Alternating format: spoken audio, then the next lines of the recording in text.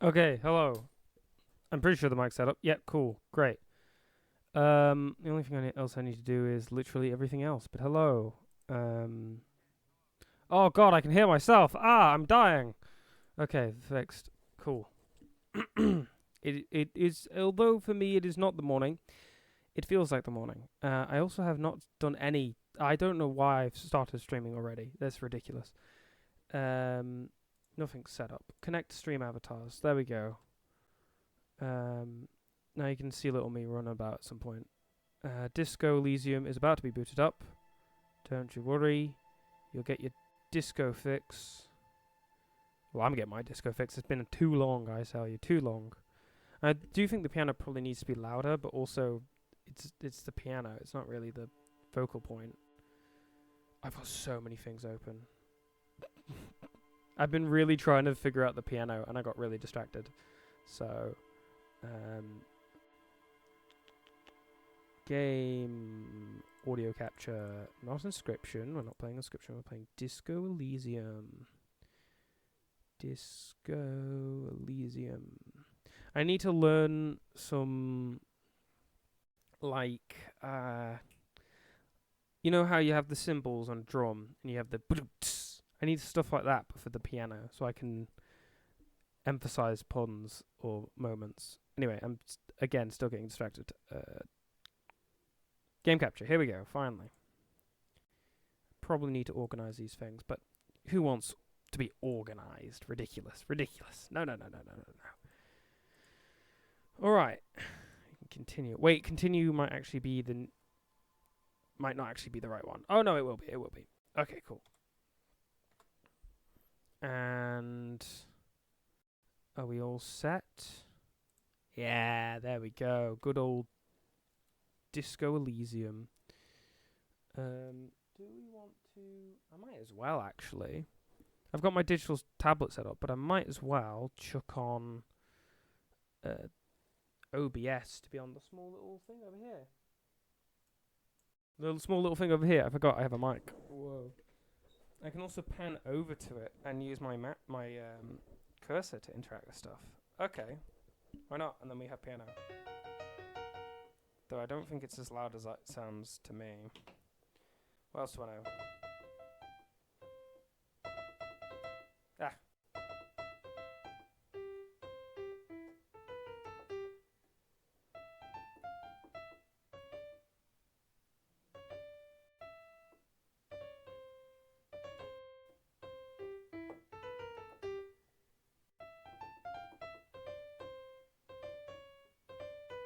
There we go. It's da-da-da. It's a simplified version anyway. I'm going to plan to learn more piano. Perhaps I will stream me learning piano, but I don't think that's very pleasurable. Okay, anyway. So, we are Art Cop. We are such an art cop. We love our art. Oh, I need to close everything. Hold on.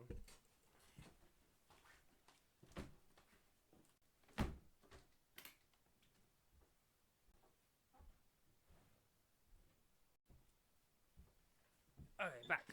All right. Cool. We're effectively dating Kim already. I'm art cop, and it's been a hot minute. Conceptualization to the max. I can conceptualize anything I want to.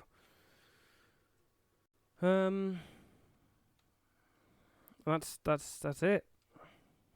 We're on the second day. I think I've already paid rent.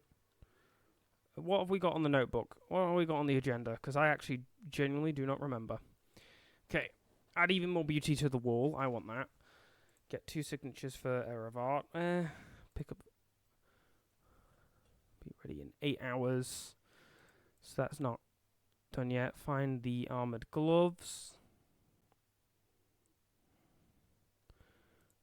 Prove your authority to Titus Hardy, which is not really going to happen. You told Lena Moral is missing because of the broken water lock. She's still worried he hasn't come back. I would like to get over that side. I think we got to talk to Joyce, was it? I think it's Joyce about that. Let's go on the map. Let's see. So, Trash container. I've already resolved that. Can't resolve that. Ice cream maker's cool, but there's no way we're going to open it, apparently. Tommy Lee. Cafeteria window, which is interesting, but no. Ordered door. Measure head.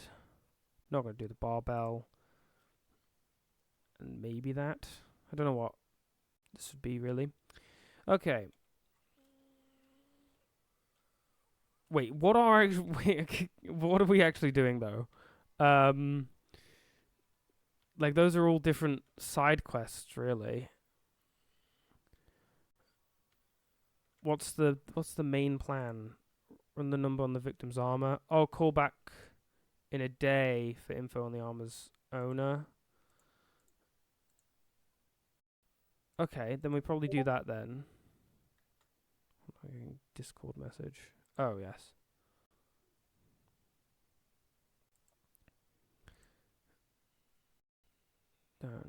Badge. So we do want a badge. We want a gun. Those are all important things. I don't know where they would be. We could go get drunk. I think I'm going to advise against that one, though. I'm very much going to advise against that one. Also, audio is definitely fine, right? Hello? Ooh. I mean, I've gotten close to the mic. Maybe I just had to be more attentive.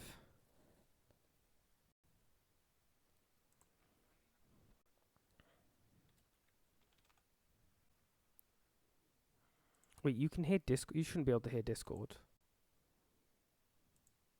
Unless it's from my headphones. Are they loud?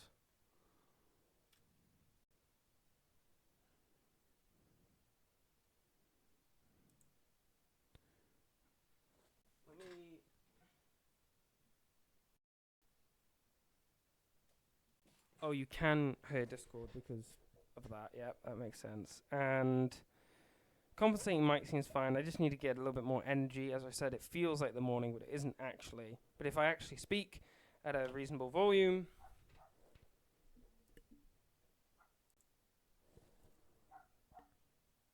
No, still... That's really quiet. Even when I'm like kind of being too forceful with it. Hold on. Good thing I checked this then. Properties.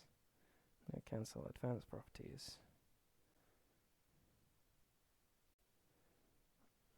Advanced audio properties.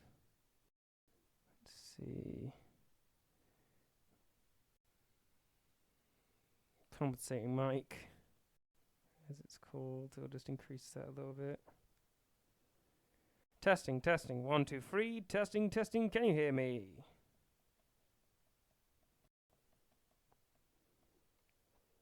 Testing, testing. 1, 2, 3. Testing, testing. Can you hear me?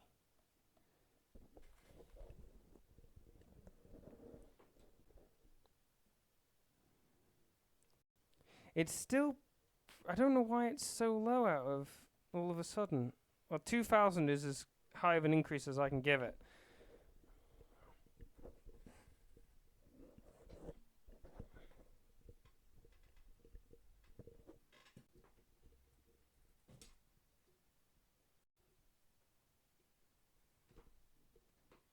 I suppose I could make everything quieter.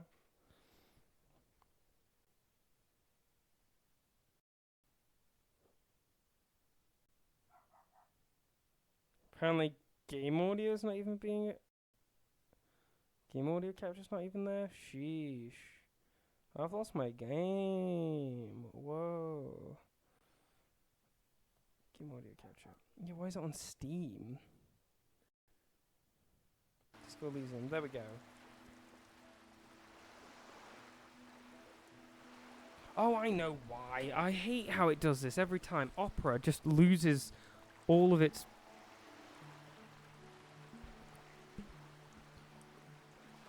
Just for some reason, it automatically lowers the volume on the mixer for Opera.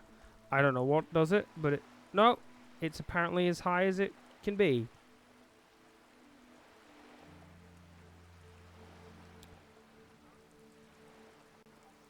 Okay, how's this sounding?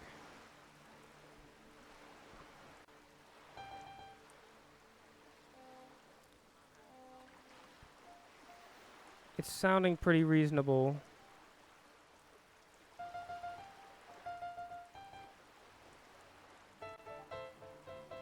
Okay, it's just because I don't like having it loud on my headset, I guess. It's decent balancing, I think.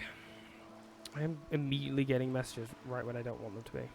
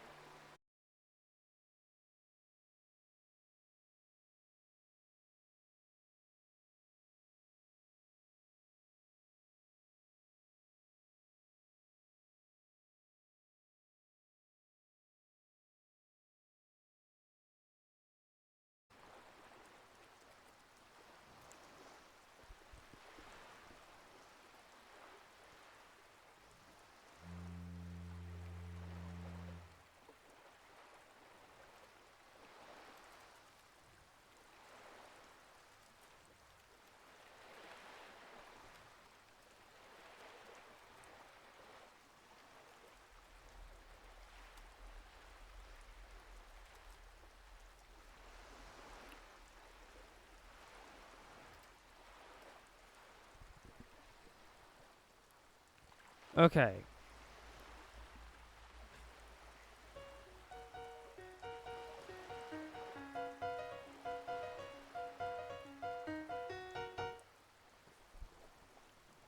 The piano is definitely just, it sounds like my roommate's playing it behind me.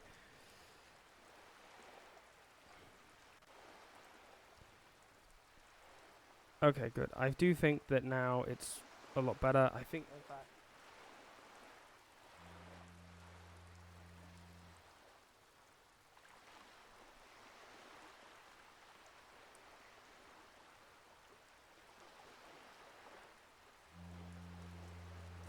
I'll just lower it back down so I don't peek over. Whoa! Ha! Ah! Scary! Scary! Yeah, no, that seems fine.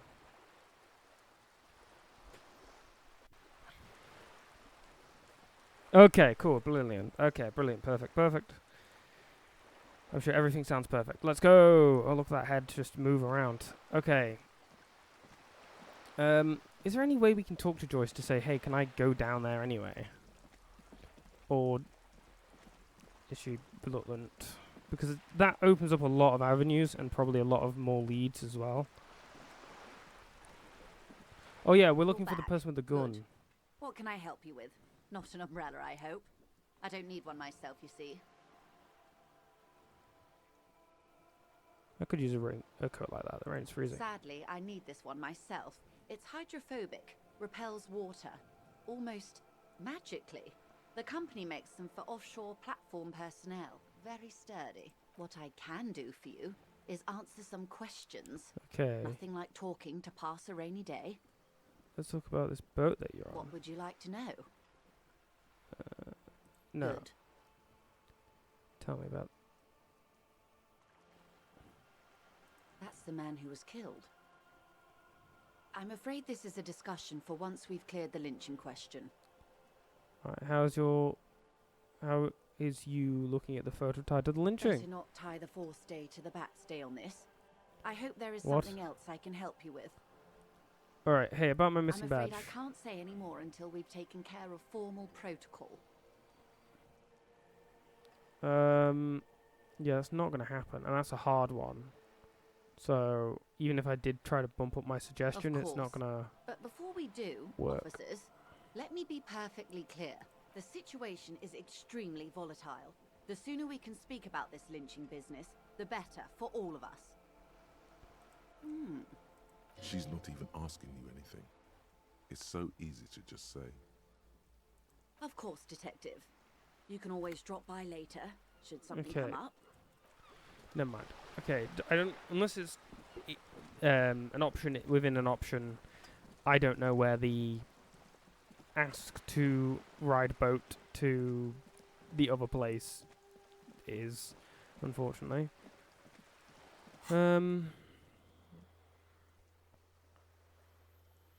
Trash, zoo, cargo container. Wasn't there... Was it a hard check? I don't understand. There was a thing up here talking to her. Hello again, officers. Ah, conceptualize. Have you come to admire my mural? Okay, catch you later, Cindy. But it's impossible. But I'm not going to have it be impossible, because I'm art cop. I'm the one and only art cop.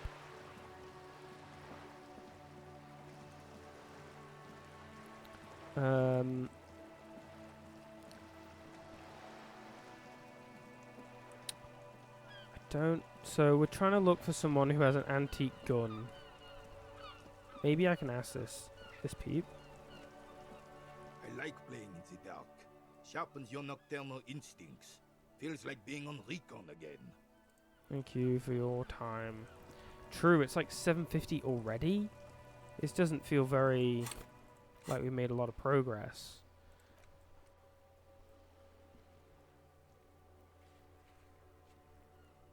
About two people. Talk to about two people about them for this. You should probably talk to about two people about them for this. What? Yeah, I don't know. Who made the call reporting the crime? Oh yeah, let's double check. We got the smoker as well. We can try and get down. Inside, you see a set of steering levers, a radio microphone. Pick up the radio. This is Precinct 57. How may I assist you? Did you find out more about the owner of the armored boots? Not yet, but I was able to convince the database people to share private sector information. They promised to get back to me by tomorrow morning. Do you have any other questions?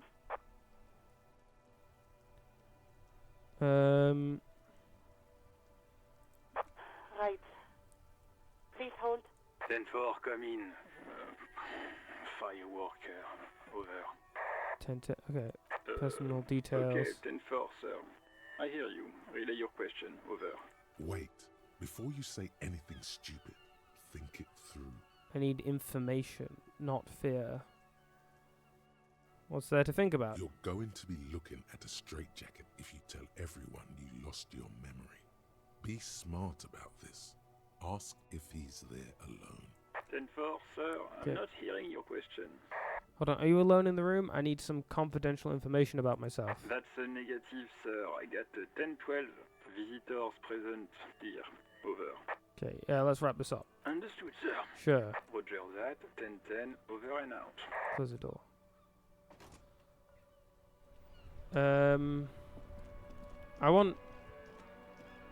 What I want is that comic, actually.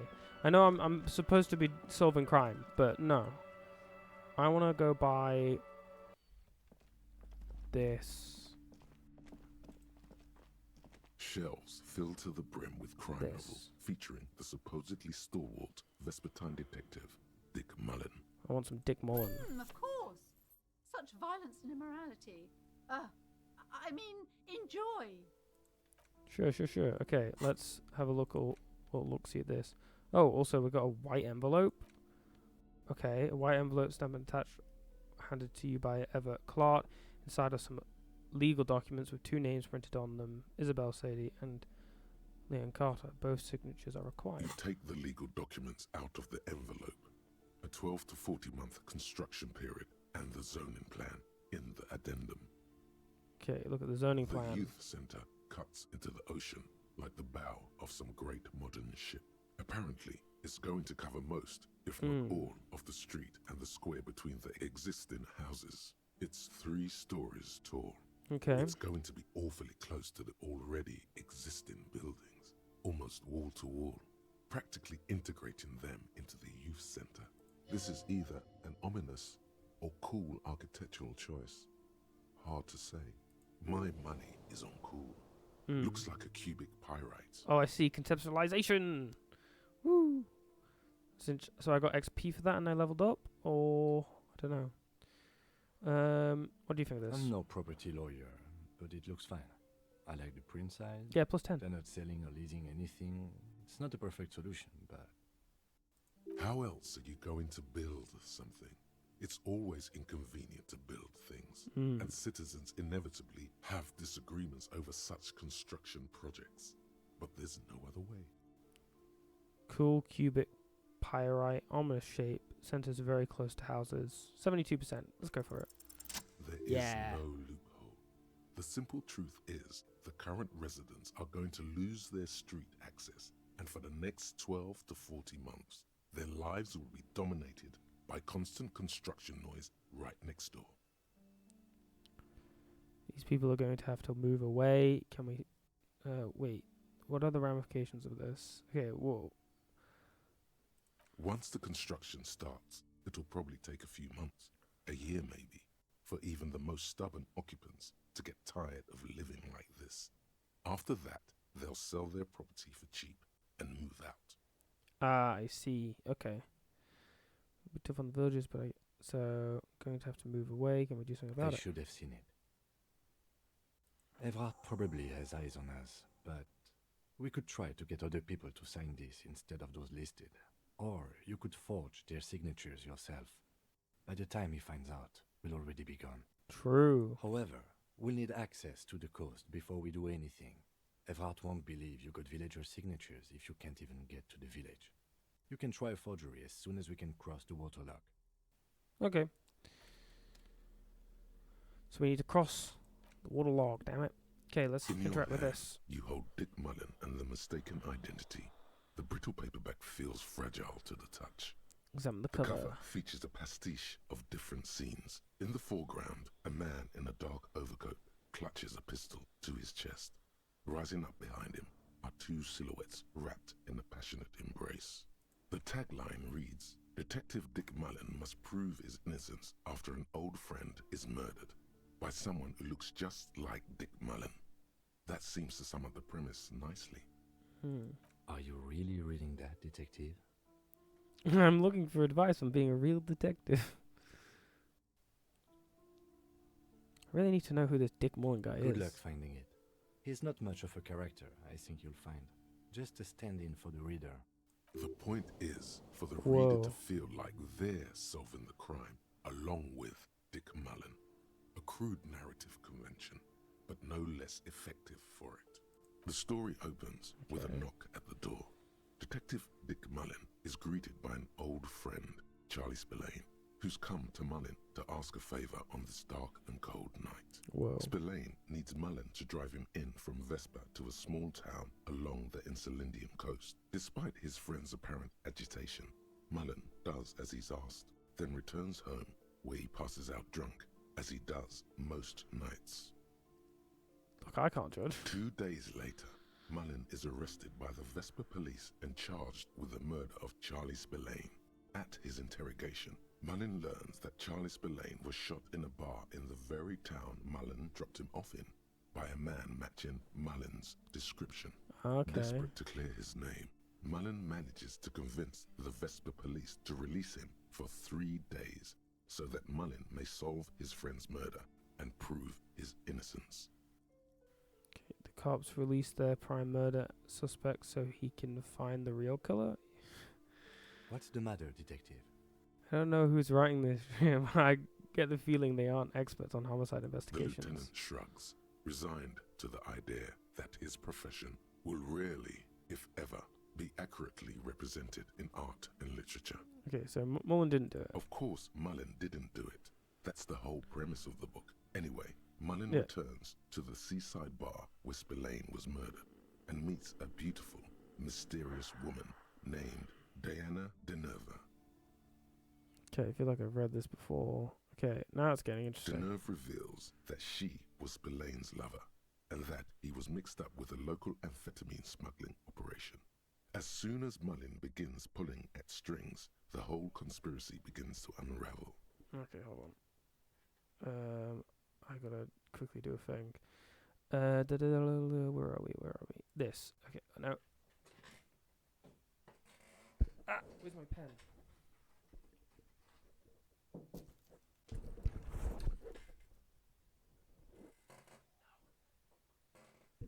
Okay. I'll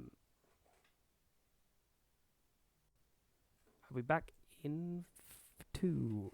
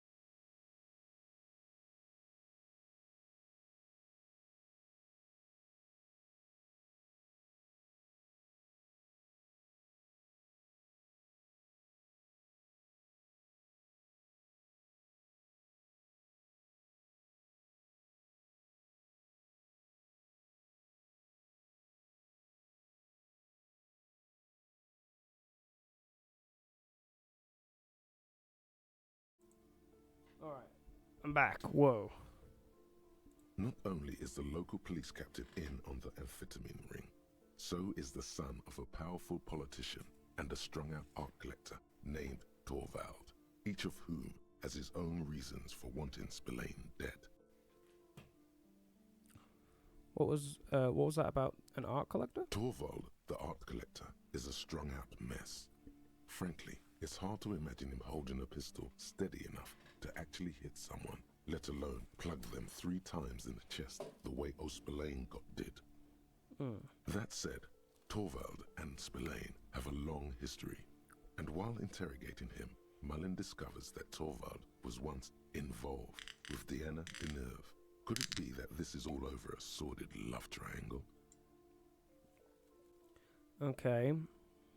Tell me about the corrupt police Outwardly, captain. the old police captain is a real law and order crypto-fascist, a barrel-chested man who's beaten his share of suspects to pulp. But he's also dirty and increasingly paranoid that someone's going to expose his role in the drug ring. He would certainly have the motive and the means, but the captain walks with a noticeable limp from an old war injury. Is it possible that he was able to conceal it long enough to commit the murder? I want to hear about the politician's son. A typical privileged twat. In all likelihood, he's just in over his head. He does bear a personal grudge against Spillane, though, a former prosecutor who nearly brought down his father's administration. The kid doesn't exactly have Dick Mullen's manly build, but he is the correct height. And while interrogating him at his home, Mullen did notice a certain overcoat that looks suspiciously like his own. One evening, Aidan&Co. comes to Mullen's hostel room in tears. The two of them drink half a bottle of vodka, and soon they're seeking comfort in each other's arms. Okay. Yes, comfort and pleasure. The warmth of another human's touch. The burning taste of liquor on her full, sweet lips. As the two lovers share a post-coital cigarette, Aidan&Co. turns to Mullen and says, "By the way, Dick, there was something else I meant to tell you. Always aim for the center of mass." Whatever it is, Mullen never hears the words. A blow to the base of his skull knocks him out cold instantly.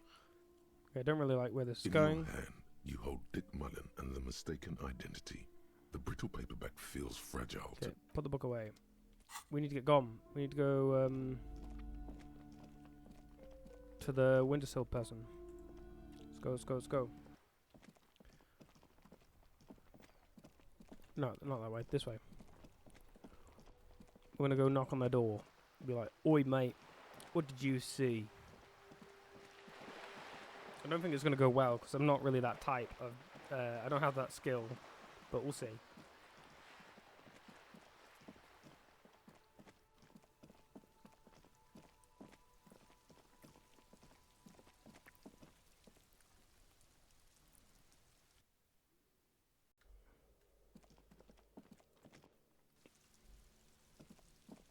Aha, they're there.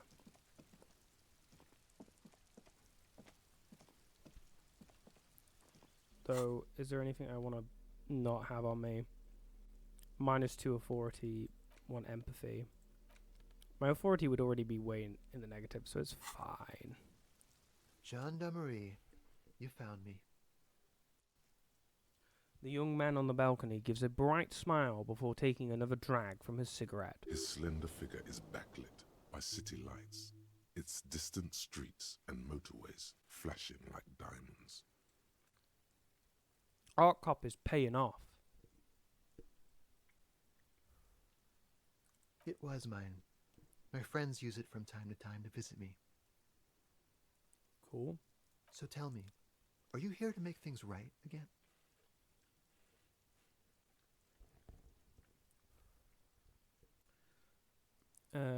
I was hoping to talk to a possible witness. Your balcony overlooks the murder scene. Then I have some good news for you.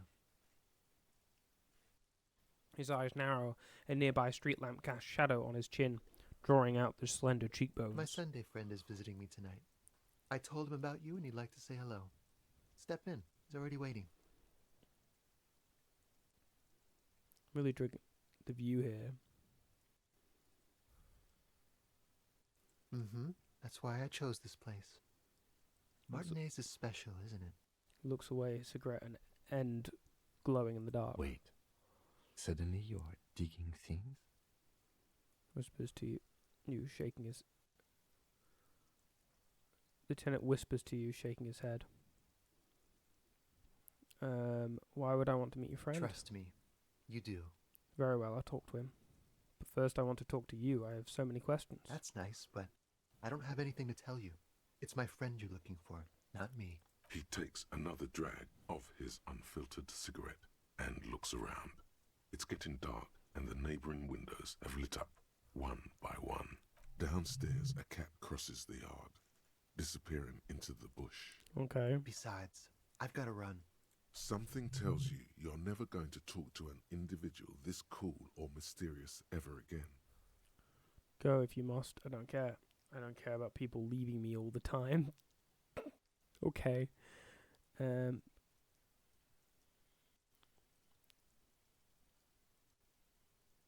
worry. We'll meet again. Come find me in the bar of the Whirling some evening. Only if you promise that we'll talk again. It's important. Something flutters in the corner of the lieutenant's mouth as you're saying those words. We'll talk. Just not tonight. Take care, alright? Bam, plus 70 experience. New skill point. And he's gone again. Looks like it's becoming a theme for him. We definitely need to increase conceptualization. Also, the amount of morale you get from being art cop. Sheesh. He's always leaving. Why is he always leaving Kim? Who knows, detective? It's a mystery. There's something so different about him that I just can't put my finger on. Different, of course. His shirt, why is his shirt always unbuttoned? His shirt. Well, squints his eyes, trying to hold back laughter. His shirt. His shirt. He's trying to dive deep into the mysteries of his shirt. His shirt. No, I don't know why his shirt is always unbuttoned. His mouth tightens as though trying to hold something back. He's barely holding it together. It's all he can do to keep from bursting out in laughter. Come on, detective, let's go. We've got a potential witness to interview. His Sunday friend. Get remember? awakening. By awakening.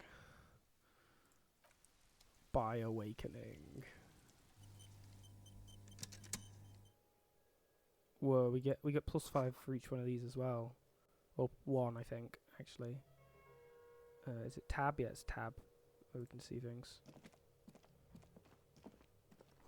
Next, was it canopy? Governmental issues take me all over Revolch, as you can see. Just is soaked up in a pot. An empty ashtray. Flyers for underground parties. Dates for open lectures at a local university.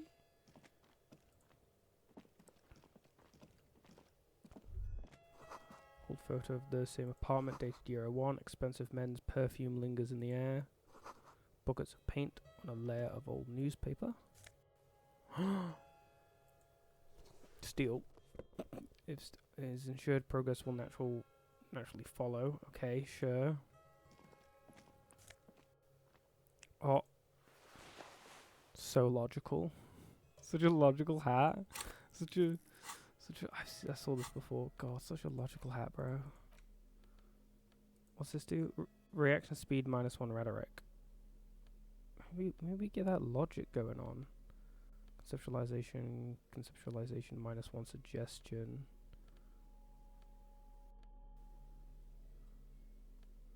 Got a little boost to suggestion. I've already got 1 negative suggestion. I don't need more. Officers of the Revachol Citizens Militia. The man is business casual. Removes his cufflinks. His hands are clean and well manicured. There. This is a man who knows the importance of appearances. My name is Charles Vildrouin, and I am an official with the coalition government. I work for the Institute of Price Stabilité on assignment from Sur-la-Clé. Sure. I heard you talking to my friend outside. Very good. Super. I am here to assist you in any way possible. Ask me about the hanging. Hanging? What a drag. He seems like a cultured gentleman. You should ask him about the finer things. Before we get to that, tell me about where you got this beautiful silk robe from.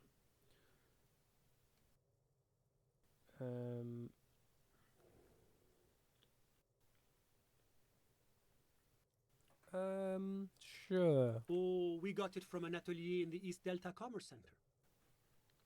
Personally, I think it's a little culturally insensitive, but the material is great. Sadly, the shop is now out of business. That's really all I can tell you about it. He forms a little rooftop with his fingers. Cold air sweeps in from the balcony. The lieutenant takes out his notebook and nods to you to proceed. You've actually witnessed the lynching? I'm sorry to say I did, officer.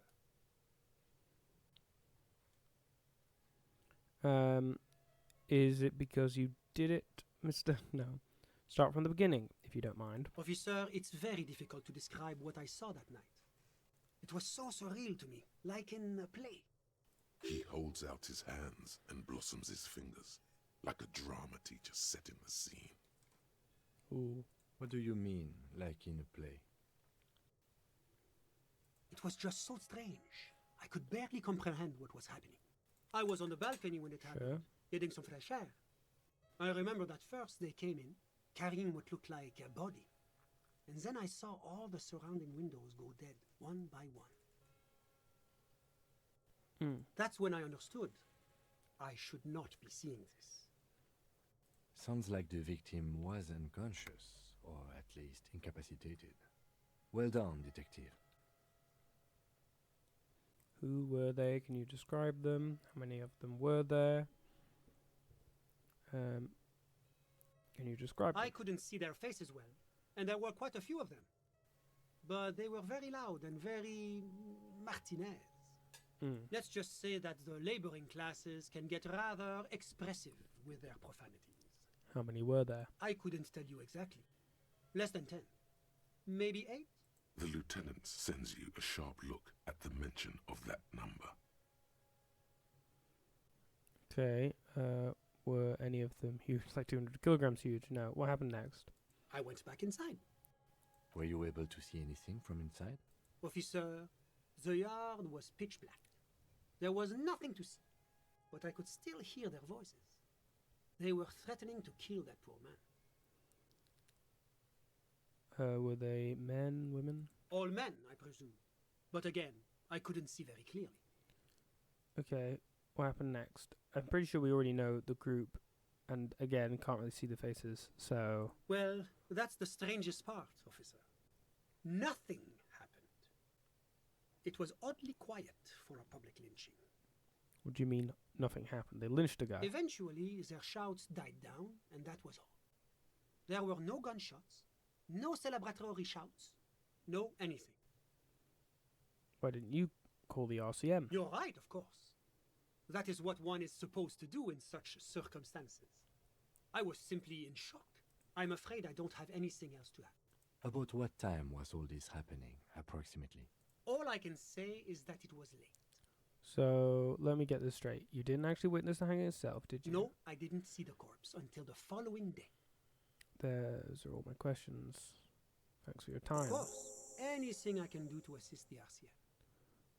What's an official like you doing in Martinez? The coalition is only looking out for the price stability. Inflation is a killer, like a heart disease blocking the normal circulation of the economy. It must be controlled. Okay. The economy impacts the entire international community, which is why it requires international oversight.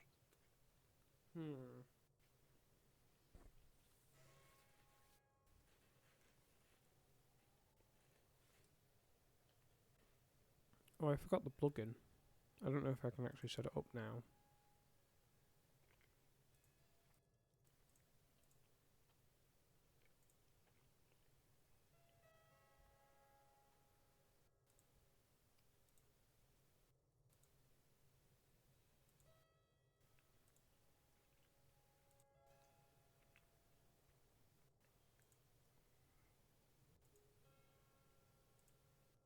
Okay, cool. It seems like everything's here. Yeah.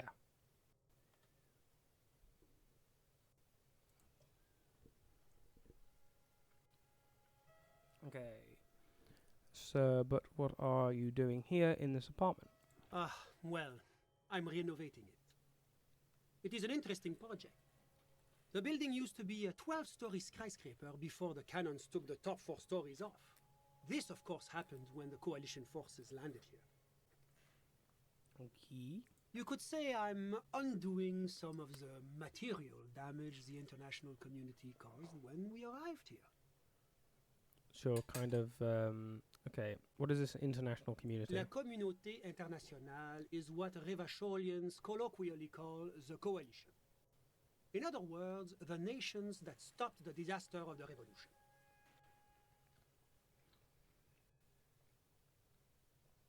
Okay.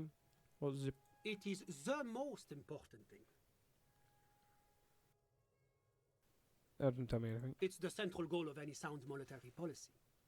Maintaining the price stability is essential to maintaining high levels of economic activity, which is essential for maintaining high levels of employment, which is essential for maintaining the social stability.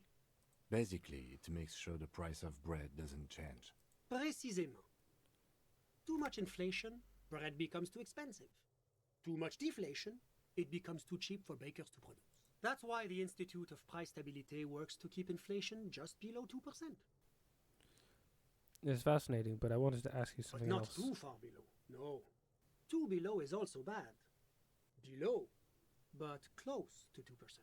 You're not answering my The question at all. coalition believes in the importance of informing the public about the benefits of the price stability. Transparency is one of our principles. Would you like an informational pamphlet? Okay, sure, give me a A leaflet. sound monetary policy is essential for addressing uncertainty. Stability is the raison d'être of the moral intern.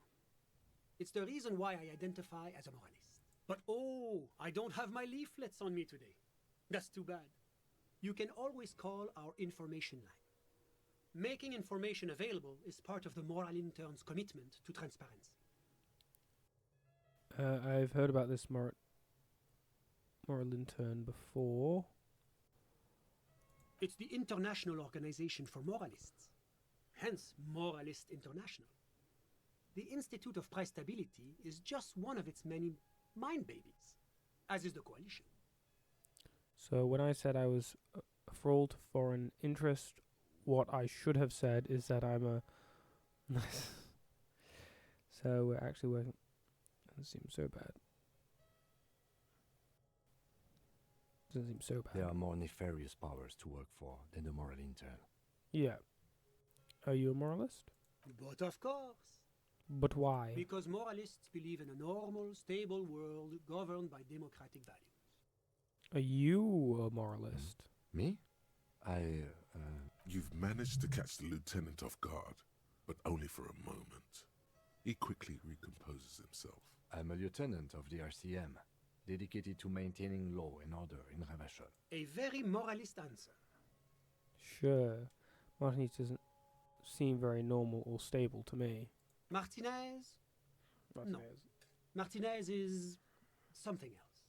What about the rest of Revolt? Is it part of the normal world? Ravachol is generally Ravachol? difficult. It's led by an interim government, which means it hasn't yet achieved full democracy.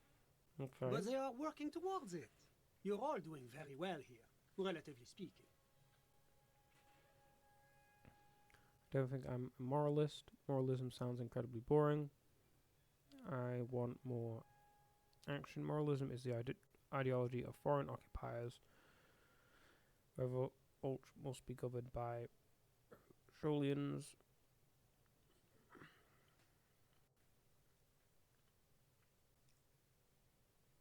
It's like every time I'm talking to people, I'm choosing option D, none of the above. Is that moralism? I suppose I can.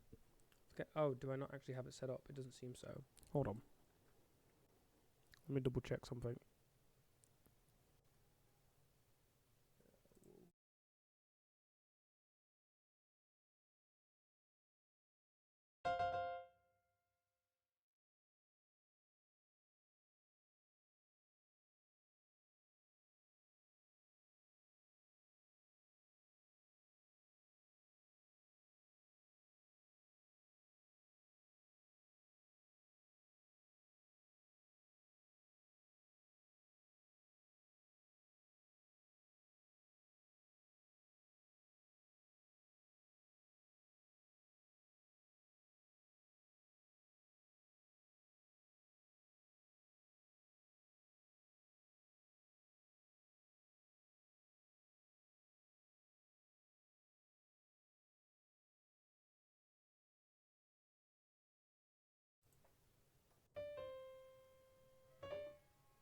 I'm back.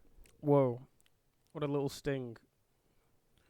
Okay. So meaningless sham as long as the working class is under the boot heel of capital. I mean,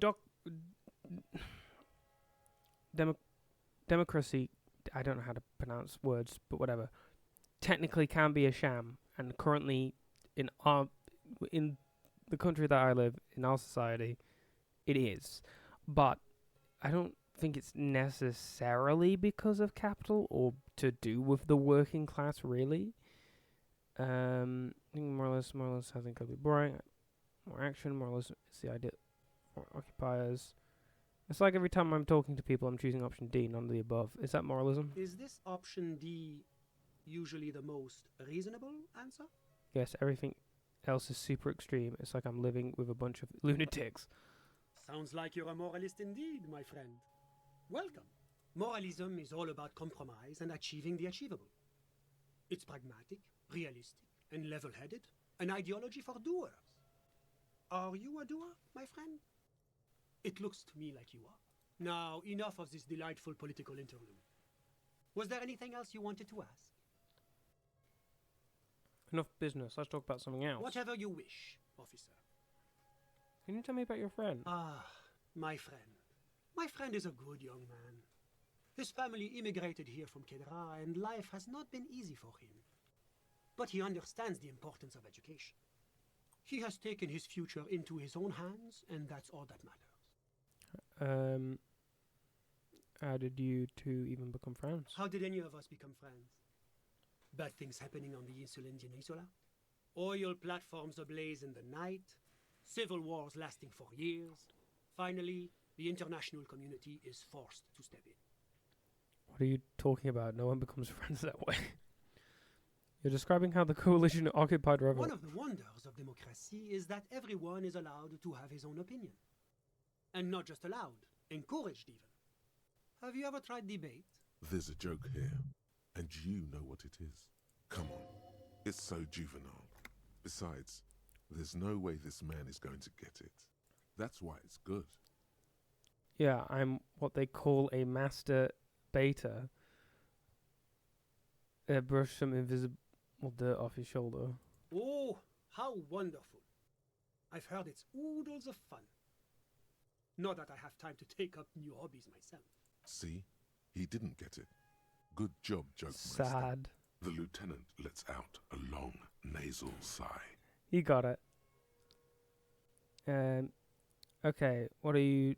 Okay, you still haven't told me who he is. Sorry. Who? A friend, the smoker on the balcony. We were just talking about him. But I told you, officer. He's a bright young man here to pursue his education. Education is the foundation of our future, especially the arts. Fine, but what is his real... It is a cornerstone of our civilization. Yeah, yes, fine, but what's his real name? Officer, you have to understand. I can't give you his personal information. I'm sure you have your own methods and databases, right? Please don't put me in this situation. So all you can tell me about him is that he's here to study the arts. He's deeply enmeshed in the study of the fine arts, yes. As though you weren't envious enough of the boy as is. True. Which arts? He's a truly free spirit. He likes all the arts. Perhaps graphic design, printmaking, who knows? The world is open wide for a talented youth like him. Okay, what are you doing in his apartment by yourself? I'm just enjoying the view. What view? It's dark outside. Listen.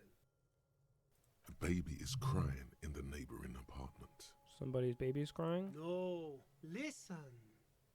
The Insulindian Bay. What about it? This place used to be a luxury accommodation before the revolution. Apartments, of course, were much bigger then.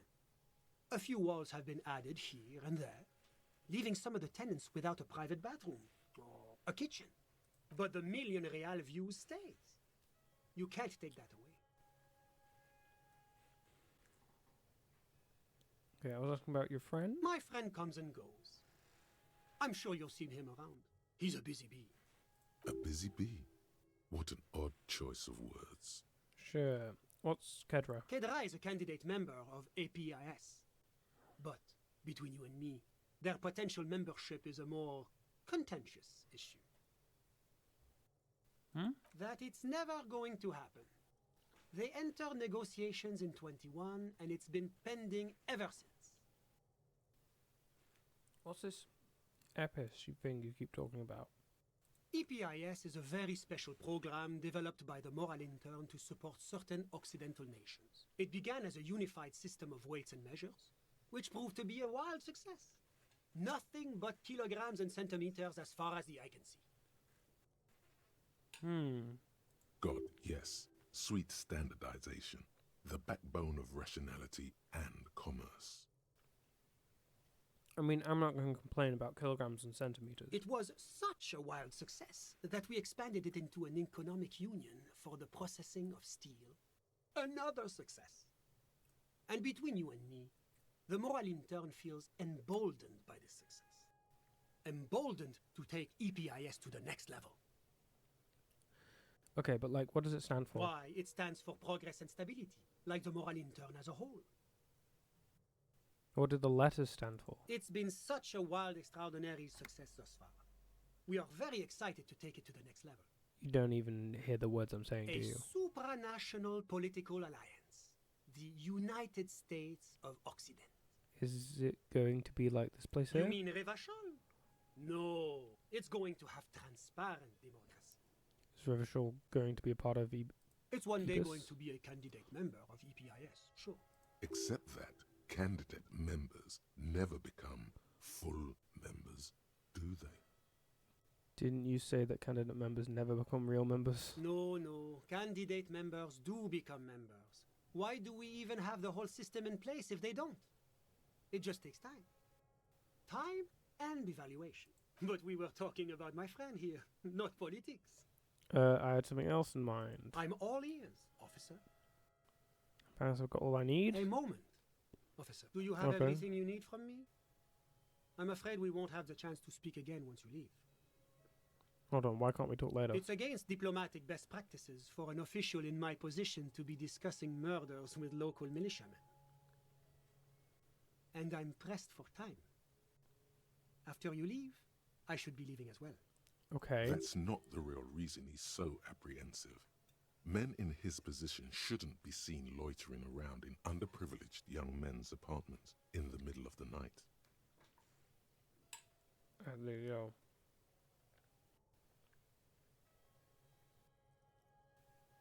Okay. Sure, go ahead. It's a beautiful space.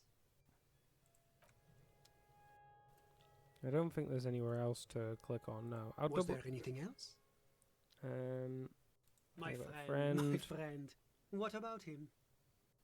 Sorry, who? But I told you, officer. He's a bright young man. He's deeply... As though you weren't. He's a truly free spirit. Okay.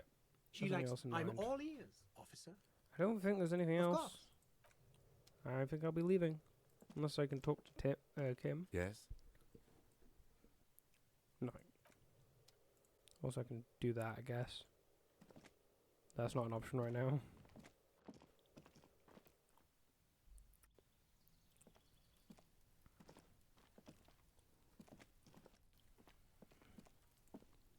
I could read Dick Mullen in here. This door is made of metal and appears to... Wait, can This I door knock? is no one. Let's go. There's nothing to... Okay. Increase that good old conceptualization. Well, I got 2 skill okay, yeah, except in... Whoa. Okay, and in the book, interact, this, interact, In your hand, start the reading. story opens with a knock at the door. Spillane needs Mullen to drive him in from Keep 2 reading. days late, desperate to clear his name. Mullen, Oh, wait, of Mullen course, did it. Mullen didn't do it. That's the whole... In your hand, Oh, damn the it. story of Spillane Yeah, needs yeah, Mullen to keep drive reading. 2 days late, Okay. desperate to clear his name. Mullen manages to convince the Vesper police to release him for 3 Okay, no, of course, no way, Mullen didn't do it. Keep Deneuve reading. reveals that she not only is the local police captain in Okay, let's one go on with the evening, story. yes, comfort and pleasure, the warmth of another human's touch, the I'm happy with burning this, taste but of maybe the liquor story will on turn as the around. 2 lovers share a always aim, whatever it is. Mullen never hears the words. Can't trust a dame. Who can you trust in this wicked, messed up world? Your partner, look at Kim. The lieutenant gives you a quizzical expression in return. You go back to the story. When Mullen comes to, Deneuve is dead on the hostel bed next to him. To make matters worse, his clothes are covered with her blood. Uh-oh. Mullen trashes his blood-stained clothes and flees the hostel, knowing it's only a matter of hours before the cops discover Deneuve's body, if they haven't been tipped off already. The heat is on. If Dick Mullen can't solve both murders before the cops catch up to him, he's going away for life. Whoa. Can you solve the case before the cops close in? Okay, wait, I've got some questions What is first. it, detective? Why does everyone close to Dick Mullen wind up dead? It's a dangerous line of work, but somebody has to do it. That's why Dick Mullen never lets anyone get too close. Why did Dick Mullen become a detective in the first place? There was never a time when he wasn't a detective. He was born a detective. Was I not born to be a detective? For a moment, you cease to read the story on the page and see the book for what it is. A collection of brittle, cheaply printed pages held together by glue made from the hooves of horses. You won't find the answers you're looking for here, in other words. Why bother solving crimes when the world is so evil? Is it really so evil, detective? Okay, maybe not. There are parts worth saving. Like what? The pleasure of contemplating art.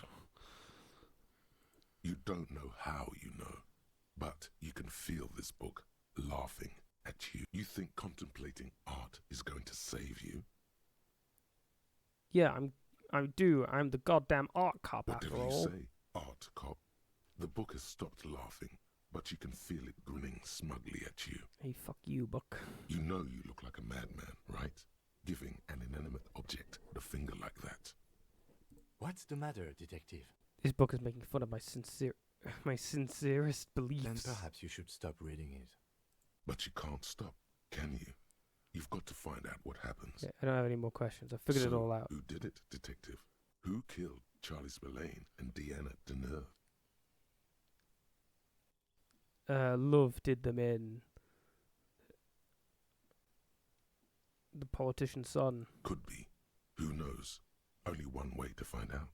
You begin furiously flipping through pages. Even as you know these books follow a series of well-worn tropes, you find yourself completely engrossed.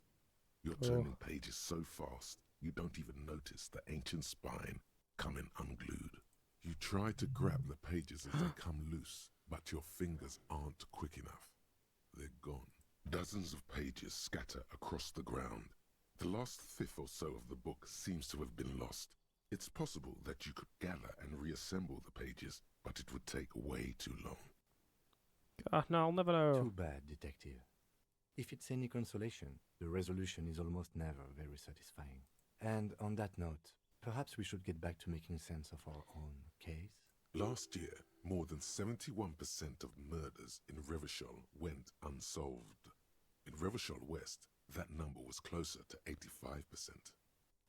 In your hand, you hold 4/5 of Dick Mullen and the mistaken identity. Okay, put the book away.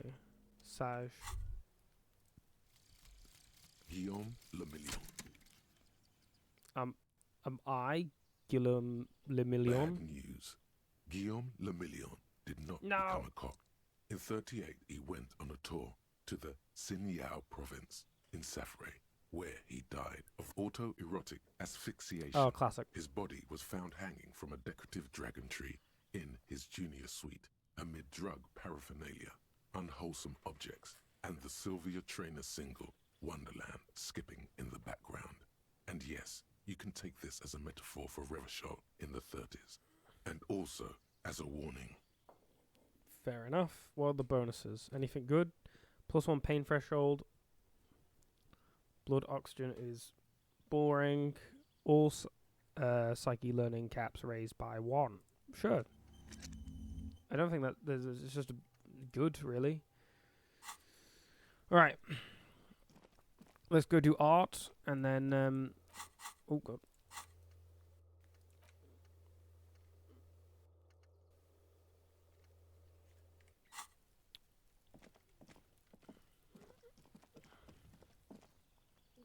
And then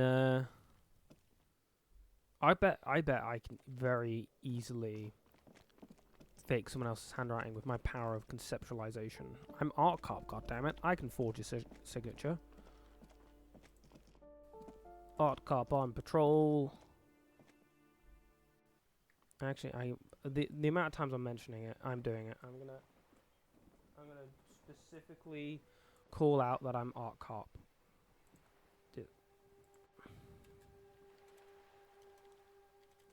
Art cop.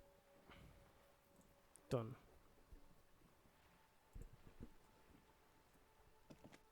Hello. Hello again, officers. Have you come to admire my mural? I'm gonna leave. Press F5 to quick save because Hello I'm again, not accepting officers. this if this doesn't go Have you right. come to admire my mural? Okay, conceptualization. Go. You Yes! don't have the skills to execute something like this in practice. But, oh boy, the idea's going to blow her fucking mind. I'm going to create a highly detailed skeleton of an ancient bird that went extinct 100 million years ago. She squints her eyes. And then I'm going to paint it red using heavy fuel oil. And then I'm going to light it on fire. On fire.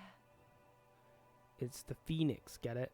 What do you say? I say, sod off. You don't have the technical skills to do that.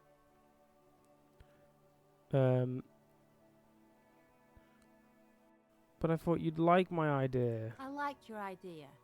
Should have thought of it myself. I don't need this kind of competition in my neighborhood. Damn, it was too strong. But Cindy, art is bigger than either of us. Then get your brush from fucking art. Oops, my apologies. I guess I was trying too hard. No, okay. Damn, Sage. Okay, well, that worked well. But yes, I was too good of an art cop. People are scared of me. Okay, it is very late. No, Sash. No. I cry. Run the number of the victim's armor. Find one. Getting the hangman's boots. Who put the clothes in the trash? A lot of info, a lot of info. Okay.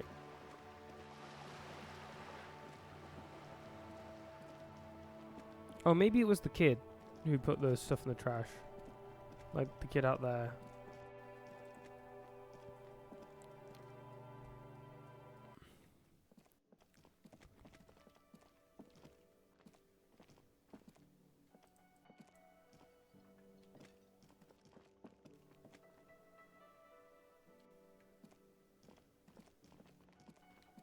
Okay.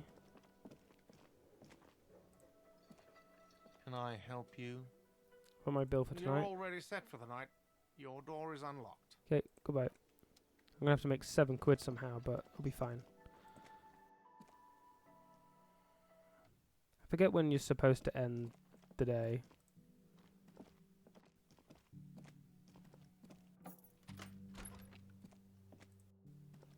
Yes? Nothing. I guess. Wait, no. Kim, no! Damn. Okay. This should be fine. This will work. It'll be fine. We do have this, but I don't think we can do that because we've already spent it all on conceptualization. The bed is still cold from the broken window, and not too inviting, but it's yours. You've earned it. Go to sleep. The bed is still cold from the wind blowing in from the broken window. The mattress creaks as you close your eyes and try your hardest to fall asleep. Dream time. Here we are again, my broken bud. The waves are coming, carrying you away. But you can't go. No, you have to stay. Always half aware of yourself. You're not cooperating, brother man. Why? It's your disgusting body. Even through your sleep you feel a vague discomfort suffusing it. Your belly and your sides are unpleasantly tender. You wish you could curl up into a fetal ball of safety. But you cannot, because of the pain. And there's a lot of it, ever present in your organs. It's like every one of them has their own nasty song to sing.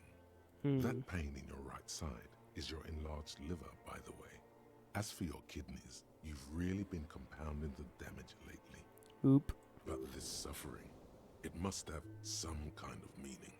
Whoa. A story that will come out of it. Perhaps even a story that you will write yourself. I am an artist and liver damage is my art. Oh yeah, baby. Frame your suffering as a masterpiece. Only one problem. No one's watching. It's boring, buddy. Boring as death. Oop. You're just stuck here, in the half-world. Could try looking at other people. Really looking. But why would you want to start doing that? I will. I'm looking at people all the time. I like them. Sure you do. They're all so friendly, aren't they? I mean, to be honest, most of them are, yeah. Some of them are. Some of them are nice. Others are scared. At least they're interesting.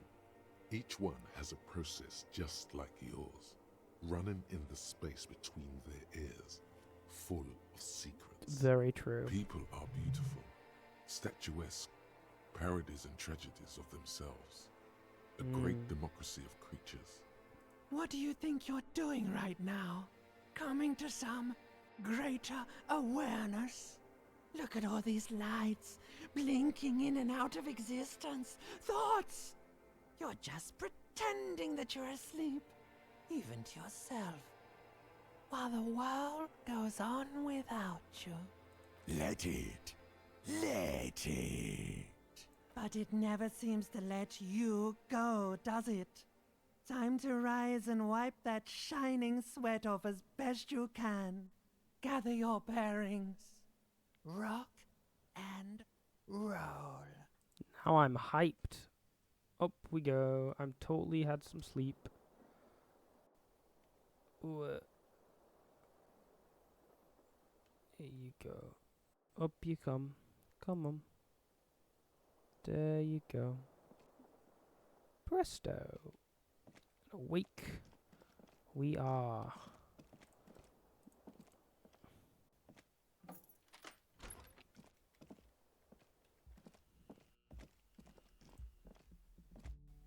The door is this door can only be opened with a key or from the inside. I need a key. But where would a key be? Cool, who's this? The woman in an RCM patrol officer's uniform winces as she notices you. I would really prefer not to talk to you right now. Fine, I'm leaving. Okay. Looks like she's about to add something, but then she changes her mind. Okay, sure. Oh! Hello. Hi, gendarme. Another rendezvous. Hello, adjuster a tie. Hello, hello. So what brings you here? What is it about the way he carries himself? Tell me again about that muscular type who came to investigate the crime. What are you doing here? Admiring the atmosphere. What about you, officer? I live here. My room is right upstairs. Convenient. But what are you doing here? Talking to me? Tell me again about that muscular type who came to investigate the crime. Oh yes, let's see. He knocked on my door a few days after the lynching. I think he was going through the entire building, asking questions. Have any other identifying traits? Let me think. He had an accent. He sounded like one of those mercenaries. He sounded vaguely Oranese. No, not vaguely, scratch that. He sounded definitely Oranese. Okay, cool, cool. What did he look like? Muscular, handsome, strong, like one of those military types. Was he alone? Yes, but he was speaking to someone on his earpiece. What was he saying? Just reporting back whatever I was telling him. What did you tell him? Nothing. That I didn't see anything. And he believed you? Why shouldn't he? Did you tell him about your friend? What friend? Your Sunday friend, the witness. No, I don't think it came up. Okay, thanks for the information. Sure. Anything else on your mind? Met your Sunday friend? You did. And how did you like him? I didn't like him as much as I like you. Sure. Oh, shoot. Why not? Why was he... Don't want to talk about other people. What are you two? Friends, I told you. Sunday friends. Friends who like to get together from time to time. What does it mean, a Sunday friend? That he won't be there when times get tough, I guess. Is that even a It friend? is. On Sundays. Who is he? A visitor from the first world. He's not like you and me, gendarme. He can always return. Turn to his where? opportunities in Occident, sur la clé. Still, his coming and going brings some life to the village. Or is it just money? I don't know. Why was he staying at your place in the middle of the night? He has keys. And he likes the view. To the sea, I mean. Hmm. Talk about you. What about me, gendarme? Composure 5. Okay, hold on. I'm gonna Bye-bye, leave. gendarme. Bye. I'm going to try and double check if I have anything. +1 composure. If I got anything else that increases composure.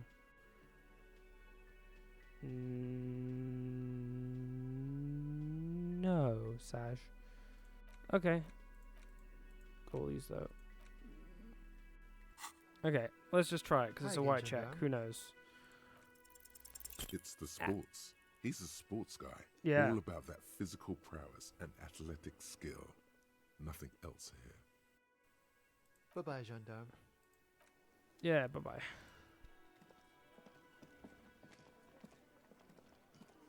Behind the dockworkers, Oh. a ceiling height window. The hawthorn branches scrape the glass like bony fingers. It's not time yet. Unless it's like you got to do it later in the day. Or you gaze. Okay. So, the plan is...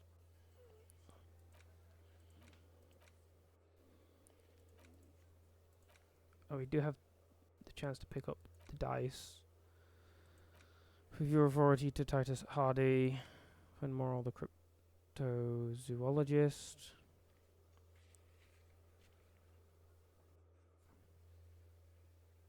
Okay. Find the traffic hooligan. Track down your badge. So we're probably looking at a working firearm that shoots 4.46 ammo.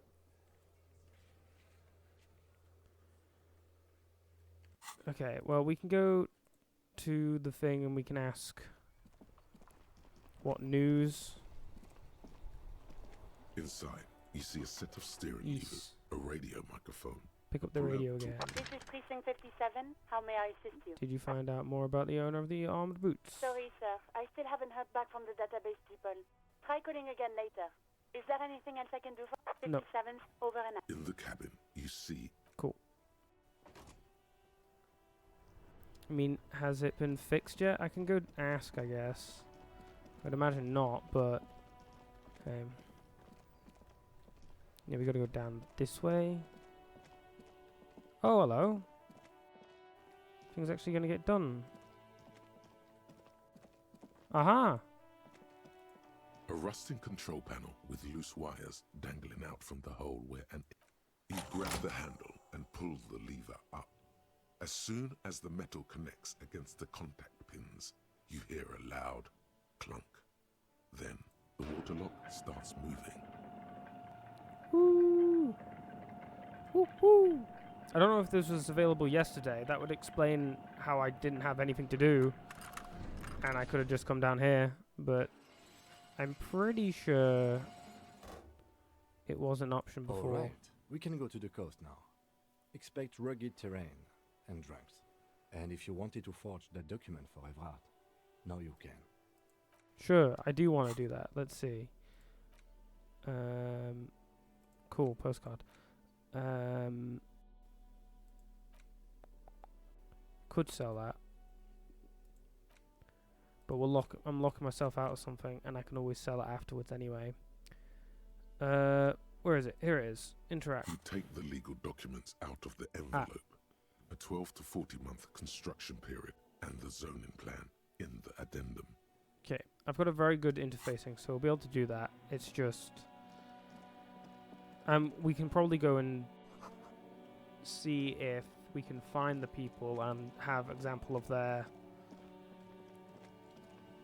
handwriting, because I'm sure they'll be on board.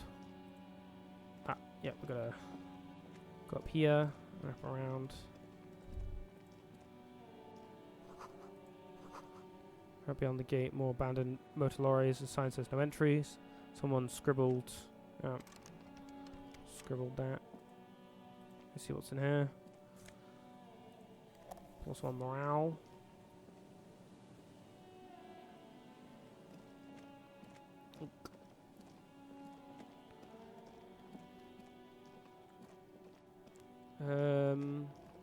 Zoom out. Yeah. So you got more of those tracks. Breaker box to power the radio pylon above you. Someone has broken down the fence and the barbed wire. The swing is missing. No one has been here for a long Rust time. peels off the bent iron posts of the swing. The wind whistles through the skeleton of the small house behind you. There's desolation everywhere. What happened here? In this yard? The lieutenant looks at the small building. A flock of grey swallows takes off in the distance. He is assessing the situation. How long ago was it abandoned? Someone thought they could have a summer house in a bloc obscur for cheap. It didn't work out. They abandoned it about a decade ago. Wait, what's a block obscure? A black bloc. A part of the city left unrenovated after the war. Or one that has fallen to gang violence. Or has become inhospitable in some other way. On aerial photos, block obscures look like dark squares, hence their name. So this part of the coast is a block obscure? Practically, it's not an official term in any way, but look around. No sewage, broken power lines, crime, drunks. Life is tough in the blocks. It's no place to build a summer house. Maybe they left something useful behind. Yes, for you to pick up as part of the Jamrock shuffle. It's not meant as nagging, just an observation. Cool, good. We should move. I don't think we will solve the murder with forays into the urban hinterland, at least in this phase of the investigation. Sure, I will equip this. Am I right? Am I right? Or am I left? Just because I'm gonna miss it otherwise. Oh, tickle.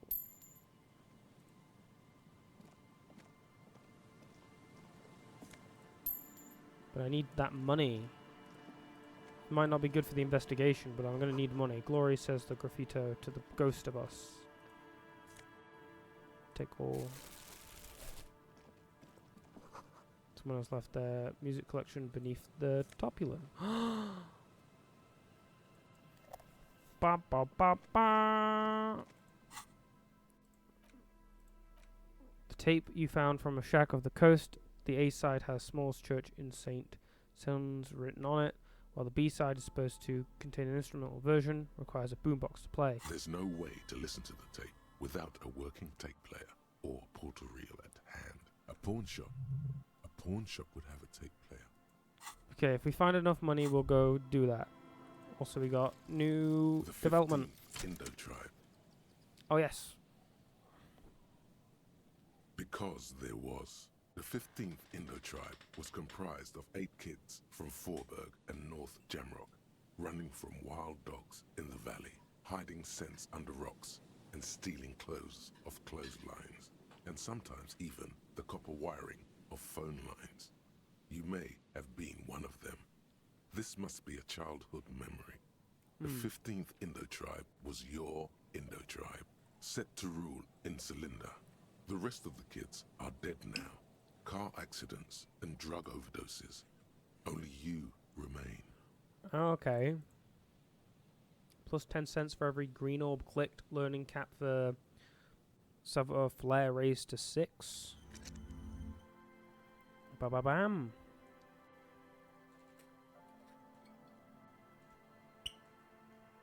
I mean, more money's great. That's also a good one, frankly.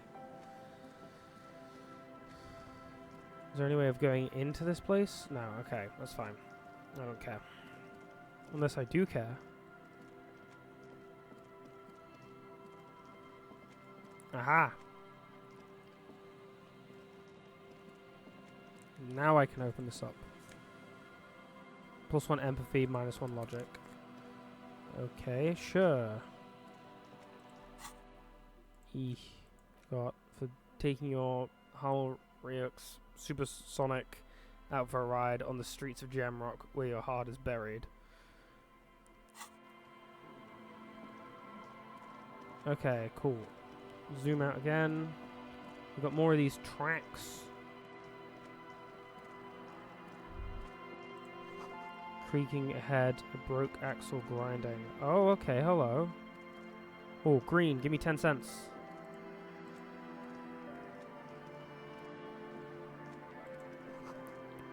bottle drained of all its booze. It's frozen to the ice. The ice just off the coast cracks, shifting. A banged-up motor carriage lies half-submerged in the icy water, slowly sinking into the Insulindian Ocean. Only the cabin top, rear wheels, and the engine remain visible. Remember the tire tracks in Martinez? This is where they were leading. So this is where all the tracks were leading to. It appears to be so. Let's investigate. I agree. We should definitely investigate. You get a sudden sinking feeling. Stomach acid comes up as you look at the motor carriage in the deep, dark, cold water. Why the doom and gloom? It's just a sunken motor carriage. Some motor carriages are bound to end up in the sea. Run your hand over the cold metal. The motor carriage is properly stuck in the ice. Getting it out would require a team of specialists. A single day in the salty seawater would ruin most vehicles, but this one looks worn even in places the salt water hasn't touched it. What is the make of this MC? Can I see a logo? The logo is too deep in the murky water. You can't make it out, but you do see a monkfish float by. How long has it been here? The ice hasn't closed around the vehicle yet. My guess is it's been here since last Saturday or Sunday. The estimate is correct. The incident probably occurred on Sunday evening. What should we do? Let's wait for the low tide and see what's inside. Great idea. Then we can get the things inside. The joyrider must have left something good inside. Guns, papers, maybe a cool jacket. A joyrider jacket. Maybe. How long will it take for the low tide to come in? I don't know. An hour or two, tops? Okay. Sit on the swing and wait for the tide to recede. Well, we didn't... As you sit down in the old, rusty playground, the world around you becomes very silent. The hinges creak under your weight. Dangerously so. Nothing but the sound of seagulls high above in the sky, echoing like distant laughter. Ice cracks around the blue motor carriage in the sea. Whistle a tune. The tune on your lips forms a strange yet undeniably beautiful contrast with the surrounding bleakness. The lieutenant gives you a quick glance, then, still looking straight ahead, he joins you with a high and slightly more melodic trill. Oh, Kim. Two birds on a wire, whistling by the seaside, looking at the water. XP and machine. The sunken car. The Kind of clouds cute little pass moment. in the sky, and the shadow of the swing moves like the hour hand on a timepiece. 30 minutes have passed.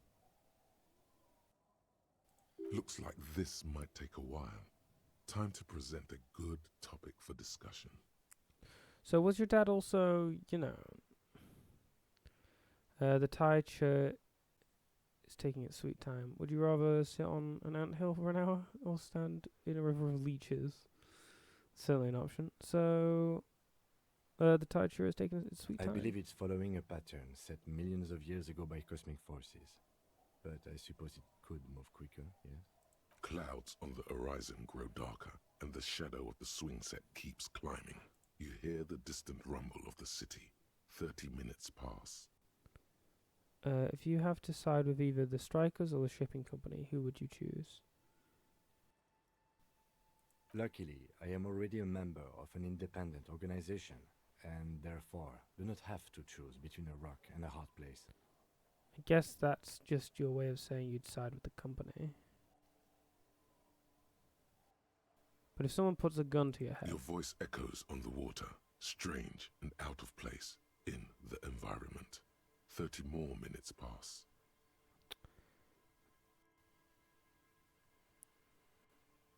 Squinting your eyes and says, is that a number on the side? Yes, 41. What do you think it stands for? It's as if he knows what it stands for, but wants you to say it. It's pedagogical. Does he know something about that speed racer? 41 is the right street. Oh, hold on. The 41 precinct. I hate guessing. District something? A precinct? Something? You ship over on your temples. You're getting a horrid headache. A precinct? Yes. A police precinct. Precinct 41. Your precinct. A massive pit opens up in your stomach. and the most terrible feeling comes over you. No, just nope. Say no to this, Harry.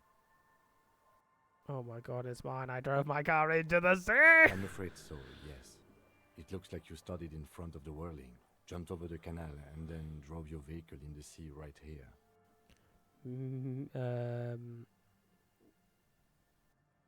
They're not gonna take me back after this, are they? The badge, the gun, and now this. They're not gonna take me back after this, are they? People are more valuable than machines. Training a police officer is even more costly. How do we... Maybe I was in pursuit of someone. Of whom? I don't think so. If anything, you were probably drunk. The things are going... The badge, the gun, and now this. The lieutenant adjusts his glasses and doesn't say anything. Things were going so well, we were just whistling merrily. You can still whistle. Besides, the night is always darkest before the dawn. Fair? I can still fix it. That is very unlikely. All the electrics are toast. That goes for the electromagnetic steering and brake systems as well. You'd be lucky to find one undamaged component in there. In a few months, there will be nothing but rust left of this vehicle. It'll be cheaper to buy a new one. Well, not cheaper. This motor carriage costs 40,000 real. But in the long run, it still makes more sense to buy a new machine than try to refurbish this. People are going to be angry at me, aren't they, in Precinct 41? Let's face it, this is a substantial loss to your district's budget. I mean, my station only has 4 other vehicles in addition to my kinema. This was 20% of the station's vehicular budget. How do we get it out? Detective, we don't. A rescue operation really isn't viable at this point. Well, at least I can see what's in there now. Alright, well, who would have guessed? I mean, to be honest... Yes. Let's go take a look. Heck, we did a cool run. We did a cool thing, I guess. We did a big jump. Banged up fuel canister. Make me some money.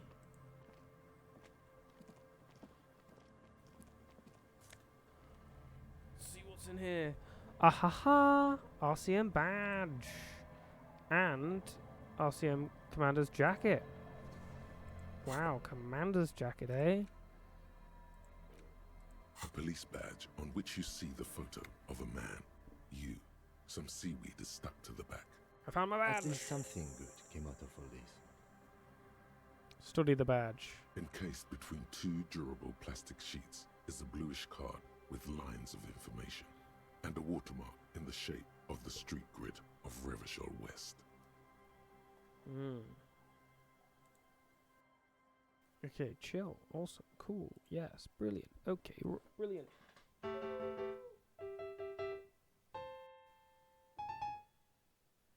We got it.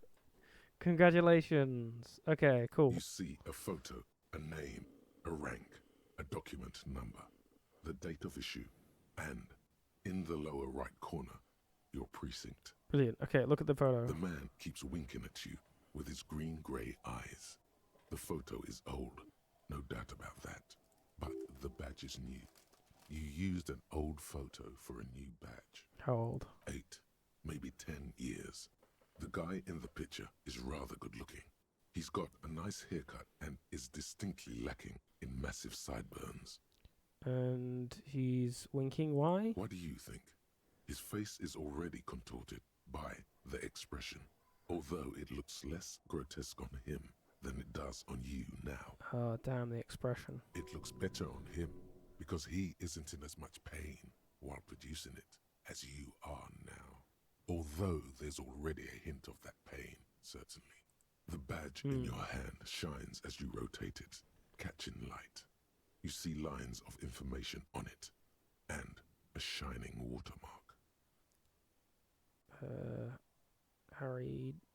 Harrier de Bois. Harrier? That's long for Harry. So you are Harry. Evrard was half right. Probably not a lot of people know your full name. Whoever told him you're Harry de Bois didn't. Wait, what kind of name is Harrier? It's a wartime name, revolutionary. The kind mothers give their sons during troubled times, like Undying or Boxer or Ironhide. A name like armor. Okay. Harry Dubois, it is then. Pleased to make your acquaintance, Harrier Dubois. The badge in your hands shines as you rotate it, catching light. You see lines of information. Rank LTN TGFR? Lieutenant W. Freighter. What is Lieutenant W. Double Freighter? A lieutenant is a rank above sergeant and below captain. It's the highest rank in the RCM that still does field work. I am a lieutenant. Okay, and W Freighter? The title of Freighter is added to your rank when you decline a promotion to a higher rank. In your case, captain. You have declined twice, thus you're W Freighter. Declined? There are many reasons one would do this. The rank above you in your precinct's décomptage might be taken, or sometimes promoted officers do not want to replace their superiors, out of respect. And sometimes they just prefer the type of police work available to their current rank, in your case, lieutenant. What's a thingo? Décomptage is the hierarchical system employed by the Revachol Citizens Militia. It means counting down to twos. The countdown is modeled after the dual leadership system employed by the left during the revolution, which in turn was developed by last century experimental psychologists in the University of Königstein. Oh, I just realised it doesn't actually pick up the cursor, which is a bugger, because that's quite useful to see. Properties. No, it's audio. I want game capture. Properties. Capture. Oh, I have got capture cursor. But it's not. Oh, do I got to click on it first? Okay, never mind. Cool. The countdown, yes. The lowest rank is junior officer, usually teenagers. Then there are the patrol officers, then sergeants, lieutenants, then a captain. That's basically it, except for a few kings. Ooh, what kings? Kings like satellite officers and the additional freighter rank I already explained. Wait, satellite officers? You are given the title of satellite officer if your partner is quickly promoted through the ranks and you rise with him. You don't seem to be a satellite. So you put up with all my... because I'm your superior? No, I've been putting up with you because despite an unconventional approach, you are doing good police work. Okay. It matters more than driving your motor carriage into the sea. And now we've even found your badge. I thought my rank was drunk. Yes, apparently you've had a rather successful career in the past, and this leads me to believe maybe your current situation is only temporary. Thanks, that gives me hope. I don't want to... thanks, that gives me hope. Sure. Good. Yay, quick smile. Okay, turn back to the Such document. a small yet precious thing. Expensive paper caught between thick plastic, like a fly in amber. It reads... Serial. That's just the serial number. Revachol, Jamrock, Precinct 41, with some numbers thrown in there for good measure. The numbers are not there for good measure. They have an administrative purpose, one that's unfortunately been erased from your memory. Okay, fair. 4 months ago. I'm guessing that's when you were promoted to the rank of Lieutenant W. Freighter. A new badge usually comes with a new rank. You seem to have been doing well then. You're pretty sure you weren't doing well, but better? Probably yes. Probably. Precinct. Yes, it's the designation of your precinct. 41, like mine says 57. The 57th is mostly industrial harbor, a lot of asphalt. The 41st is... What? It's a tough station to work in. You have all of Jamrock to cover. That district should have 3 precincts, but money is what it is. Ah. But then again, it's a legendary district, and a hell of a station too. It must be an honor and a curse to work with people like Price, McCoy, Berdiayeva. Roberts, Feuerbach, Dimitri. Suddenly, names from your decomptage flash in your forebrain. Ba-bum. He knew all those people, although they're not from his station. They must be big. The badge in your hand shines as you rotate it, catching light. You see lines of information. Yeah, precinct Yes, 41. It's the designation of your precinct. 41. Like mine says 57. The 57th is mostly industrial harbor. A lot of asphalt. It's a tough. But then Okay. again, Roberts, he knew all the badge in your hand shines as you rotate it, catching light. Put the badge away. Ba ba bam. That's good progress. Footprints in the snow lead away from the accident. We also have good things to sell as well. What's this? There's a boat tucked away underneath the tarpaulin cover. Got a way of going up this way. Okay. What's this? Through the broken glass, dusty shelves, and a forgotten chair.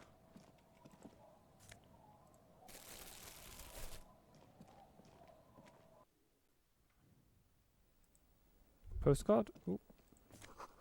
Cold breeze is enough to make the wall paints creak. Postcard and a bow tie. You see a red chair in the dim light of the room. Oh, I see. So instead of a horrific necktie, which is admittedly brilliant, we can have a bow tie.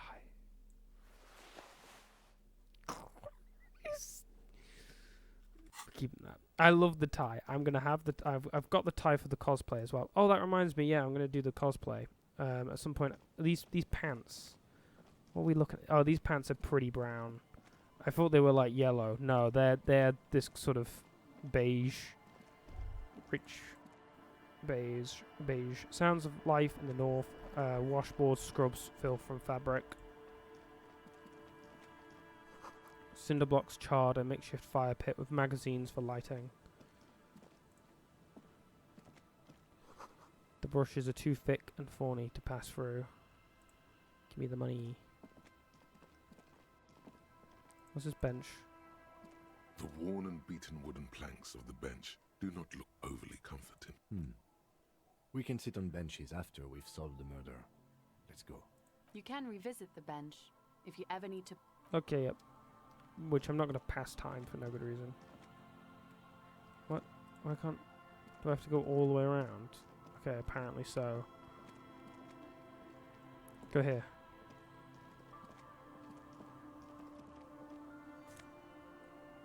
+1 Kingdom of Consciousness? You see dust-covered linens, dried tulips on a bed.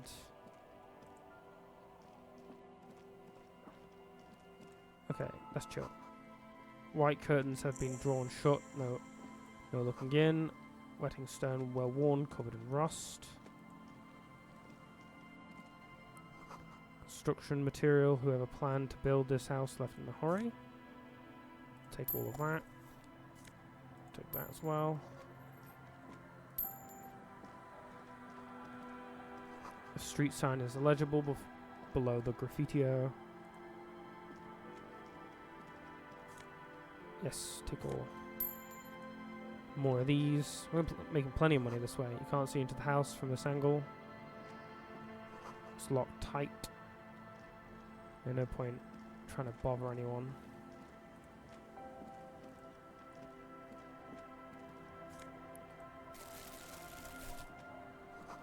Those fish doing... What are these fish doing in the fish? Cavalry boots add a bit of perception compared to these shoes, which are a bit composure. Got so many clothes. Too many clothes. Fashionista over here. Hi, officer. Woman in raincoat stands on the quay, considering an overturned boat. A sword in a scabbard hangs from her hip. Anything I can help you with? I've got questions. The first is, what's your name? Depends. What's your name? The name is Lillian. People call me Netpicker. I think I have time for questions. What are the other ones? Nice sword. Does it come with a story? Unfortunately, the factory sold this one with a 3-year warranty instead of story. It's to intimidate folks mostly. It is imposing. It's a regular mass-produced sword, like a shovel or an axe. Nothing fancy, just for intimidation. Why do you need intimidation tactics? From time to time, people need a lesson in respect. That's just the way it is. Back in the day, I caught the eyes of many men. And believe me, men need a lesson in manners from time to time. Fair. So we're all...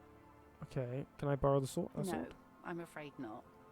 Attempting to confiscate the blade I used to keep these animals in check, you would put me in an early grave.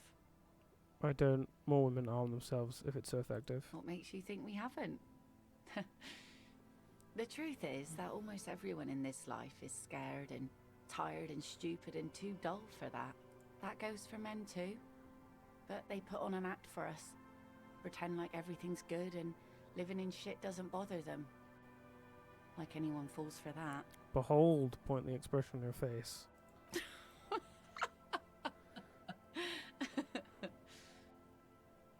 Her eyes meet yours and suddenly she starts laughing. It's hoarse, as if she hasn't laughed in a while.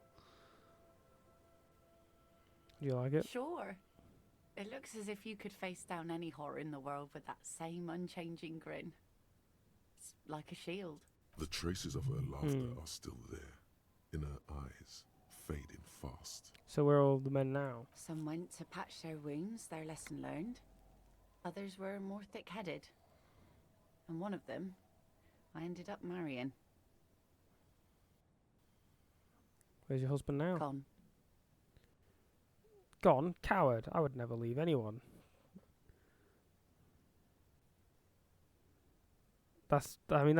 Yeah. Sounds like a missing persons case.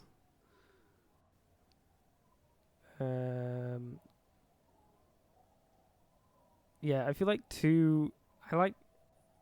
for confusion, like, that's mad. You're not getting it. It's the best one comedically, but it's also kind of insensitive, but whatever. Good for you. He, however, was lost to the waves. It's been quite a while now. Oh. He didn't respect the sea. Went out there, drunk like a skunk, and sure enough, one day the boat was found floating empty. The bloated corpse turned up 2 weeks later. Now, before you tell me how sorry you are for my loss, know that it was 4 years ago, and I've moved on. There's only so much mourning you can do for a drunk with sinewy muscles. You should have thrown yourself in the waves after him. Time really is the best cure for sorrow, isn't it? Us working folk don't have the luxury to be bedsick with melancholy. I buried him, mourned for an appropriate amount of time, and went on. Life didn't really change that much for me and the kids. Fair enough. She looks like she's ready to go on a date with another, better, drunk. Ask her. Both of you could need some action. Kim's presence makes it awkward. Go on a date and have Kim there as well. Come on, let's do a throuple thing. Come on, guys, let's go. Okay, I'm looking for someone. Maybe you can help.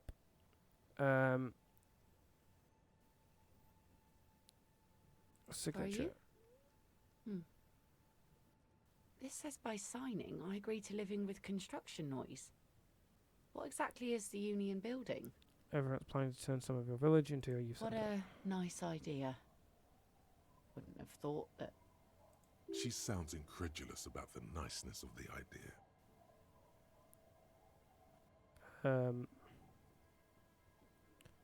For what exactly? That Everard and the Union have nice plans for anything. I thought they only cared about themselves. Well, I guess Union members have children too. And those members have a vote when electing the head of the local chapter. On second thought, don't sign the papers. Aye, if you say so. Probably better that way. I mean, who likes construction noise? Yeah. Yeah, that's not going to happen. I mean, once I find a good spot, maybe. It's heroic. It's not going to happen, though. Okay. B, I'm looking for someone. Maybe you can help. Let's see. I'm looking Who for are you looking for? I'm looking for a missing cryptozoologist. I don't think I know what these are. Care to elaborate? People who look for animals. Mainstream scientists deny exist. Aha!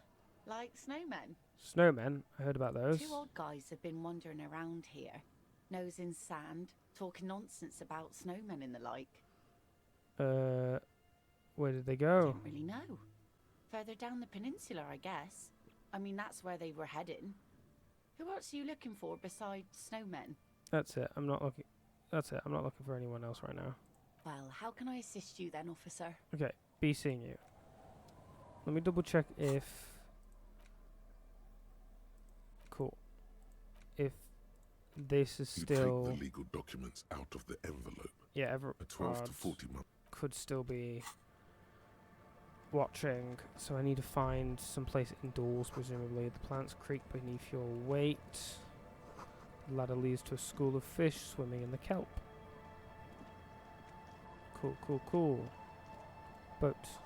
Inside the boat has recently been tarred. Oh, there's a box. Money.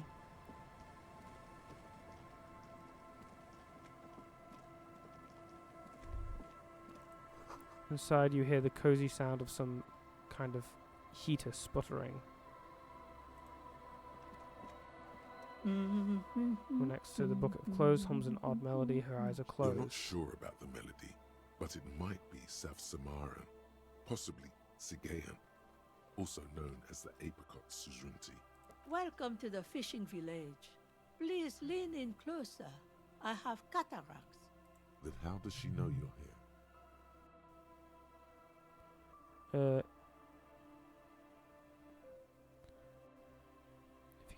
If you can't see, how did you know I was here? I still have a golden ear. Come, come. Lean forward. Oh, welcome, police officer. We don't cause any trouble around here. And we don't want any trouble either. We are not here to cause any trouble, madame. We're cops. We're hellraisers. Click, click, bang, bang. What he said. We're cops. We don't cause trouble. We take care of trouble. Oh, of course.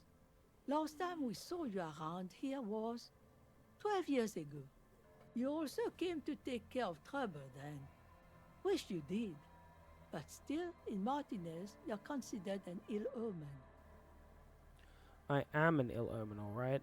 If I'm considered an ill omen, why hasn't anyone told me that? What kind of ill omen are we talking about? Oh, the usual. Dark tidings. Black hound. Wait, I've been here before? No, not you personally. I meant the RCM. Some of the men got into a fight. One of them killed another. Locked himself in that woodshed over there. He was brooding, needed some help opening the door. You got it open for him and took him to think about what he'd done in a more secluded place. Somewhere more quiet. She says it as if he was on some kind of spiritual retreat. I'm considered an ill omen. Why hasn't anyone told me that? Maybe they are afraid, because you're an ill omen. But you're still welcome here, as long as men with guns aren't chasing you. And maybe even then, because that's the kind of fishing village we've built. I'm sorry there's not a lot of room to park the motor carriage, and not a lot of houses, or a lot of people. My kids are long gone, searching for treasure. So are others. Ah, look at me ramble on. Okay, fair enough. What brings you to us? What's further down the coast? Not much. There's the abandoned church, the DeLorean Church of Humanity. It's been there since before my time, even. Why is it abandoned? Some things just don't fly, officer. Look around. Who'd go to church here? They built it 300 years ago. Must have been nicer then. So, they don't hold services there anymore? The Ecclesiastes? No, we've tried, but things just keep happening. Crime, accidents, other things. The place never stays open. It's a pity. It used to be such a nice church. Okay, thanks. I've heard enough. She nods, rinsing another piece of cloth. Goodbye, I'm off. I don't think that's too much use. Hard to see the details. The colours of all warm and welcoming and are cozy though. Flower trough where nothing really grows, maybe in spring. Can I do it in here? You take the legal documents out of the envelope.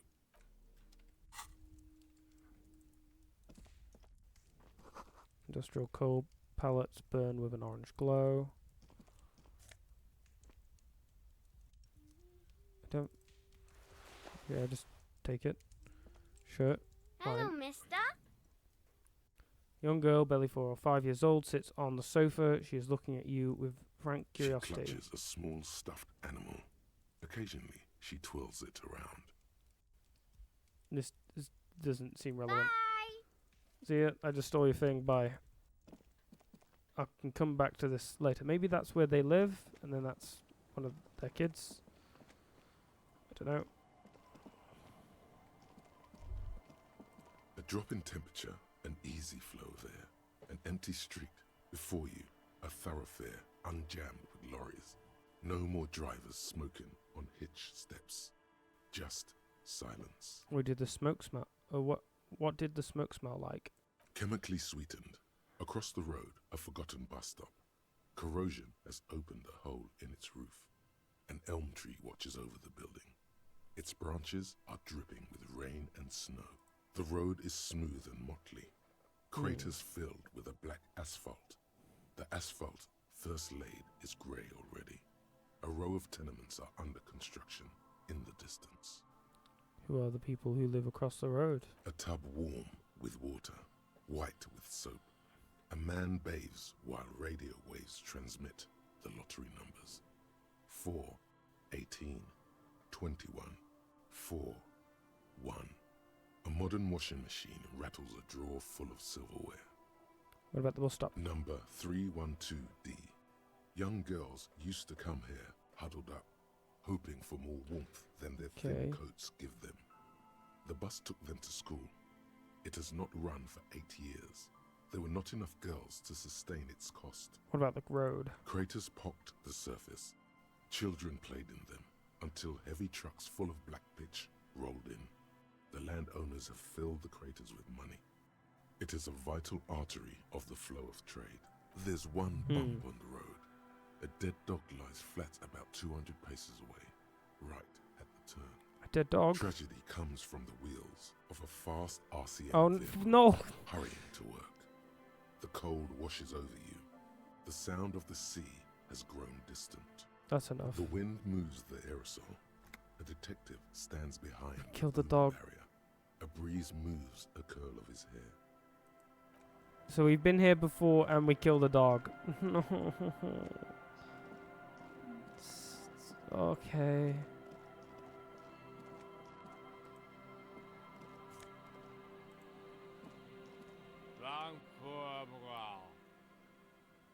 Once you have a man already knows, he narrows his eyes at you as if in recognition, then turns his head away. The noxious odor emanating from the drunken man is strong and familiar.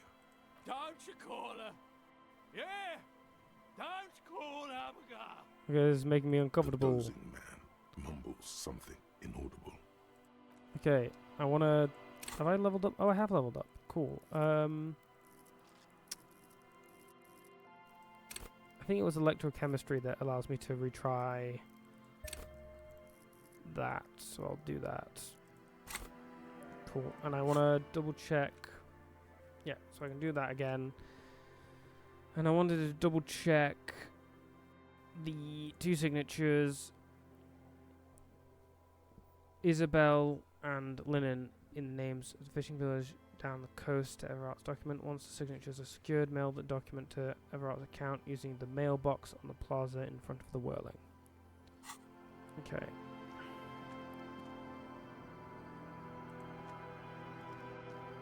Hey, tequila! Clan 2-piece tracksuit, puts down his pilsner and extends his Good kind of to greeting. see you. how's business? How's the whole reality situation treating you? Shake his hand. So what's happening? Oh wait, tequila? Yeah, Tequila Sunset. How are the, high-concept, reality-based adventures proceeding? He says it like it's obviously your name. Like you call someone Billy Brunel or leader of the 4th Street gang.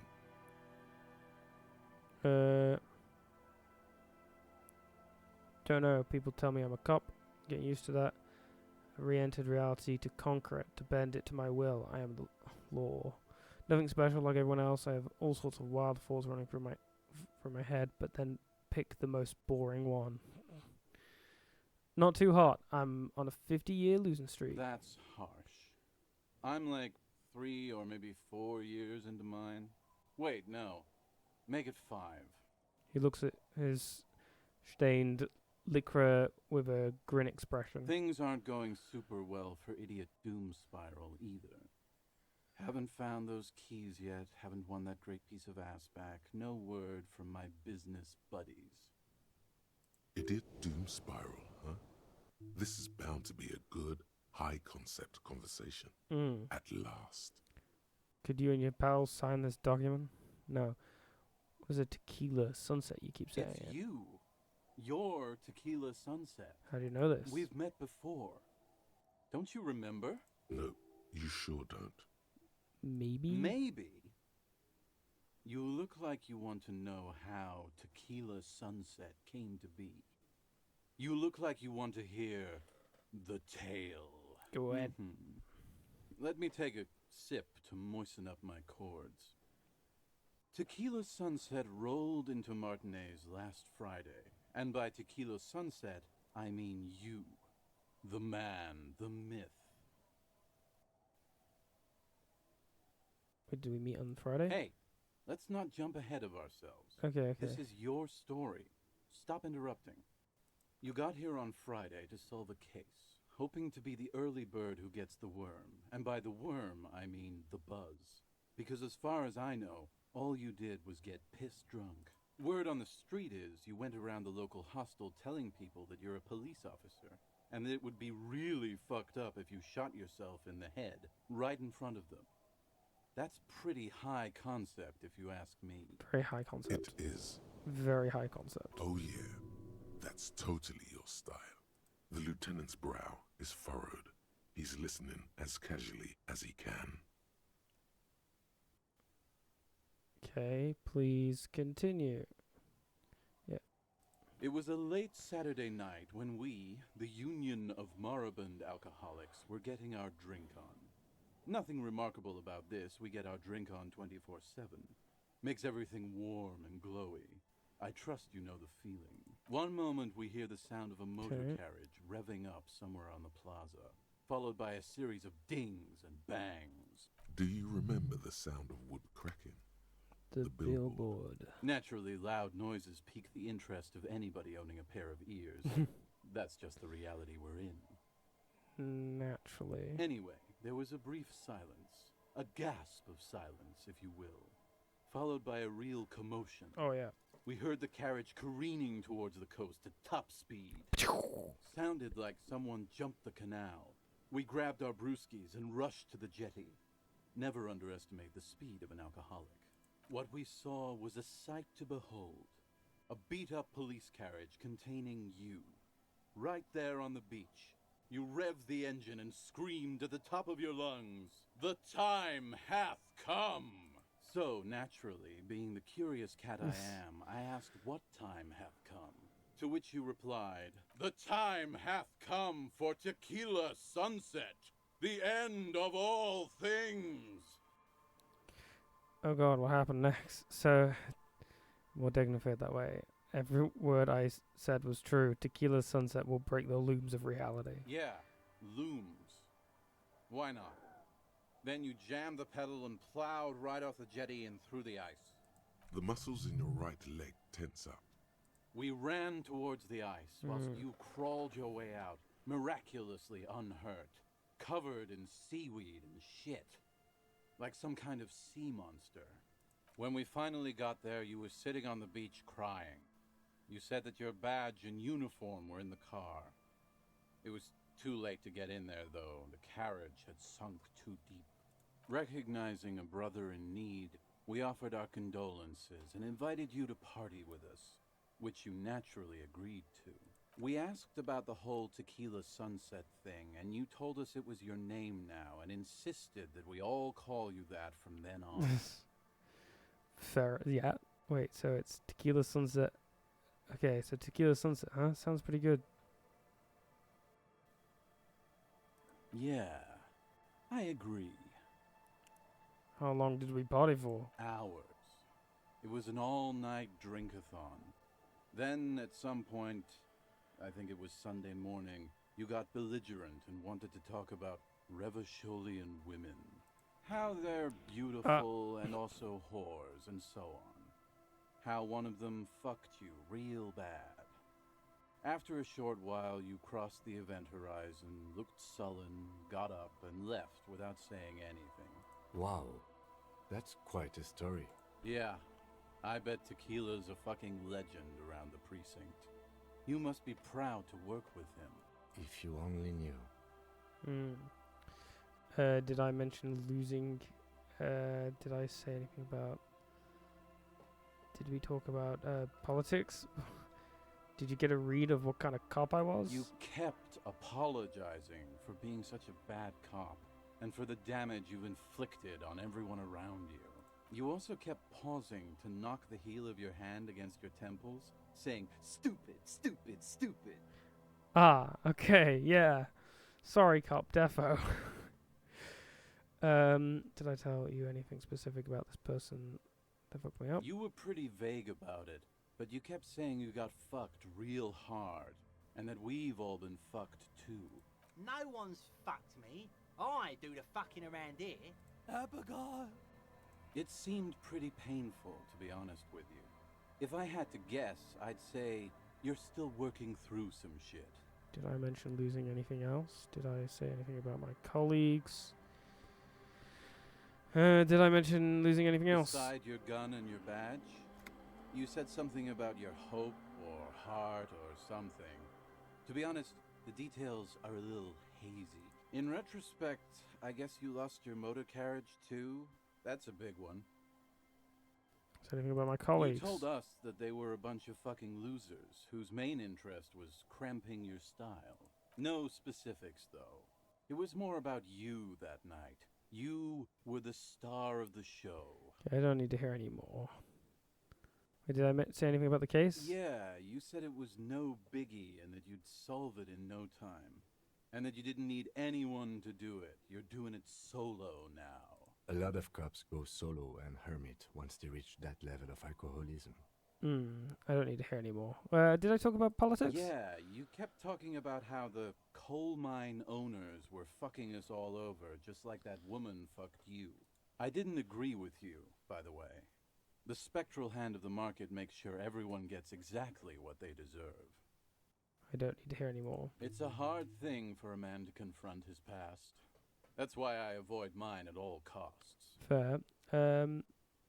You seem like you're characterized by storytelling ability. Want to tell me another one sometime? Whoop-de-doo. So now I'm a fucking storyteller. Right. Why not? Better than a beach bum. Yes. Want to tell me how you became the Doom Spiral? It depends, really. Are you willing to help me out? The gleam in his eyes and the slouch in his posture is so incredibly familiar. You might get scammed here. I have a feeling that this is going to cost me a lot. No, the reality of the situation requires a rather modest contribution. A little motivational package. You want booze, don't you? I don't want it, man. I need it. Can't tell stories without it. Dry stories are boring, you see? So, have you got anything for good old idiot Doom Spiral? A bottle for a story. Seems fair to me. I don't have any on me right now. Then I will see you again once you've procured some. Par exemple, my good friend Rosemary here sells all kinds of stuff. All kinds, sir. Beer and wine. What do you guys do around here? We are saving the world. Please! Please don't go! Don't go! Okay, we're drinking. We're drinking alcohol. That's what we're doing. I tried to save the world once, a long time ago, with enterprise, creativity, and willpower. But that didn't work out. So now, it's a pirate's life for me. Okay, be seeing you. You too, Tequila Sunset. I could go get that Commodore Red. Take all.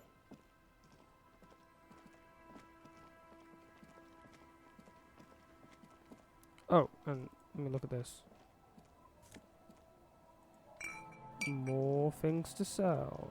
There's a new update. Map. Okay.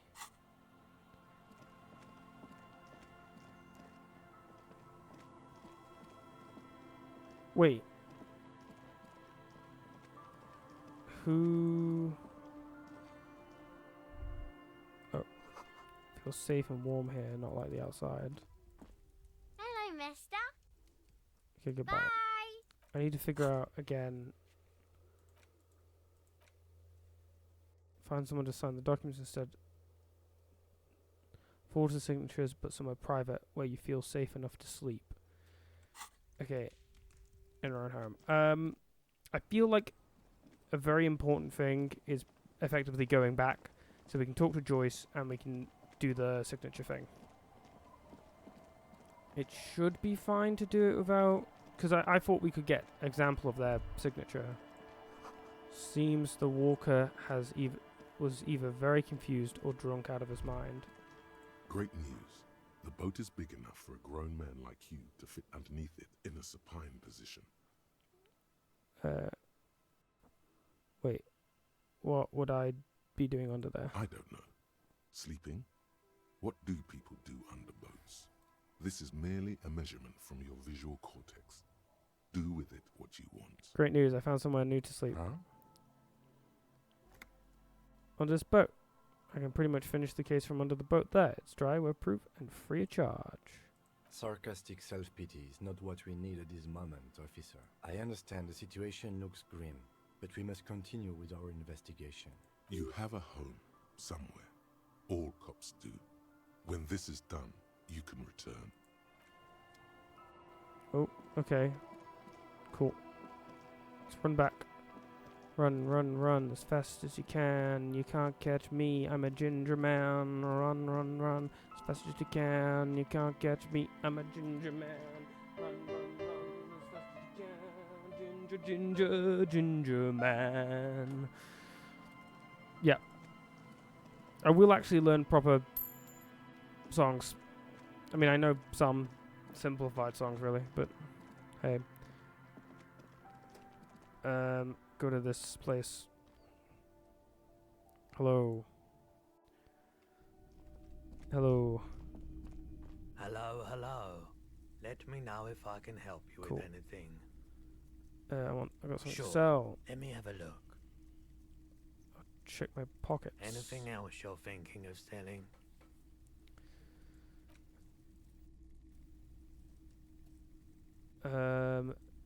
This dead body of a grotesque stuff.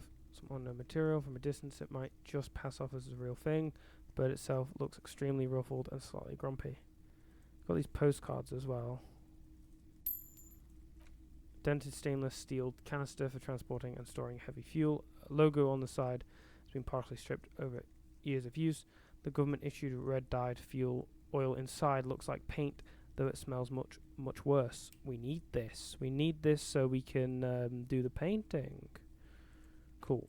We just need a brush now. Also, there's this, but we're not going to do that. Sell that. Sell the postcards.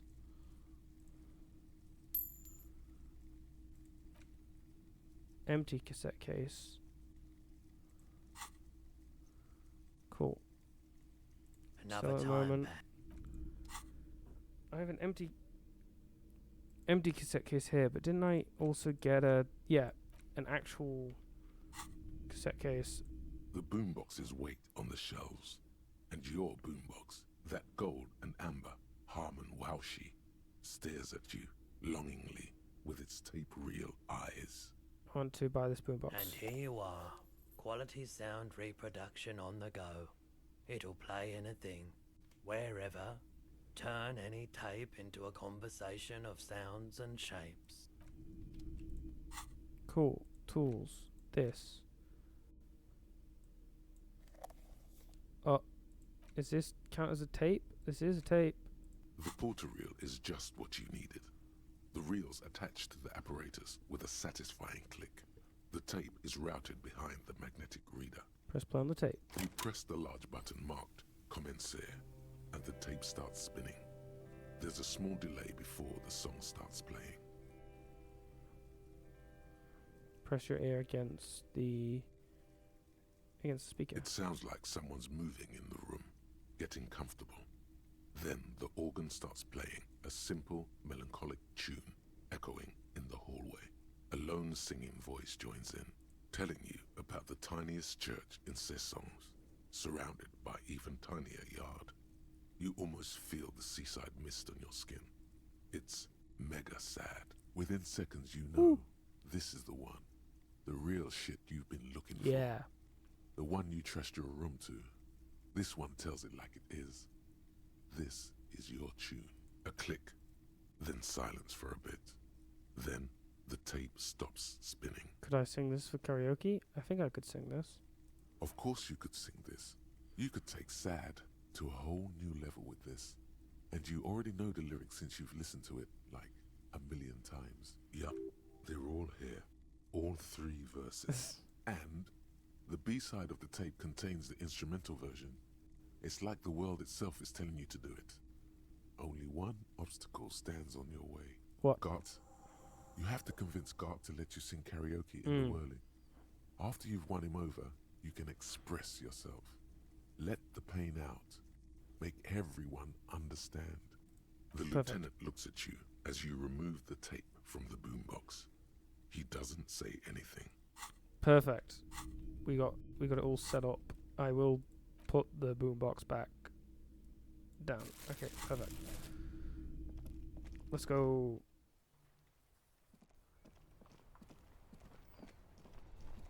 Yeah, it's like a green jacket. This is a cheap green jacket that I can stitch some holographic stuff into, I guess, if I have access to that.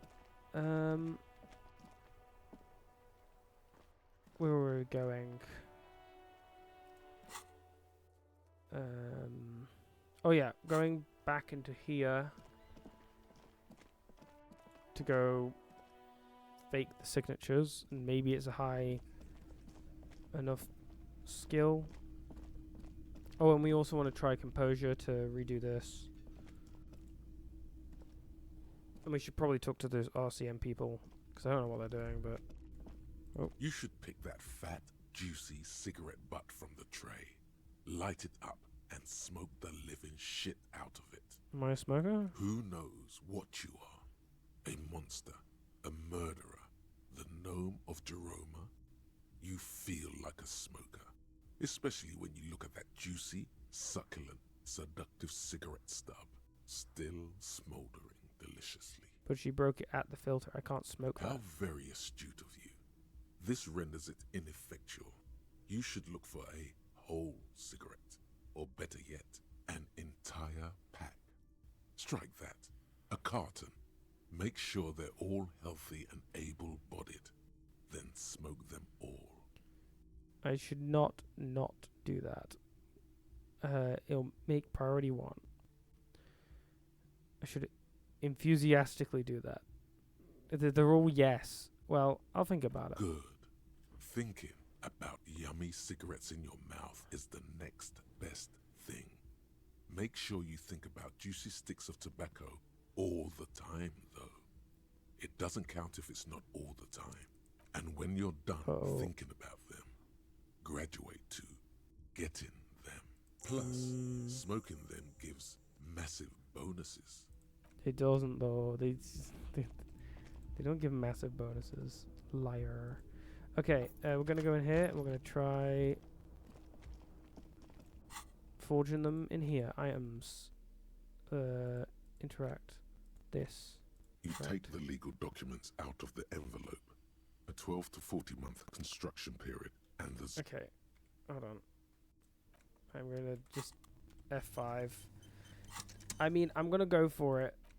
You take the legal documents out of the envelope. A 12 to 40 month construct with a Okay, confident good. flourish. You complete your forgery. What do you see on the signature line? 2 names, Isabel Sadie and Linda Carter. Indeed, they look distinctly different and very convincing. These might as well be their actual signatures. Good. Evart will have to start over with his scheming. When Isabel and Lillian dispute the signatures, the document will be rendered null and void. Any halfway competent notary should be able to handle this. Not getting their actual signatures was probably the best thing to do. Now all we have to do is mail these. I think I saw a mailbox on the plaza. Cool. And then we go to Joyce, say I got my badge, ha ha ha, tell me what I need to know, and all set. Also, I'm getting a Gordon Freeman vibe now from this outfit, which is certainly a vibe. Certainly. You look like shit. Ruffled face reflects in the man's sunglasses. And I don't mean that as a metaphor. You can't leave it like that. Spin it on its head. Engage caps lock. I look like a burning sun.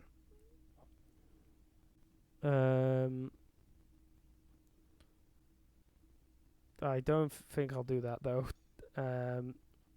Looks don't matter. It's what's on the inside that does. Yeah, I know. That's what I'm going by here. Oh, come on, Jean. It looks like it's been a rough week on him.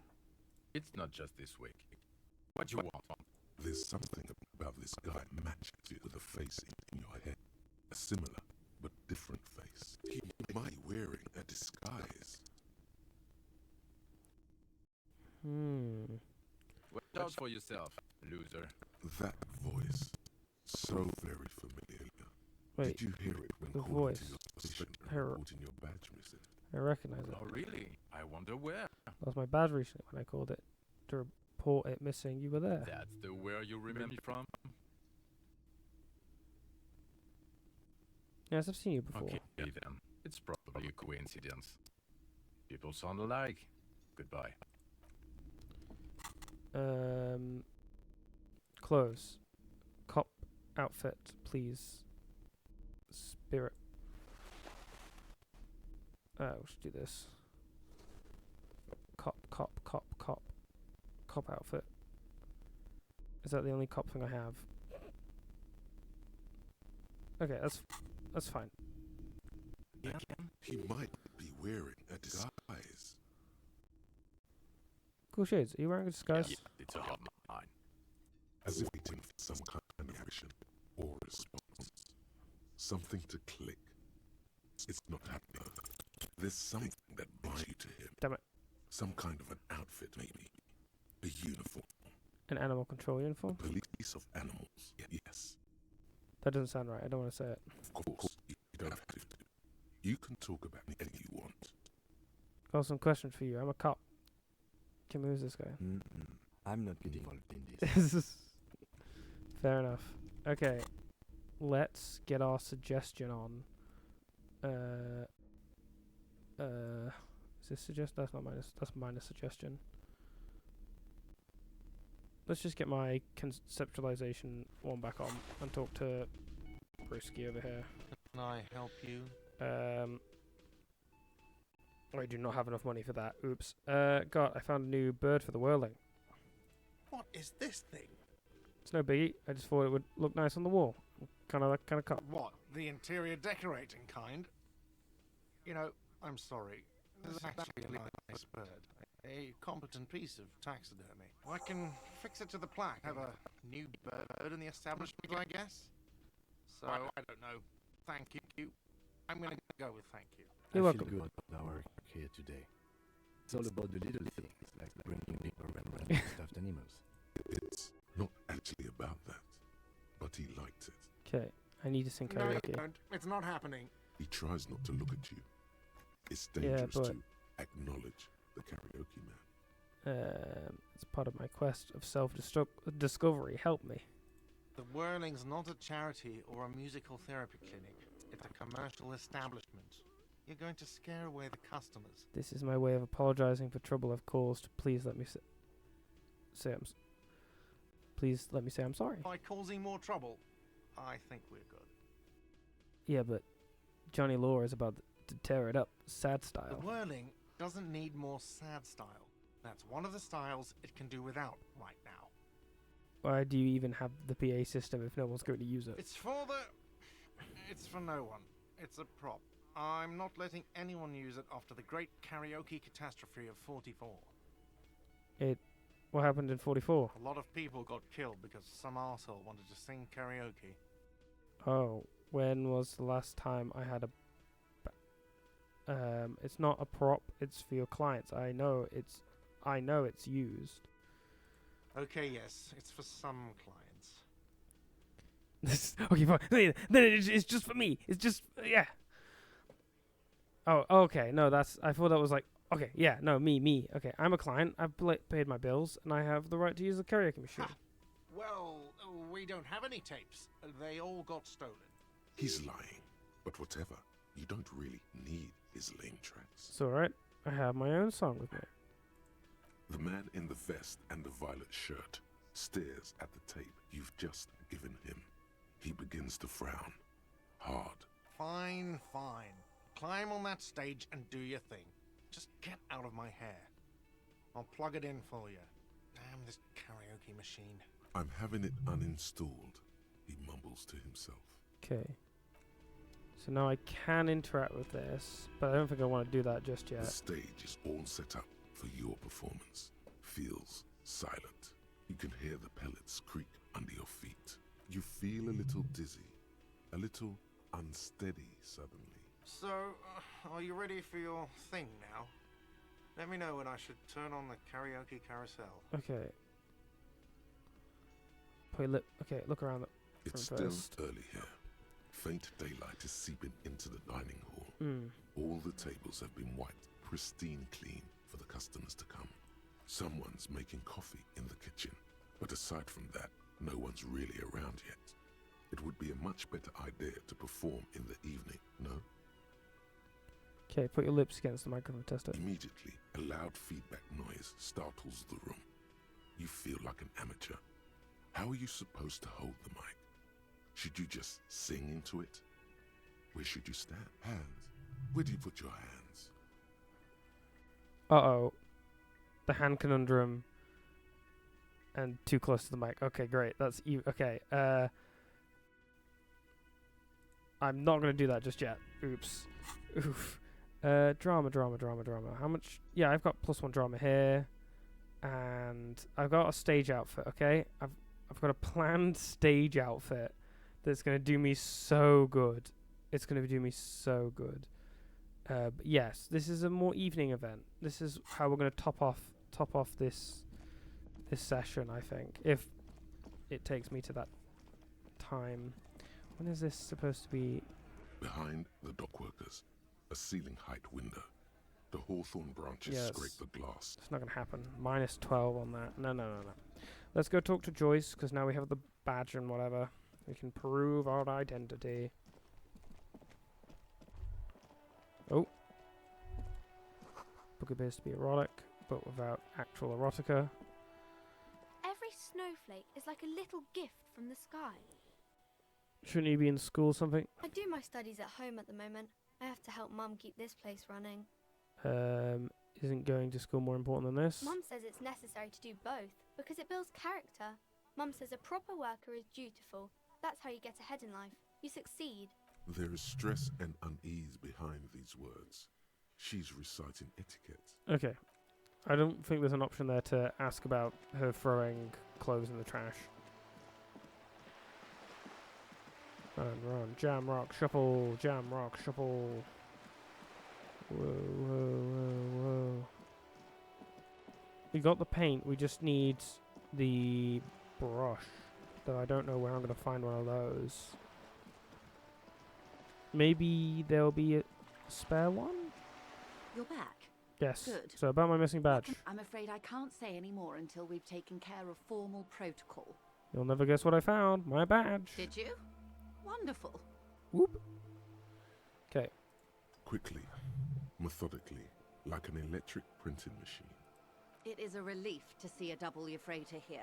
The situation is precarious, to say the least. It needs a quick solution, or we will have a bloodbath on our hands. Okay, cool. I've already heard about a connection between the lynching and the strike, but I need your testimony. I have an indirect role to play, I'm sad to say. My employer experienced a momentary lapse of faith in me. In that moment, they elected to deploy a private military contractor as an insurance measure. They called it my security detail. Okay. Do you need a security detail? Absolutely not. These mercenaries are muscle, pure and simple. They are meant to intimidate the Union into surrendering. Who are they, exactly? Crenell, an Oranese military company. As far as I know, 3 arrived in Martinez. They report to me sporadically, but they do not answer to me. To be frank, our relationship is deteriorating. They wear ceramic armor, have semi-automatic weapons, and years of combat experience. They also have trauma and stressor disorder, and no idea how to conduct themselves in an urban civilian environment. Yeah. So, what happened? The story is, one of them, the Colonel, I don't know his real name, sexually assaulted a local woman while he was drunk and separated from his unit. This allowed some of the more militant Union members to subdue him. He was taken out behind the whirling in rags and lynched last Sunday night. Well then. Nothing. Mr. Clare refuses to let me into the harbour. I have not been able to discuss this matter with anyone there. The remaining 2 Crenell contractors carry out their orders. Okay. For now. For now? It's a smokescreen. In secret, they are conducting an independent military tribunal into the lynching. Once this investigation is concluded, executions will follow. What is the nature of this so-called investigation? Whether to execute one, some, or all of the Union militants. Investigation upon investigation here in Martinez, racing towards some dark deadline. Too many investigations in Martinez. I have to say, this is not disco. Maybe the investigators can team up, share resources and intelligence. Too many investigations in Martinez. My only hope is that yours provides a single, concrete suspect before they indiscriminately pick theirs. Simply put, She grabs a hold of the main snail. if you don't pin this on someone good Mainsail. and do it fast, they will identify and execute everyone present at the lynching. This in turn will force the Union to respond. The Debardeurs have over 2,000 men. It will be 1,000 to 1. Have you ever seen a hornet invade a beehive, Lieutenant? It's not pretty. The Serai's giant hornet, the world's 2nd largest insect, can kill 40 honeybees a minute, while a group of 30 can decimate an entire hive of 20,000 bees in less than 4 hours. These men work in tandem using semi and fully automatic firearms. Their armor is virtually impenetrable to muzzle-loaded weapons, even yours. Most Union workers don't have guns at all. The muzzle loaders need to be reloaded after every 1 or 2 shots. The automatics every 1 or 2 minutes. As I said, a bloodbath. Okay, I can't see it happen. I can't see it happen. Too many things would have to go wrong first. Isn't this a pretty bleak scenario you're describing? Many bleak scenarios have already come true, Lieutenant W. Freighter Dubois. All we can do is keep the rest from going the same way.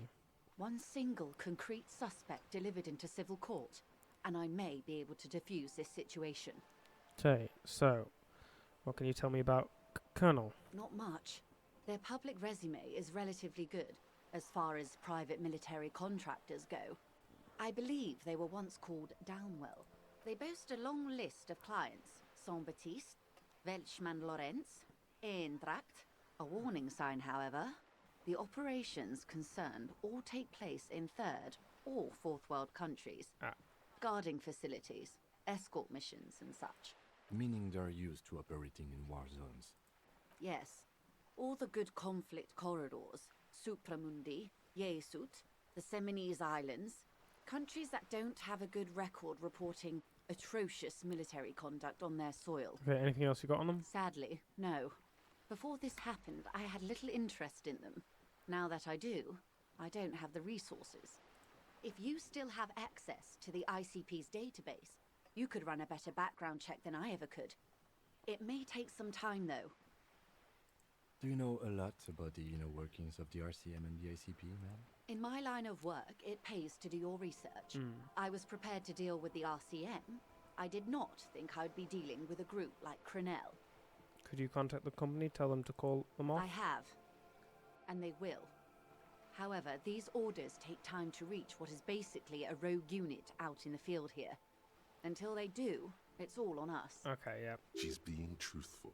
She is pressing them as hard as she can. You said the deceased assaulted a woman? This colonel that was hanged, did you know him? If you mean did I see him alive? Yes. But I did not know him. His name was? Lely. His service name. A nom de guerre, most likely. He wouldn't divulge his full name. Only one of them did.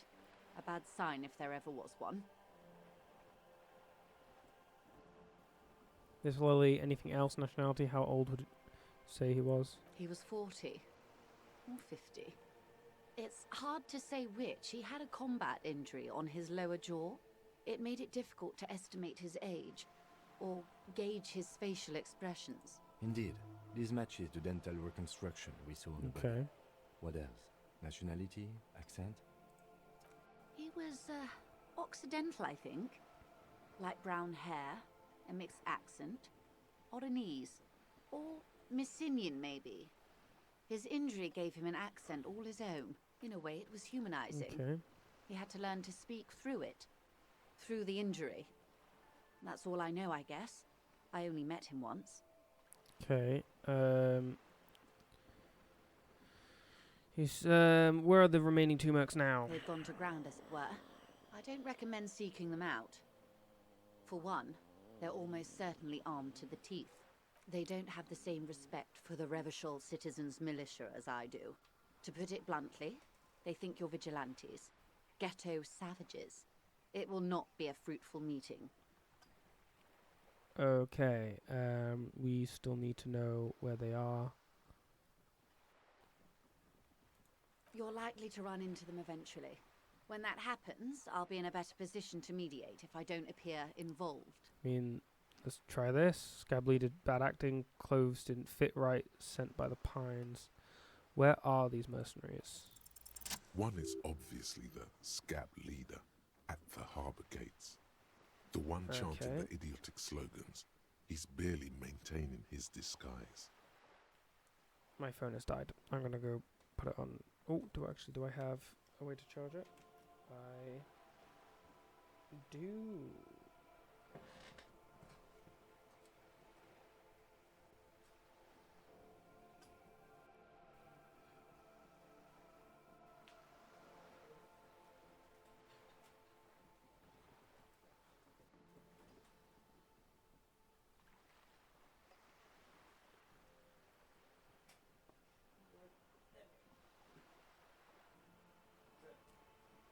It's charging. I don't know how fast per se, but it's charging. Cool. One must be the goon in ill-fitting work clothes by the harbour gates. The scab leader. That may be so. I still hope you heed my advice. There's no need to kick the hornet's nest. Okay. For all your talk of averting this catastrophe, the situation at the gate is a powder keg. Does this not bother you? Of course it bothers me, Lieutenant. But my hands are tied. How would my employer react if it appeared I were intervening on behalf of the Union? Your concern may be appearances. Ours is keeping the peace. I did have a question for you. I hope I can answer it better. You said contain the situation? Yes. I'm afraid this strike may descend into a small-scale civil war, with possible consequences for all of Rivachol West. Since you are sharing, ma'am, this is also the RCM's worst-case scenario. Then we're on the same page. as grim as it may be.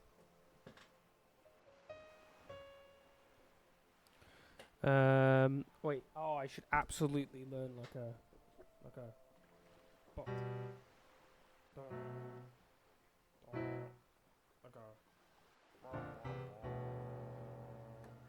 Something more dramatic than that. I would have to change the instrument from maybe into an organ or something. You said the deceased assaulted a woman. Or he didn't. This is information passed on to me from some teenagers loitering around the canal. I cannot testify by it. What did these teenagers by the canal say? That the man was killed because he assaulted a local woman. I've asked around a bit.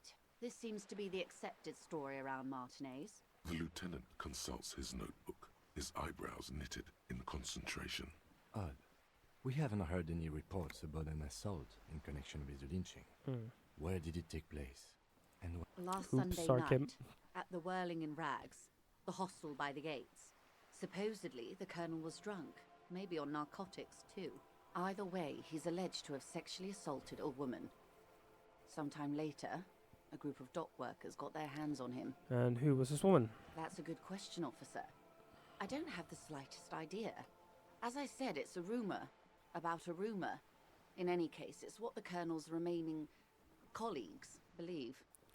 How much time do we have? Until the executions start? Truthfully, I don't know. It depends on their progress identifying the members of the lynch mob and their impatience. They don't report their progress to you? Not on this matter. I'm afraid they consider this a personal initiative. There is a brief silence. Seagulls squawk over the bay. It's a matter of days, not weeks. Ah, okay, that's enough for now. I am sorry to have been the bearer of bad news. If there is anything else I can help you with, please ask. Okay, now can you tell me about these tattoos? Of course.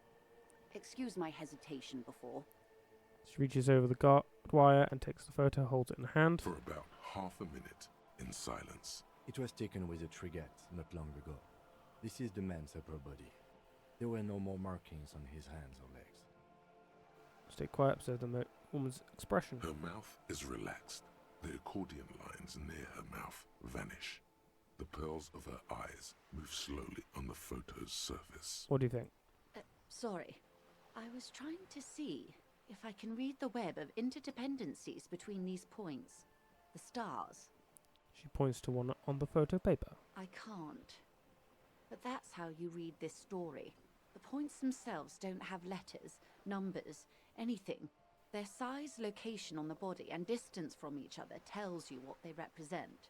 Like stars in the sky? Close. Port cities. This is an Oronese map of the waterways, a sailor's tattoo worn by wayfarers of the Dolorian century. Over 300 years ago, the sailors would mark their bodies to map their travels. What is the use of this map? Who could tell me more? His platoon members? The other contractors. Though I do not suggest you go and show them that picture. This man was their friend and comrade. Surely there are other people to ask about the tattoo. This is not necessary to complete the task, officer. It's a dangerous side task. Search elsewhere. I need this information. Mark it down as ask Mercs about tattoos. Yes. Do what you have to do, Detective Dubois. I don't think deciphering that tattoo should come before public security. But if you should wade into the mob to find out, I couldn't stop you. We will be careful, ma'am. What is the use of this map? The sailor's soul would use it to fly back home if they should die abroad. This is a sort of contraption to be reeled back in by. The silver cord, they would call it. What travels did the dead man make? Quite a few. Vredefort, the Oronese capital, traditionally stands on the right shoulder. He started somewhere near here, I think. What next? Then he made his way to the Pretto Grande, through what I think must be the Stutz Canal, an artificial channel through the Occident. From the Pretto, he sailed to the Insulindic Ocean, first the Semines Islands, then this. She points to his heart. What is that? Revachol. Those are the two constants. Vredefort on the shoulder, and Revachol in the heart. They started the tradition of these maps right after the discovery of Insulinde, at the dawn of the Inter-Isolary Age. The old world passing by, and the new world already here. You said you can't read it. I can't. This man was no sailor, and these are no ports. I can understand geographic fragments, but not their meaning. In Martinez, looking into Krenel, he writes in one. Then the man puts down his pen and rubs his temples with both hands. Outside, there is a siren. Distant gunshots on the streets of the Jamrock Quarter. Vredefort? Vredefort has a military academy. The Seminese Islands saw a recent conflict. In Revachol, he was executed. This man is no brother of mine, but this is his service history. Maybe it's a record of his military career. Okay, this one. That makes sense to me. We have no more use for a map of the waterways, just like we don't need sailors the way we used to. This is what the custom would morph into on the Occident. Mercenary tattoos. For all the boys looking for adventure, a blood spatter on the seas. Ba-bam. Okay, that's all for the tattoos. Thank you for your help. Is there anything else I can help you with? Seemingly not. No, thank you. That's all for now. So we do have... So there's two things that have been locked, right? There's... Oh, we got the mirror we can retry, actually. I'll go do that. Man with the sunglasses. Yeah, we can either choose to try it and do that. But what's more important is By Awakening. So we're going to do By Awakening.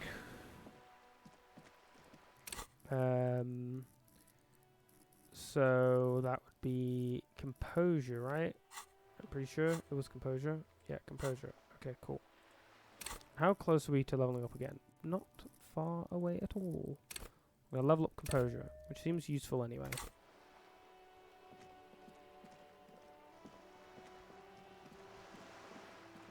And then we can also call in, I guess.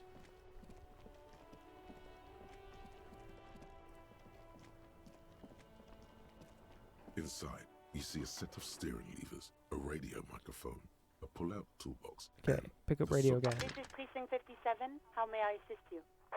Reconnect me to 31st. Right. 10-4, come in. Okay. Fireworker. I'm happy to report that I have found my badge, Jules. 10-4, sir. Glad to hear that. I'll write down that there is no need to issue a new one to you then. Over. Feels good to get that off your chest, right? Celebration with beer. Cool. Cool. Roger that. 10-10, over and out. Cool. Now let's go double check. Do I have anything that can increase composure or is affecting composure right now? Composure. Wish it more readily showed me rather than having to hover over all of this. Okay, no, but that's fine because I can feel it in my bones that this is what's going to happen anyway. It's fine. Hello. Hi again, Gendarme. Oh, it's actually still very hard. I don't have anything that's reducing composure, do I? Let me double check. Okay, I have that increasing my composure and that's it. Hi again, Gendarme. I think it's it's gonna be fate. It's fate. Hi again, Gendarme. Let's go for it. Fate. Could yeah. he be a member of the homosexual underground? This sexual seems interesting. Ask around. Become involved. Just pointing it out. We're not talking about some kind of cult with members here. You made it up. Are you part of the homosexual underground? The homosexual underground? As wide of amused surprise, the honey-eyed smile lingers on his lips. Why, yes, I am, officer. Why? Do you want to investigate? Yes, I want to hear more about this homosexual underground you're a part of. Oh, it's a pleasure group. A sub rosa pleasure group congregating in cellars under the cover of night. Saturday night. Sometimes even Friday night. What about Thursday night? Or Thursday night. Sometimes the congregating doesn't even end. It carries on into our daily life. He lowers his voice conspiratorially and looks around. Okay, but why do you convene? What do you do? Oh, we're ambitious. We want to destroy the last vestiges of meaning, the last things people in Revachol have to hold on to, the true symbols of security. The meaning of man and woman, mother and father, their marriage. Everything will be constantly shifting and moving under our rule. The future will belong to a circus of identities just spinning around, surreal and unreal. You won't even know who you are anymore. Does it have anything to do with disco? Yes, we listen to a lot of disco. Oh. Some say we engineered disco to spread our vision of a vertiginous, ever-changing society, where all there is a razzle-dazzle of gold. We are going to change the family unit with all this razzmatazz and finger dancing. Okay, yeah. And with mysteries. Of course, the mysteries are also of sexual nature. Very esoteric. I do like disco. Maybe I should get into it. You can't just get into it. You have to be born into it. One is either already in the homosexual movement or forever excluded from it. What if I can't remember whether I'm in or not? What if I can't remember anything about my life aside from the fact that I like disco? Beautiful. Beautiful. That's exactly what we're looking for. Who knows? Maybe you were homosexual in the past. Maybe all of that has been repressed. I have to say that you do look like someone who might be part of the underground. Yeah. You have that very distinctive, I can't understand what's going on here look. Whoa. This is going to be like a 20-hour mind project for me. 20 hours at least. Absolutely wonderful. Boom. Progress has been made. Man like you can figure out his sexuality in a working day. It won't be 20 hours unless you want to enter the heightened realms of the phantasm erotique afterwards. It may be 20 hours or more, but that would be on your own time. Okay. Bye-bye, gendarme. Bye-bye. Okay, boom. We've made progress. We have made the progress. We homosexual underground 8-hour research project. We're gonna need another skill point. How close are we to another skill point? 3 points away. Let's go do electrochemistry thing upstairs. In the mirror. And then we can go get alcohol from that bath and give it to Fingo guy. Again, not really doing the things that we should be doing, but that's fine. Let's go in our bag. Electrochemistry. Yeah, bam. Equip them. Equip. Do electrochemistry. I feel like these pants already give us electrochemistry. Yeah. That gives us more electrochemistry.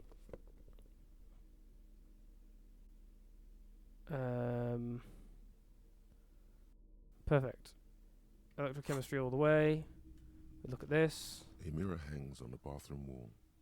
It's barely covered in steam anymore.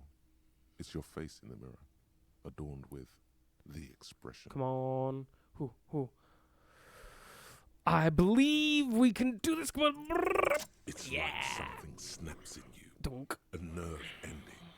A thought. A sadness.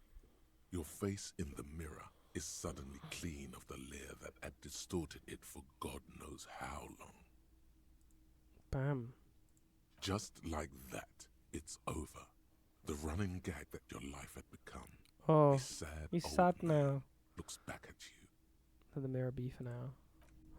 He's sad now. Yes? Well, at least... Oh, jeez. What does it say? Hello. Alright. Let's get back on to that.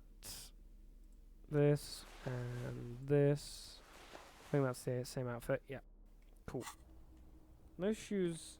Yeah, they're basically just... Yeah, they're cool. These shoes are cool. Need to open this up. Need to find the key.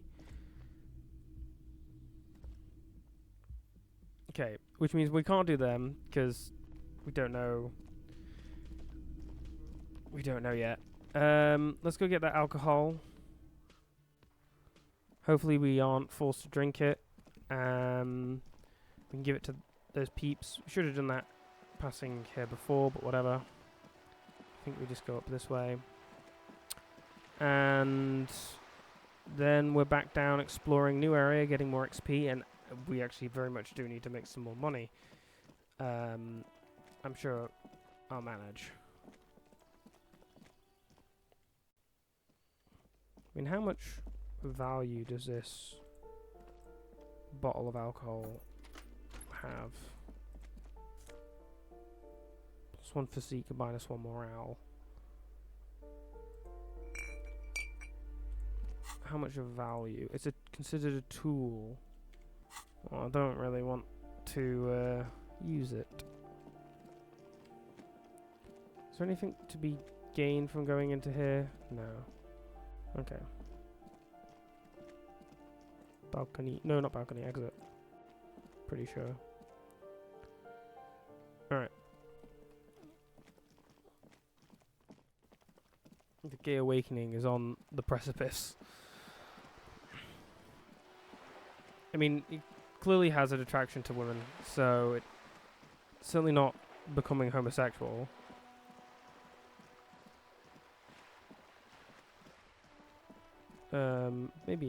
Maybe, but no. Okay.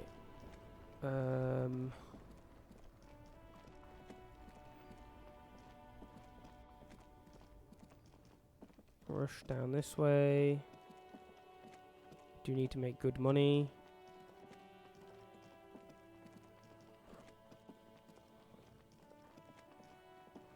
Zoom out. Whoa. Oh, I'm in front with this. More money. Yeah, so we need to get 20. Quick.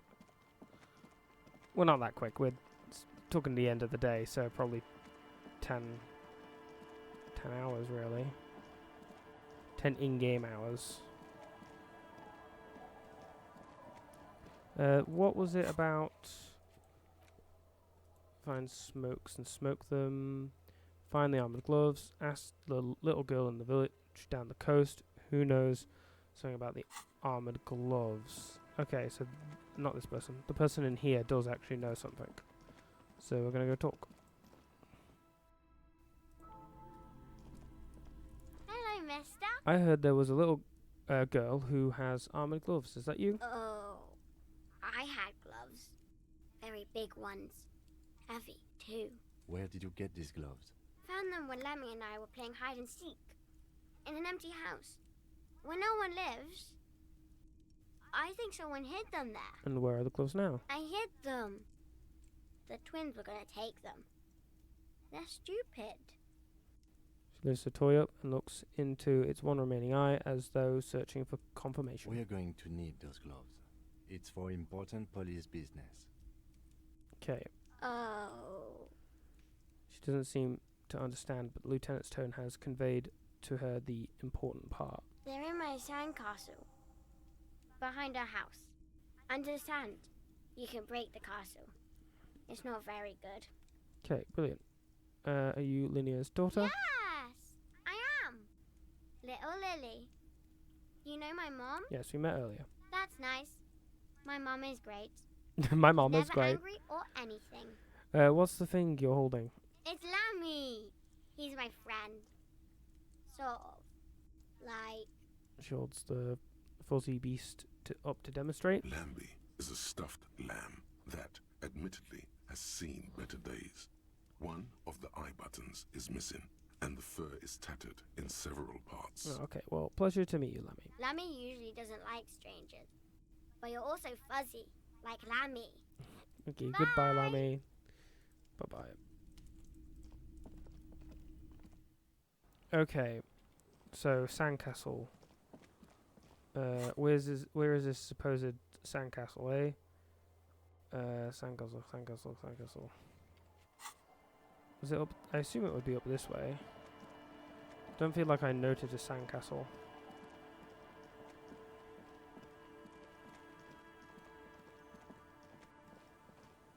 Maybe it's not up this way. Maybe it's further beyond that way. Which makes sense. They don't want you to keep going back on yourself, like I am always doing, but whatever.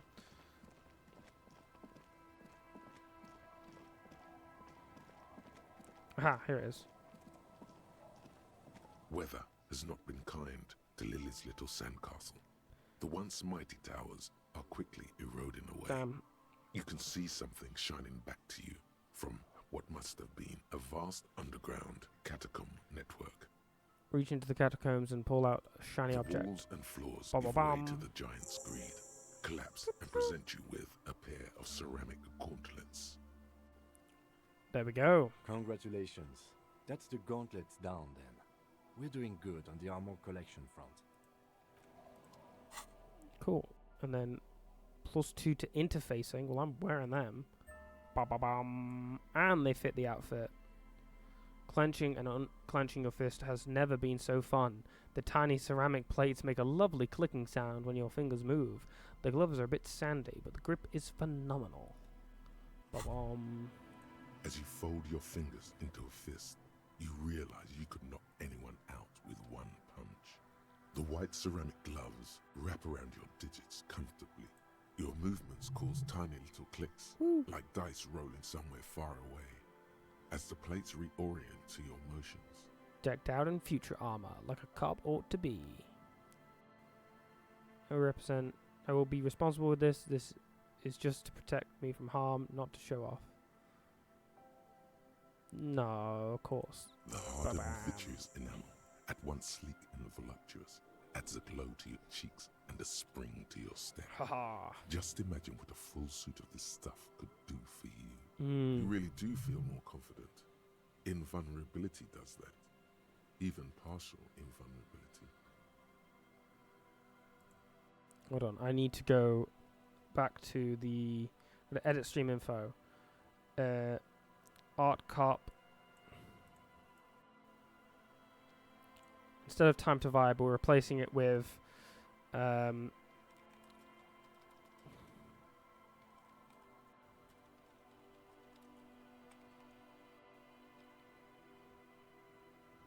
Cool. There we go. Done. Now that's much more accurate. Okay. You really do feel more confident. Invulnerability does that, even partial invulnerability. One down, 2 pieces to go. Here I come. This gear could line my pockets with cash. I could probably sell it to some other cops. This is the long sought after enemy technology. I can't just enjoy it, I must study it. Remember, this is a highly specialized kinetic redistributor meant to stop bullets. Wear it. Observe its properties. See if there's a weakness in the design. Perfect. For the day you have to fight someone covered in the same material. Now we've got 2 forts, but I'm going to have to prioritize...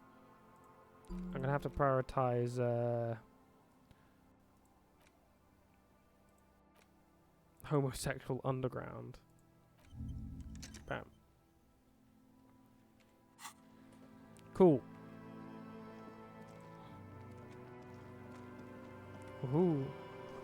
Rust-eaten letters read Mazoot. What's over this way? Is it a dead end? Oh. Little black swallow circles above you. You hear it chirp. Don't think I... Can I get up there? No. No. Oh.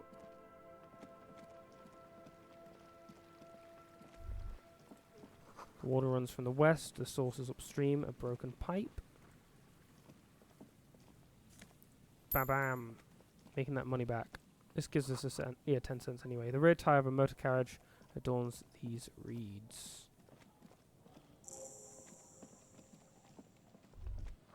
Oh. Kick drum pulse. Music is coming from somewhere on the ice. A school of fish huddle around the fence post and scatter into the dark. Before you, a drawbridge. It can only be lowered from the other side. Ah. And I do hear that.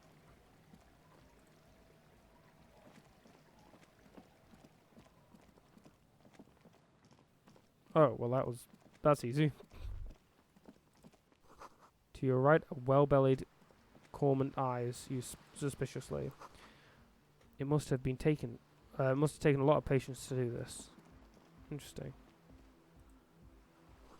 Painted with pastels, someone is trying to bring cheer into the world. A shaggy-looking girl in her late teens or early 20s kneels on the ice with an electronic contraption in her hand. Hearing you approach, she looks up. Oh, hello there. Everyone knows drugs make you invulnerable to cold. You bet this one likes to party. I have some questions for you. I'm listening. Cold wind in from the sea. She breathes on her fingers for warmth, looking up at you. What's your name? Estelle. Estelle. Her hair is dyed blonde, with dark roots showing. There's a coarseness to her features, some masculinity below that timidness. And your surname? Why? Why indeed? Forget it. Okay. I don't need your last name. It's fine. What are you doing out here in the cold? Recording, I guess. And what is your recording exactly? I think I'm recording cracks in the ice, but there's no way to tell. Not without headphones. I think I just recorded your footsteps too. Not sure how that will sound. What happened to the old headphones? Wait, what happened to your headphones? My boyfriend sold them. What for? I don't know, man. Things. Just stuff you need for life. A lie. They were probably pawned off for something suspicious. Okay, and what are these recordings for? The cracks, the footsteps? The musicians in the Palaceum used them for making music. They looped the stuff, cutting the tapes together. They make music out of cracks in the ice and keys jangling. Crazy sounds like that. It's hard to explain. Anyway, I thought I'd make some too. It's supposed to be like a music place anyway.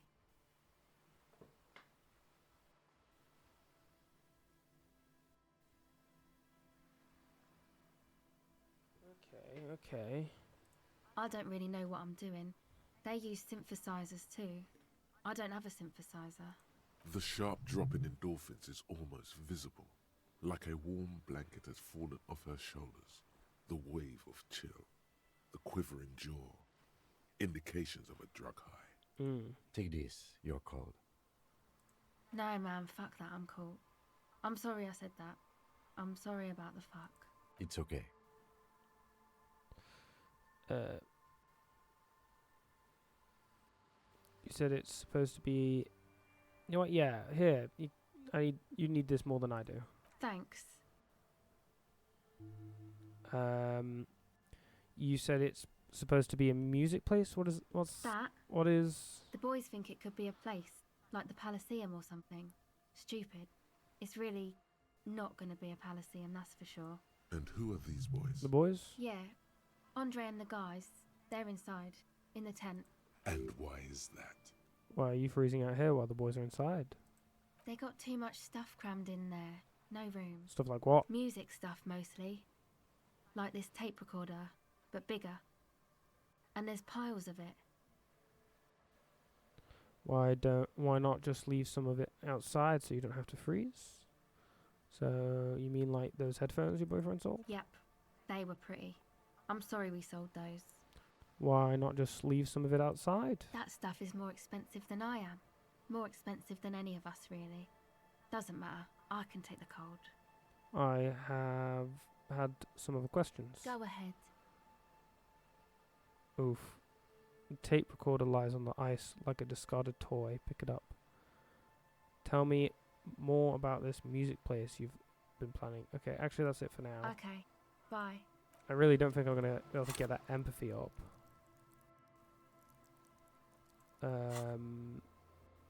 Enough to even consider it. Because I've got something that gives me empathy, I'm pretty sure. Yeah, that +1 really does it. Guess I need to wear a new hat now. Oh, the only hat I have is this. Super logical. What's this giving me? +1 lock, With a logic -1 authority. I mean, if I do this. Hello again. I mean, ice like a discarded toy. Pick it up. I don't think this is going to work out. The device is cold to the touch. An angular Omicron logo adorns the yellow plastic cover. Underneath, you see a reel of tape rolling. You put the device back on the ice. Okay, actually that's it for now. Let's chill, that's fine. We do have other things to click on over here. More tribalistic markings. This poster is covered in little humanoids. A pole screwed into the ice keeps the tent erect. Trash from some unending party. A pane of Eternite has been planted into the snow. 2 poles are holding it up. Barely holding it up. It could fall over any minute. A stronger gust of wind might be enough. Push the internet over. The pane falls into the icy snow with a soft thunk.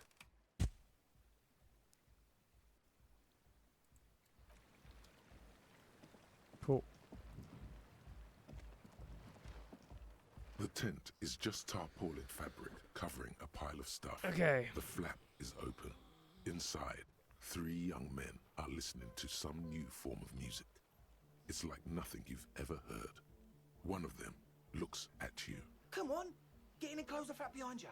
The warm stuff's getting out. Squeeze it. Sorry, we barely have room for one. You go ahead. I'm too old for this. I'm sure you will feel right at home. I'll keep watch. Cool. Canister is filled with what appears to be water. The label says distilled. A speaker, the big kind they use for live music. A pile of nasal spray, brand name Nosifed Ultra. You see a youngish man bleaching the tips of his hair with a toothbrush. He puts the toothbrush down and extends his hand in greeting. Hello, I'm Andre. It's a pleasure to meet you. There is definitely something futuristic about his hair. Okay, cool. Aggressively so. You get the sense that this is what the future will look like. Oh yeah, definitely. Imbecilic. Yes, should the future ever come, it will look deeply imbecilic, like this guy. Shake this out. His grip is strong, sweaty, and warm. He's trying to project and inspire confidence. This is my posse, Noid. The young man with earrings looks at you suspiciously. An egghead. Egg! He yells. The tape player high above his head continues to blast strange music. Together with a Cell Burger, who's out there right now, doing some seriously progressive sonic experimentation, we like to think of ourselves as music venue organisers. Why are you here? Wait, how many music venues have you organised? We have many in the pipeline, officer. That means they haven't set up a single one yet.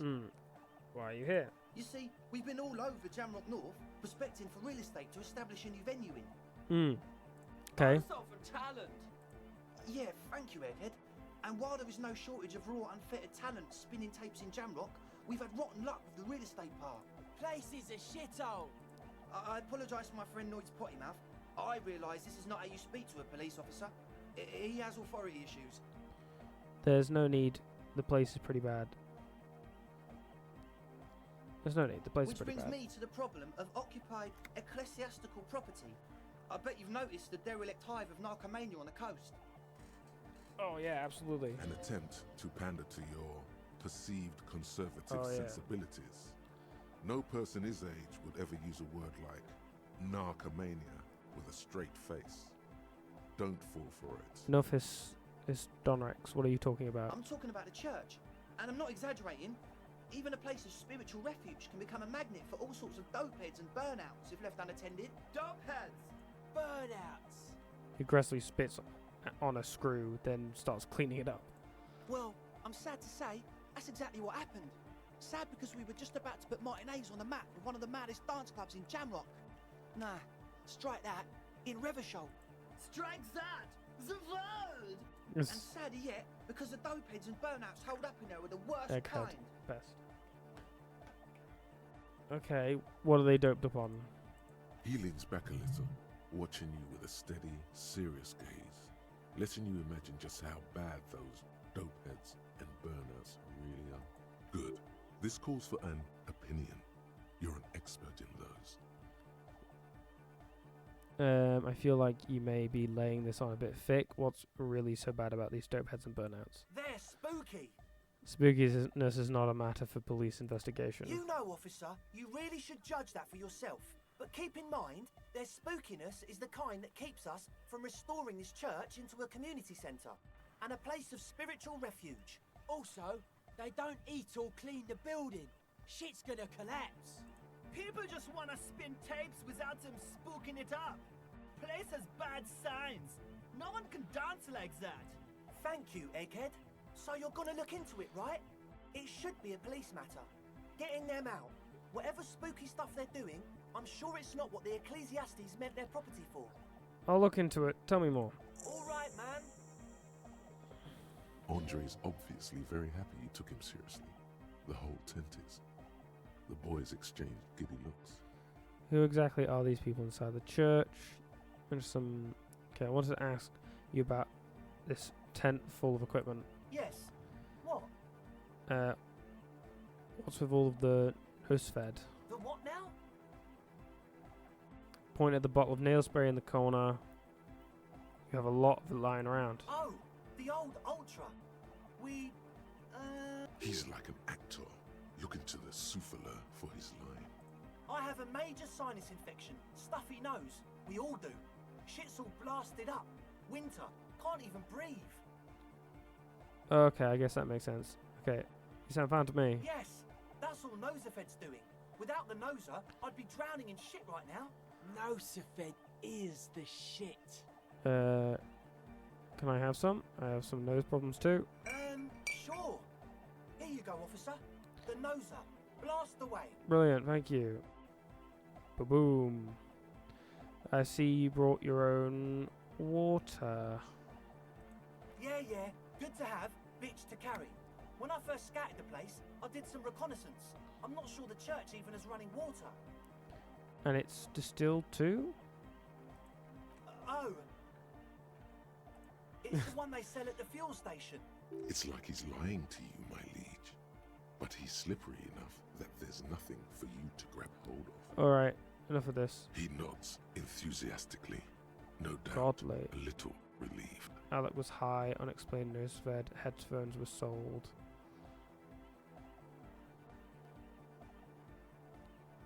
You mentioned some kind of... it's down at church, these aristocrats. Oh, yeah. That's a meteor and name for the founding party. Thought it'd be cool to use it. Very cool. Hold on, sort this out. If you don't know what the founding party is, there might be a way to mask it with minor demagoguery.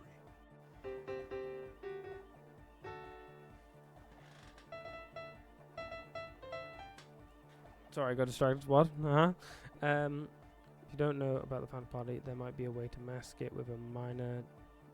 now, humor me. What is the founding party? I don't even know what... Okay, sure. Come to think of it, I've never really looked them up, you know? I can't give you a precise definition, but they're a very powerful religious organisation. And they have roots in ancient mass society. And they're the custodians of the Pericanassian church. Plus, they anoint the innocents. They, like, made the Innocentic system, no? Now, Andre, in your opinion, would this ancient religious organization who anoints the innocents want a dance club in one of their churches? Totally. The Pericanassian church is about love. And Nordic music is about love. I got love for my Pericanassian posse. Love is the relay out of death. We dance.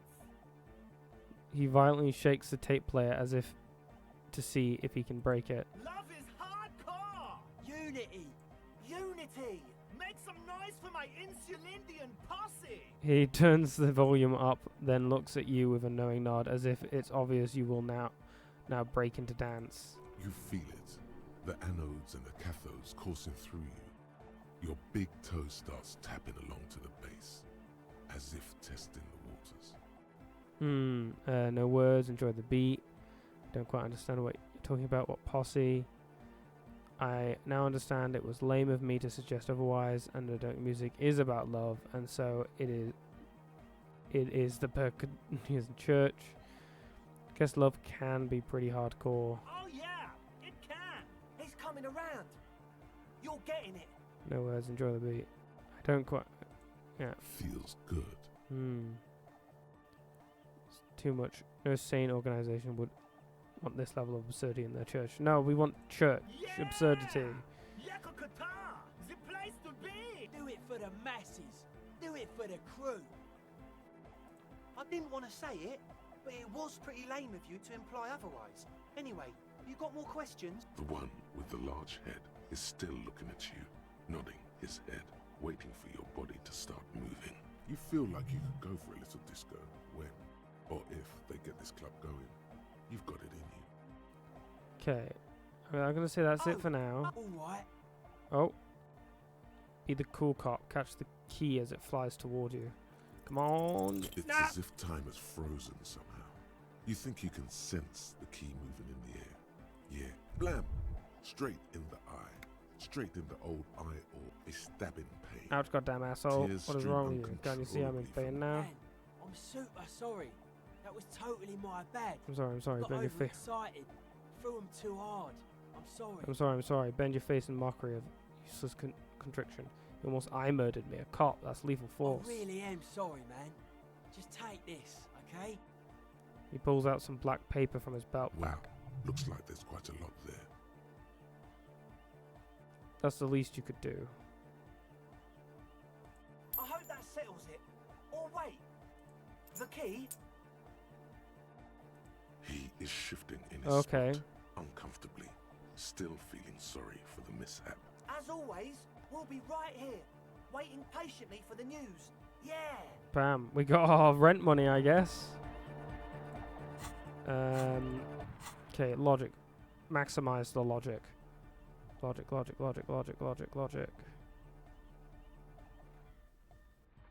Maximize the logic. Is this empathy? Oh, okay, yeah, that's why. There's my logic. There's my logic. A young man with peroxide. Hardcore! Hardcore! Still say nothing. Hardcore to the mega! Internally coherent! I was wondering if you knew who killed the mercenary hanging behind the whirling rags in the... Still say nothing. Alright! Yeah!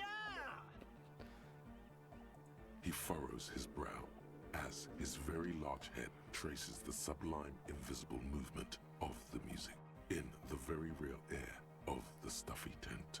Hardcore! Ah! So hardcore. Is it though? He stops dead in his tracks, tilting his head to the side. It is. What is it? I mean, really? He tilts his head to the other side like an owl. I don't know what to say exactly. Under the radar, over the top. Solve the egghead puzzle. There has to be some way to talk to this person. You just haven't found it yet. It's definitely not about signs. What if you just try again, find your way out of this maze of things to say? Maybe. Okay, I do want to. Hi again. So, how are things going?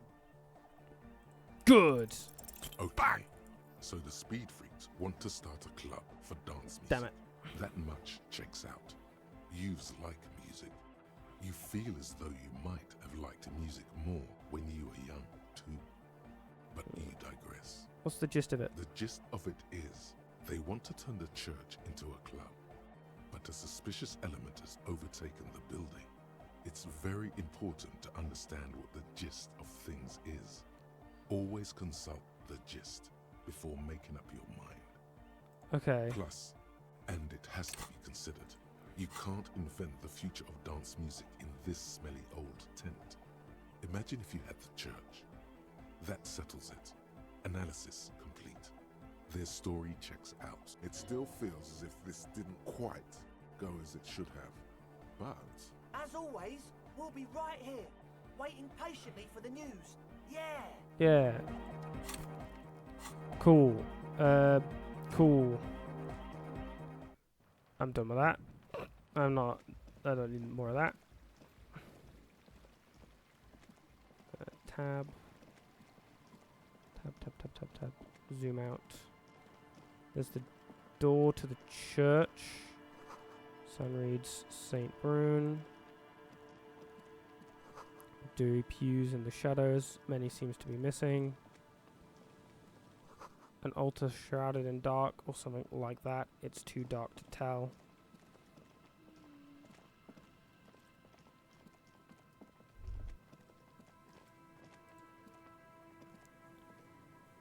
A dead phone, a smashed receiver. It's like someone hung it up too hard.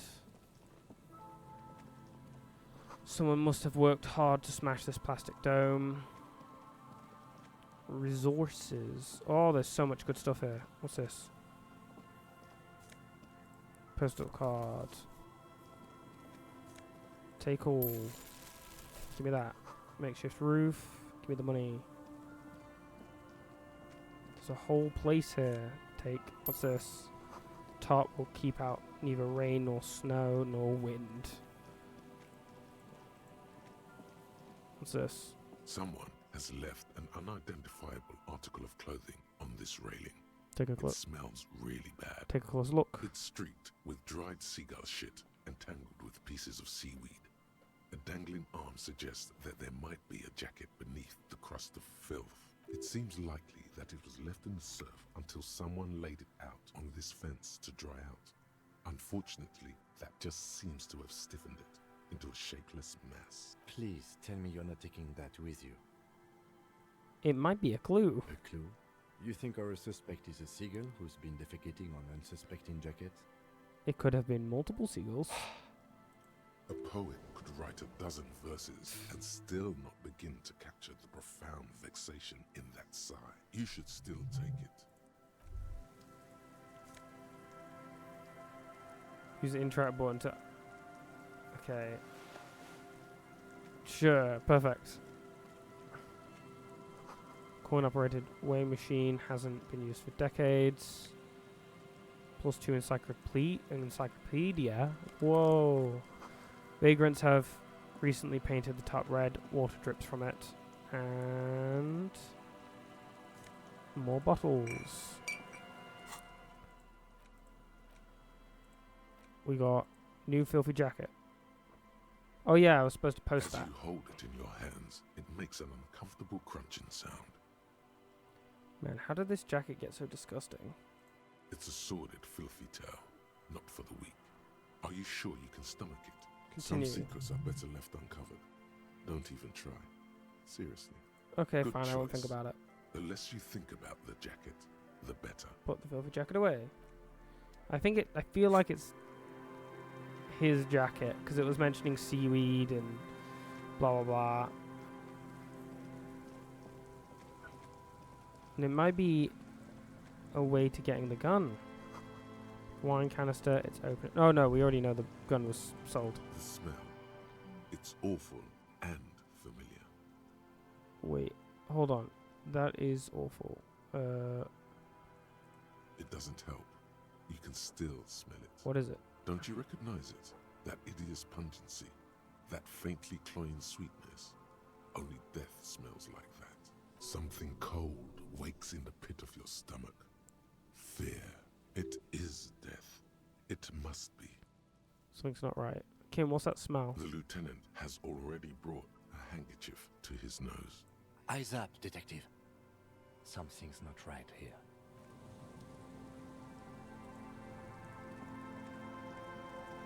Hold on, let me do this. Coin operated viewer has been out Orders of years. Stop messing with the coin viewer and hold on to something. The wind is so strong. There's some tear, an empty cigarette package, and a crumpled kebab wrapper in the trash bin. Examine the tear. 2 empty bottles of Tallulah vodka and a can of black potent porter is all you find. No, there's more in there. Livis strawberry liquor, plus some Pilsner bottles too. Better not pick them up. They seem unhygienic. A tragedy. Examine the cigarette packet. You see The kebab traces wrapper. of mayonnaise and ketchup on it, as well as a tomato wedge. The wrapper reads, Shish Kebab Revachol. It's no older than a day or two. No mold yet. It's hard to concentrate in the smell. The sea air brings some relief. Explain. Examine the cigarette package. Whoever tossed it here was a heavy smoker. The brand name reads Red Astra. Red Astra is the black market version of Astra cigarettes, known for their high tar content. Okay, and what about you? A man lies on the boardwalk, his limbs bent and neck turned at an unnatural angle. Right next to him is an empty bottle of spirits. In his cramped hand, a chewing gum wrapper. Half of his body has slipped between the cracked boardwalk, starting with the right leg. The fall has left him broken, contorted like a sad puppet. The smell is not as bad as a 2-week-old corpse, but it's definitely heading there. Hold on. Lieutenant squats next to the corpse and examines his face. 2 bulging eyes stare back at him, void of any signs of life. Lividity is faintly pronounced. Whoever this is has been dead for 2 days. No longer. We need to investigate. Calm now. Carefully. Just another day. Just another dead body. Study the man's clothes. He's wearing mud-caked boots, beige trousers, and an old brown leather jacket with a bright blue lining. There are traces of kebab sauce on his chest. The leather jacket suits him well. It must be custom-made. Search his pockets. You find some sunflower seeds and a rain-soaked library card folded into 2. His jacket feels sodden and heavy under your hand. Good. We should take a look at that library card after this is done. Study the man himself. The man has fallen through a crack in the boardwalk and hit his head against the metal bench. Coagulated blood covers his black hair. One of his feet is still dangling through the hole. You have to be quite inebriated to fall that bad. Well over a liter of pure ethanol. 3 bottles of wine, or 1.5 of spirits. Or maybe it was just dark. Examine his face. His expression is dull, like the sea behind him. Drops of water shining on his moustache. His eyes, empty and wide, look frightening in their frozen gaze. Height, 170 to 175 centimeters. Curly hair, stout build. Age, approximately 50 to 60 years. Study the surroundings. There's some dried blood on the metal bench, right where the corpse's head rests. The floorboards are rotten and slippery wet around the hole. An empty bottle lies nearby. A chewing gum wrapper is clutched in his fist. Okay, examine the man's head. A dried chunk of blood covers the hair at the back of his head. An open wound. It's sticky and cold to your touch. This is what killed him. I don't see any other major wounds, do you? It's hard to say. Seems like the head wound was fatal. It's exactly the shape of the bench. Step on. Examine the bowl. A 0.75 liter Tallulah vodka with its cap missing. There's hardly anything left inside. It's mid-market spirits with a slight touch of menthol. The man meant to enjoy himself, have a good time. Tear all around us.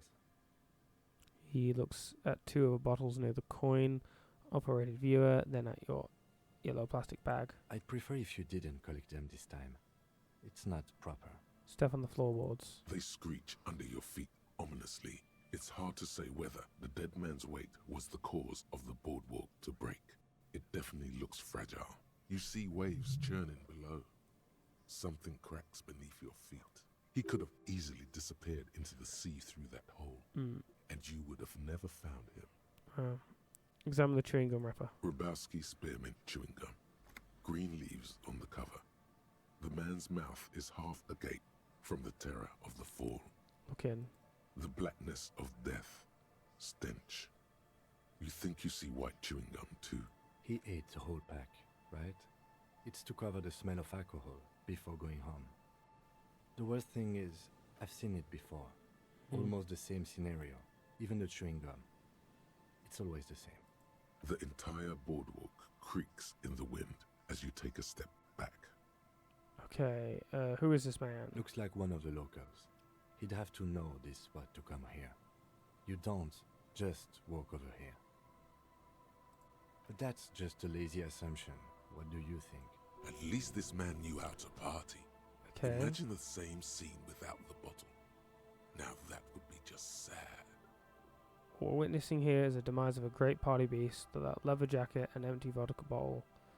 Bam. Mwah. Looks like just another old drunkard to me. I think labeling him as an alcoholic is a bit premature. We don't know anything yet. I feel like this is kind of fun. The wedding ring. Lieutenant points at the ring on the man's left hand. The flesh around it is swollen and grey. But let's try to not run ahead. For now, all we know is that he's an unidentified middle-aged man found dead on the Martinez boardwalk. What do you think happened here? What should we do with him? From where I stand, I can see two options. We either take the case and follow the leads to identify the body on our own, or we report back to the station and leave this for our colleagues to handle. We found him. We should finish the case. Hold on, what about field autopsy? A field autopsy isn't necessary if the cause of death doesn't appear to be criminal, and this looks like a simple accident to me. I'd say we should just write down head trauma in the autopsy report and leave it at that. It would save us at least 2 hours of unnecessary work. You're right. I don't see anything criminal here. Let's leave it at that. Good call. The guys at processing can take care of the rest. We found him. We should finish the case. Alright. We should first examine the library card you found. Then we can call the station from Mike and Emma. Let them know we are taking the case. Interact. The library card is folded into two and still slightly wet to the touch. The front side reads, Central Jamrock Public Library Card, issued to Billy Mejean, expires July 53. Billy is a unisex name. Could be the deceased, or his family member. Look inside, look at the back side. Look at the back side. If lost, please return the card to the library. Dial 005 02 55211 or visit us at Moreau Street, 78, Jamrock. Business hours, 900 to 1800. Good. We should give them a call from Mike and Emma. See if we can learn anything about Billy Mejean. Good idea. Cool. There was plenty of information here to go by. Look inside. Whoever owns this card is an avid reader. You find a list of books written in blue pencil. Radio thriller. Stand a little less between me and the sun. The last one in the list is The Glinton Curve by M. Theobald. A library stamp indicates that the book has been returned. Most of these titles seem to be in the sci-fi genre. Some thrillers too. Cool, put it away. Okay, let's double check. So we got, call the station about the dead body. Help Raven start a nightclub. I would like to upgrade logic so I can just solve that. Though admittedly I do also have the... Oh, I got a lot of things actually. I think we'll leave that for now then, and we'll just do logic. Level up. Accept. So now I've increased logic and we can go back to those peeps. Careful, these floorboards look rotten and weak. Moonshine probably smells like tasty fermentation. I was thinking fancy, and wouldn't call it fancy. Damn brain. We got over this way. Is this anything? Here we go. Bars cover these long, dusty windows. Let's go ignore these people. Gimme a power box. It charges nothing. It's now empty.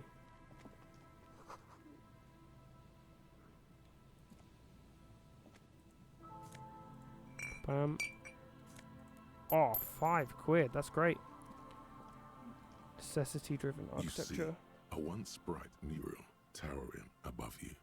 The signage has peeled off over the years, but you can still make out Feld Electrical R&D. A slogan used to intertwine with the loops a long time ago. Now, only a shadow of peeled letters remains. It says, tomorrow is just a whisper away. Tomorrow's just a whisper away. Looks like tomorrow never came. And Mikhail noticed the windows, especially with how there are no windows on the south side. This was to deal with. Blonde man stands next to his son, pointing to the weather-worn ruins. He sees you approaching and smiles. You officers, come to investigate the historic subtext of West Martinez? I'm Khan Heilostam. You must be Kim Kitsuragi, right? I was just telling my son about this building. Not a lot of people realize the historic significance here. Very rich in hypertext. Nice to meet you. Hold on, hypertext? Yes, hypertext. Young Carp and the collection of cultural hyperlinks. Wait, what was that about the windows before? Oh yes, so Mikhail. They had to deal with monitor glare, especially in the summer. They still had vector monitors back then. That was 49 years ago. So they didn't have windows on the south wall. You and Kim know each other? No, I can't say that we've met before, but I've heard of Kim, of course. Mikhail, say hi to the officers. He rests his hands on the boy's shoulder. The child stays hidden behind the hem of his father's coat, clutching this to his harem-themed colouring book. Mikhail's a little tired today. We spent all night trying to run Orbis on his radio computer. Have you heard of it? It's a programming language used in Grad. Quite tricky, but he wanted to play this Grad-made adventure program. We've been getting really into Worms lately. The man speaks in the artificial cadence of a professor, or someone who's been on too many radio shows. But I assume you're not here for giant worms when there are so many real things to see. Just as I was telling Mikhail before, this is where the Coalition landed in 08. We could be standing on what is the most interesting landmark in Revachol West. Wow, get a load of this guy. He really enjoys his trivia. The Orbis programming language was named after its inventor, Victor Orbis, a cybernetician from Grad.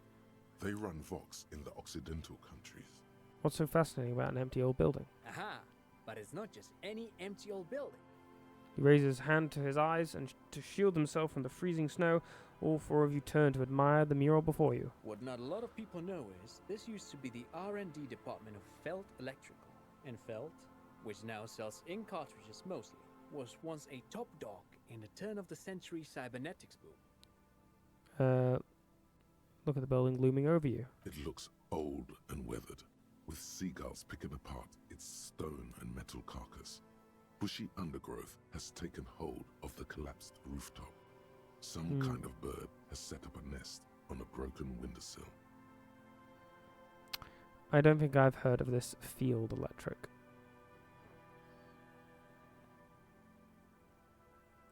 That's not surprising. Only a vestigial ink cartridge and ferrotape manufacturer remains. They started out as a midway electronics outfit in Königstein 2 centuries ago. After an aggressive move to Revachol, Feld became a global player in the emerging personal electronics market of the pre-revolutionary era. Still, Tricentennial was beating them in business machines. But Feld had an ace up their sleeve. Or should I say, they were developing an ace up their sleeve? I'm mixing my metaphors here. Very interesting. Wait, what was that ace? It was here in Martinez, possibly in this very building, that they developed prototypes for a tape computer. Tape computer? Mm-hmm. An elegant folding mechanism of rollers and ferrotape ribbons, portable enough to be a take-it-home solution. Revolutionizing business machines, possibly even bring them to the average consumer, which is a feat of engineering even today's giants, Rehm, ICN and ZAM, haven't achieved yet. He grins, admiring the sentence he just produced. He assumes something like a combat stance, facing the wind. What happened? Indeed. What? The revolution! Boy wipes his nose on his sleeve. Unfortunately, their moonshot project never made it to the market. Feld's move to Revachol backfired. The revolutionary government liquefied their assets and expropriated those very advanced prototypes. Possibly from this very building, or one of the adjacent ruins. Pauses to the other building, then continues. All of this was built by Feld, even the boardwalk. Wild Pines built matinees proper as a resort for their middle management. Feld built this side of town for R&D. So you're saying the Field Electronic built the boardwalk? Yes, they even built a pleasure wheel, but that got destroyed in the war. A pleasure wheel?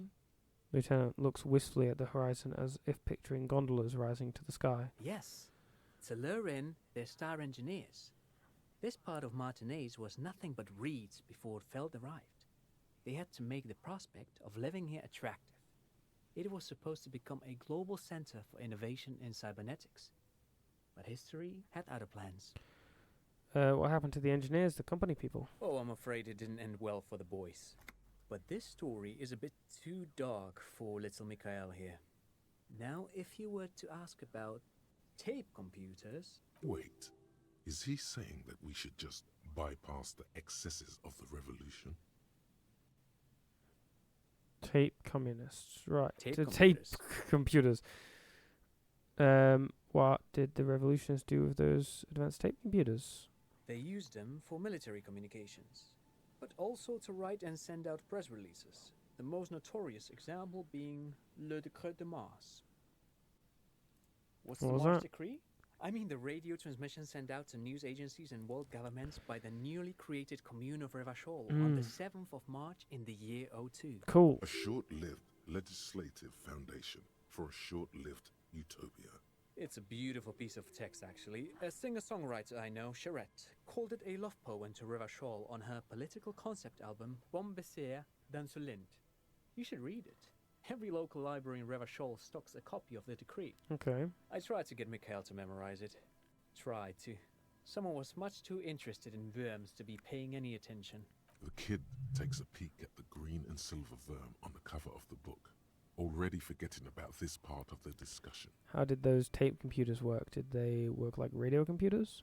Actually, no one knows. No one even knows what a computer made entirely of tape would look like. But word has it, they were very elegant, exquisite, alien-looking turn-of-the-century hardware. Okay. Buckle up. 10 years ago, I did a little freelancing, I guess you could say. I was a special consultant for an exhibition at the Wompty Dumpty Dum Center in Vredefort, Oranje.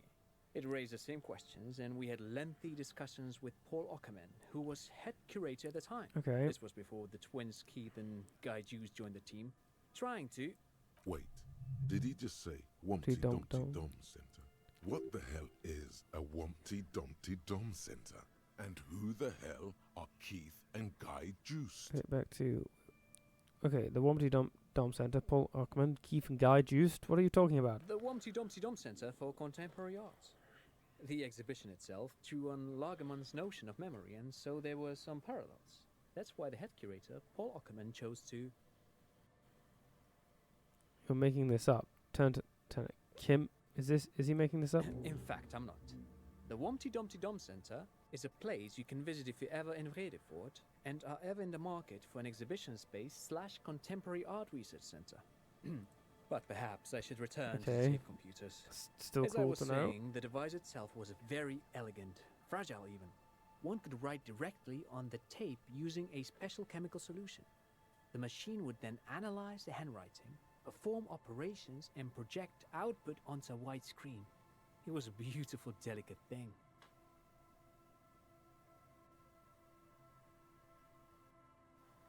Alright. Made of black film and folding tape structures. Yeah, cool. Very, very cool. Though I understand the socio-economic causes of the revolution, it pains me to imagine the revolutionaries setting fire to this precious device. But so they did. The Feld playback experiment vanished into the fires of 07. I cry. Okay, wait, the failed playback experiment? Yes, the official name of the prototype. Some sources report it as the Feld Playback Experience, but those are incorrect. Why did the revolutionaries destroy it? Who knows? Maybe it was an accident, or maybe they didn't want the technology to end up in the wrong hands. Either way, they're all gone now. All 3 versions of the prototype. Damn. Nothing but debris and ashes remain inside that building. I want to ask something else. But of course. What else? I wanted to hear about the Feld building again. No. Do you have any money? I do have some money, yes, but that's not what's really important here. He brushes it off like it's not a thing at all. No, I mean, come on. You need the money. If it's not a thing, he can give you some. Could I have some of that unimportant money then? Oh no, I don't have it on me, officer. I was talking in more general terms. He looks uncomfortable, his left hand squeezing the sunstrip. I'm just spending time with my kid here, showing him around the lesser-known parts of our hometown. It wouldn't be wise to carry huge amounts of cash on such expedition. Not that he would have to worry about being robbed. He looks surprisingly buff. Does he work out? By the way, do you work out? I do some Lomantang stick fighting now and then. Lo Mantang stick fighting is a form of martial arts originating from the island of Lo Mantang. It uses slender wooden sticks for confronting the opponent. Oh, right. Actually, a great many cultures have their own version of stick fighting, such as the sacred Mabolo tradition of the Harli people, a name deriving from the butterfruit tree traditionally used for crafting the long, slender sticks, whereas the sticks used in other cultures... You doze off as he paints you a comprehensive picture of the history of stick fighting among mankind, seasoning it with unexpected pop culture references. Man, he's good at speaking. People must love him. But anyway, I'm boring you with details again. You were saying? I don't really remember what I was saying. I'm not really interested in the practice. I just wanted to know how often you work out now and then. That's what, like once a week. I don't really remember what I was saying. Then I guess everything got said, right? No, cool. Thanks to you for having me and little Mikael here to pick your brain. A very interesting conversation indeed. Pick your brain. If anything, this was rather one-sided. He did the talking. Whatever. Alright. Such productivity, such wow. The remaining windows rattle from a strong gust of wind. They're covered in a thick layer of grime. They must have been like this for 40 years. Try to see what's inside. Dripping water falls from a high place. All you can see is the shadow of a collapsing staircase. There's rust and corrosion on the bars. They're foaming with it. And a small layer of white salt from the sea. Lieutenant, can you make out what's inside? No. I won't even try. You know... He takes his glasses off. I had a partner once. They called him Eyes, because he had to show me things. It's that bad. Can you still shoot, though? Well enough, actually. It's odd how that works. I'm no sharpshooter, but I pass my shooting courses 7 out of 10. Okay, cool. But yeah, blind. Good old blind Kim. Oh. It's a Nolan vintage quick and unsuccessful. Oh, unsuccessful model. Yes. Oh, we have to wrap all the way around here. Okay. Looking back at you from the rust-colored water. You. Oh, wow.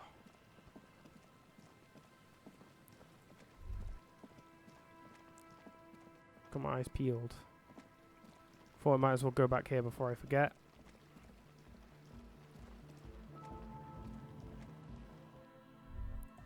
So yeah, Oh. Oops. Oh, so you had a talk with Andre and now you want to discuss things with Noid? Good. Skin shows through the holes in the too large sweater in front of him. An open toolbox full of carpentry tools and parts. It's good you talked to Andre first. Gave me time to get a reading on your sign. Can't really talk to people before you get a reading. Sign? Yeah, gotta compare. See if we can align. Interesting. I suck at socialising, man. Even now, our sign synchronisation is way off. But I'll see what I can do. Okay. Why are you called hardcore Moid? aesthetic is esoteric. It's not meant to be discussed with the law at this moment. I don't understand what that means. I can see that. Further sign matching would do good for us. One way to achieve sign synchronicity would be by getting us into the church. Alright, mate. Hi again. So, how are things going? Really good. A number of things don't add up. Let's take a look. How about gather around, kids? I got bad news for you, Andre. Things don't add up. Okay, kids, now go around. The young speed freak puts down a busted capacitor and looks at you. The one with the large head seems very enthusiastic about whatever you have planned. I mean, enthusiastic about everything, frankly, but... Their would-be leader is less amused.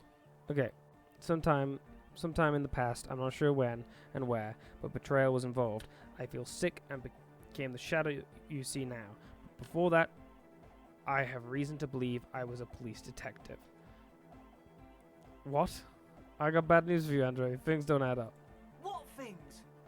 This isn't the makings of a club. It's a tent full of laboratory equipment for manufacturing drugs. I have no idea how you arrived at that conclusion, but it's wrong. Look, we even have speakers. One speaker. They have one speaker.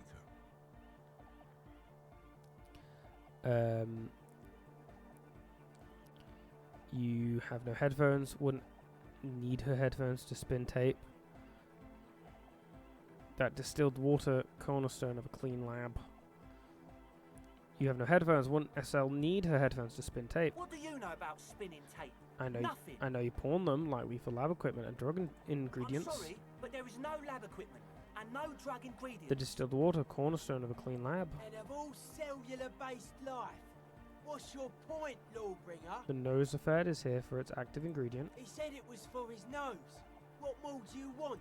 Likely pseudoephedrine. Almost exactly the shape of ephedrine.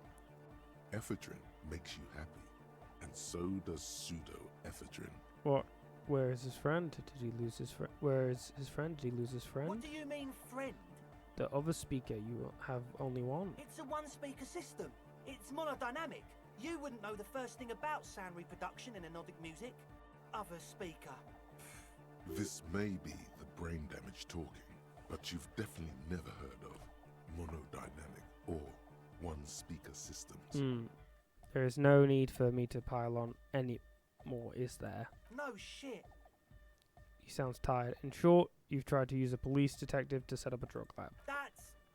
Come on, that's... Punishable by summary execution against the law? I meant to say, not true. So, what are we going to do with you? What do you mean, do? We do this lawman style. First you tell me everything, then I pass judgment. You tell me what's really going on, and we'll work from there. I can be lenient. I don't care. I just want to crack the case. Do what you want, and I'll do what I want. You tell me what's really going on here, and we'll work from there. I can be lenient. What do you mean by lenient? Haven't you heard? I'm the dirtiest cop this side of the river. I make life hard for you, using every connection I've got. Not calling back up and hauling you all off to the pen for starters.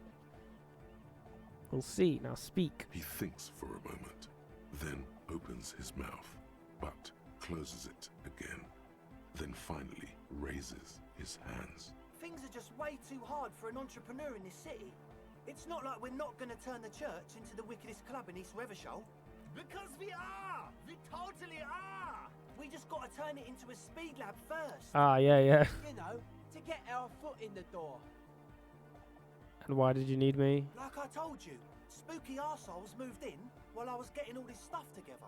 A month ago, the place was empty, and now it's all spooked up. They're not really spooky, are they? No, man. They're spooky, all right. It's just that they would also probably call the police if we started cooking speed in there. But the sign was way off, too. I couldn't feel the love at all. Sir, you promised you'd be lenient.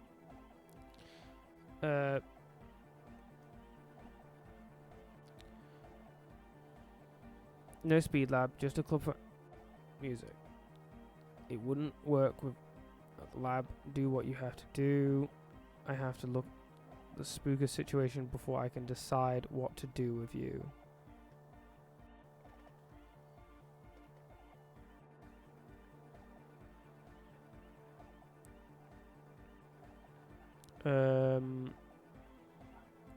We can continue on an amiable path, right? No more misunderstandings, no more lies. Before you go, is there anything else you need? What's the status of the church? I haven't gotten inside the building yet. I asked Noid to install a measure against more drifters wandering in. A padlock. It's a temporary fix. Just something to contain the situation. I had to do it in an hurry. Not my best work, but it should hold for a while. How long have those people been locked in there? Not long. Like a week, maybe. How could you be sure they haven't starved to death? I'm super sure they're alive. I mean, come on. I'm at least 90%, maybe 85% sure they're still alive. Somewhere in the ruinous past that led you here, there was something called exams.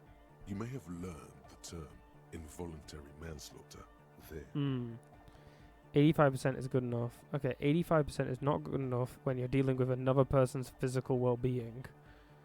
Do you know what involuntary manslaughter means? Yes, I do. I listen to Channel 8 all the time. I know about crime stuff, and I assure you, officer, this is not what's happening here. I'm at least 80% sure they're alive. I mean, come on. Most people aren't ever that alive in their entire lives. What does that even mean? I don't know. What does anything mean, really? Oh, yeah. He looks at his friend with an expression of profound understanding. Sounds like nonsense. You're right. It is nonsense.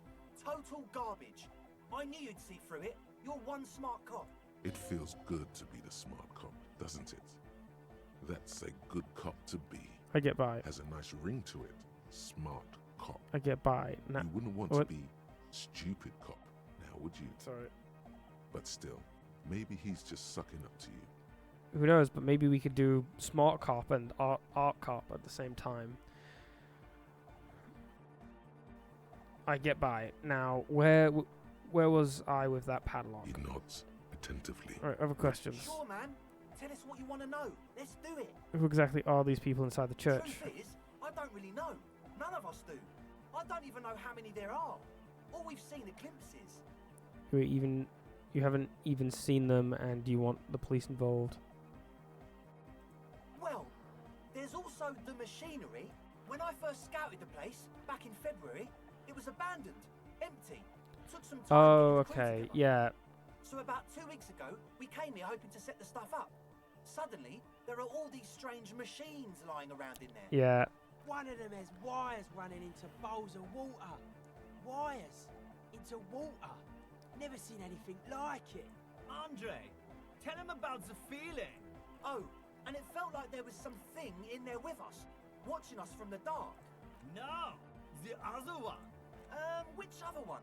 I'm not as in tune with my emotions as you are, Egg. Felt like silence.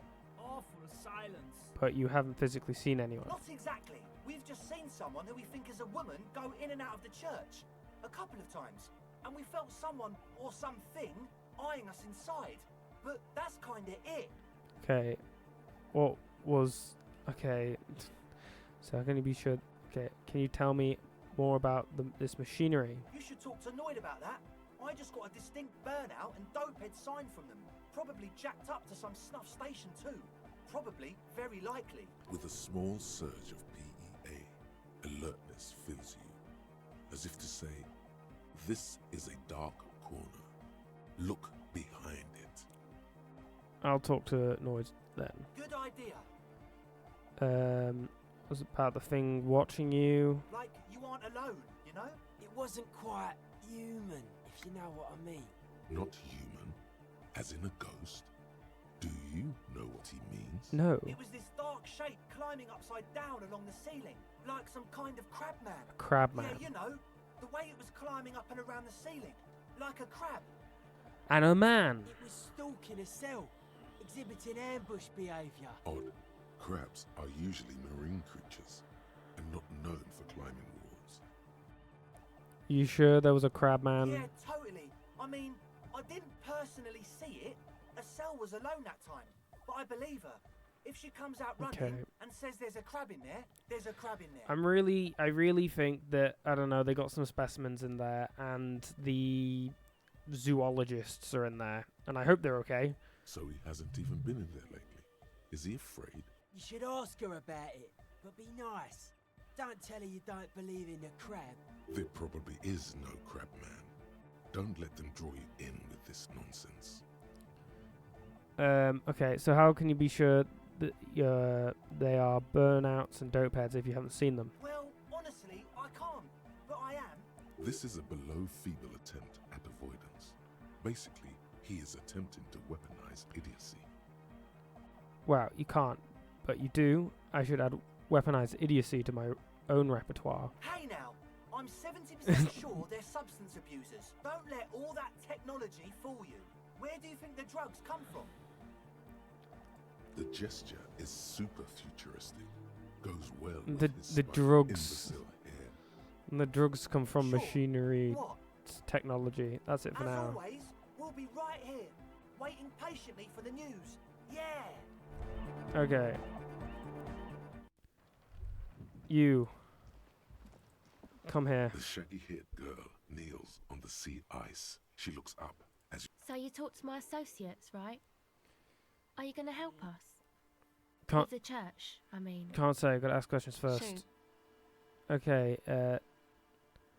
So your associate tried to use me to set up a drug lab. I'm guessing you knew of this plan. I did, and I'm sorry. For what it's worth, which isn't much. This is why I didn't go into the tent. Typical delinquency. You don't get to choose your posse, they choose you. Mine are idiots, but they're mine. I tried to talk Andre out of it. Should have tried harder. Misleading a cop is no joke. I know. I should have been able to control them, and I will in the future. I promise. May I ask, what did you tell them? That I'm going to decide after I've looked into the church situation. Oh, right. That's wise. Take your time. The others told me you were inside the church. What did you see in there? Oh, that. You're not going to believe me. There's no point in me telling you. she's less prone to blurt it out, crab man, than the others. We'll see. We'll see. Go ahead and tell me. Okay. I went in and I saw a woman next to one of those machines there. Noid calls it a mainframe. She was dressed like someone who's been raised by their grandmother. You know, strange old clothes. Had this absent expression, didn't say anything, just stood still. Go on. And then, you know, right behind her, a man crawled down the wall. Upside down like a crab, down the church wall. I think the woman didn't even know he was there. He was completely silent. He stopped right before he got to the floor. Okay. Then just hung there like that, looking at me. Right at me. I fucking turned around and walked out. End of story. Like a crab, you say? What did this crab man look like? It was too dark. I couldn't tell exactly. Come on, she obviously could. She already went into detail. Come on, quit stop. You were right. Come on, quit stalling on me. What did he look like? He looked like a banger, okay? He was all muscular and stuff. Had a mesh tank top. I know it sounds ridiculous, but that only made it scarier in a way. A crab and a banger? Yes, a banger. As in a mess gang member. I know what it sounds like, but that's what I saw. A gangster crab man. Yeah, I don't believe you. You were wrong. I do believe you. Why? Seems too ludicrous for a lie. I guess so. Anyway, what else? I'd like to know more about your associates. My associates? I haven't got much to say about them. Just answer the question, please. What do you mean you must know something about them? Of course I do. I just don't tell people about my friends and who they are and so on. I don't provide information on them. To the cops. About yourself. Tell me something about yourself. Me? I'm a silver bird. Okay. Maybe I'll ask later about this. Don't know what makes you think it'll be any different later, but... What's the device you have there? This It's a portable recording device. It's for field recording. Low quality, but still. And the wires? Actually, just one wire. I picked on it till the braiding came loose. The wire leads to a contact microphone. What's a contact microphone? A contact mic records sounds from inside things, like this ice. Your mangled brain would like you to know there is a boxer called Contact Mike. Okay. Yeah, any news on my wife's name? How about my mother? No. You're welcome. Damn it. Scar, girl, brain, can you function better, please? Does this have anything to do with Contact Mike? How does that thing work? The mic? I don't exactly know. Somehow it doesn't pick up vibrations from the air. The book said it only picks up structure-borne sound, if you like technobabble. Okay, does this have anything to do with... No. Where did you get the mic from? Same place I got the recorder from. The Palaceum. Tell me, what's the Palaceum? Oh man. You haven't been to the Palaceum? It's the coolest place in this whole drug-addled shithole. Cool. It's a music club and a synthesizer workshop on Boogie Street in Jamrock. Musicians live there, like real musicians. I once saw Arno van Eyck. Sounds interesting. It sounds like a place of congregating homosexuals.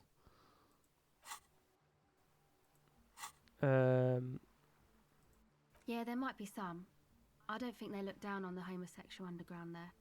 The Palaceum's not that kind of place. It's cool. Because I have a problem with homosexual, major problem. Don't get me wrong, I'm all for it. This Palaceum just sound like that kind of place.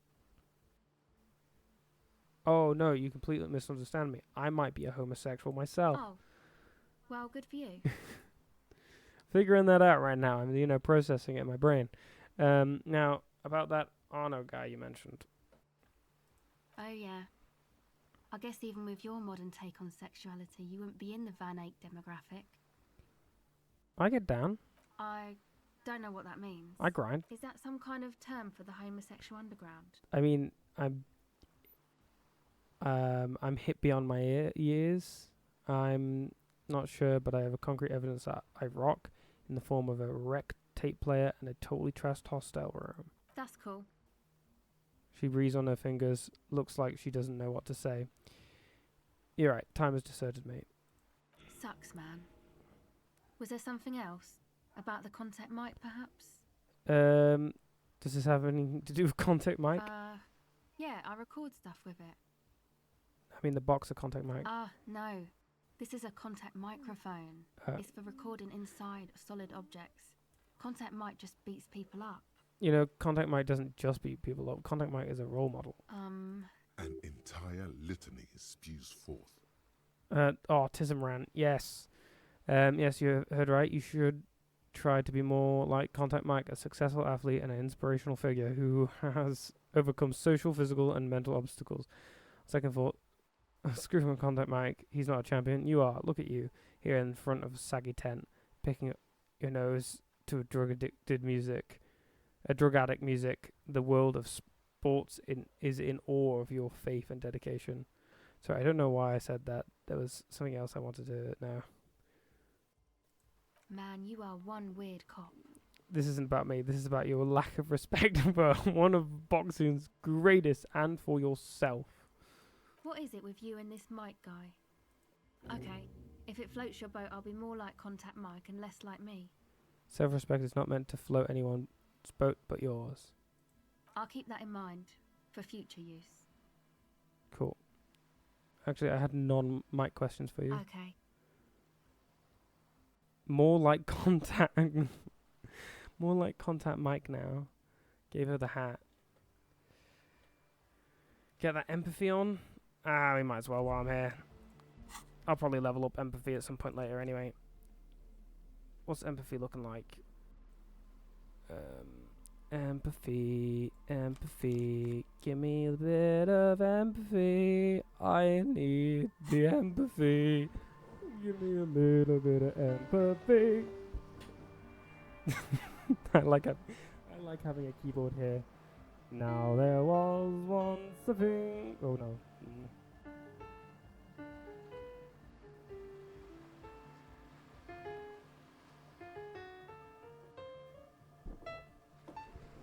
Okay, anyway, yeah, back to not piano. Oh yeah, I forgot about these. Okay, let's go investigate. Oh no, this. I'll try that. I might as well just. No. I'll try this. Hello again. Okay, 20%. I am gonna rock it now. Yeah, let's do it. The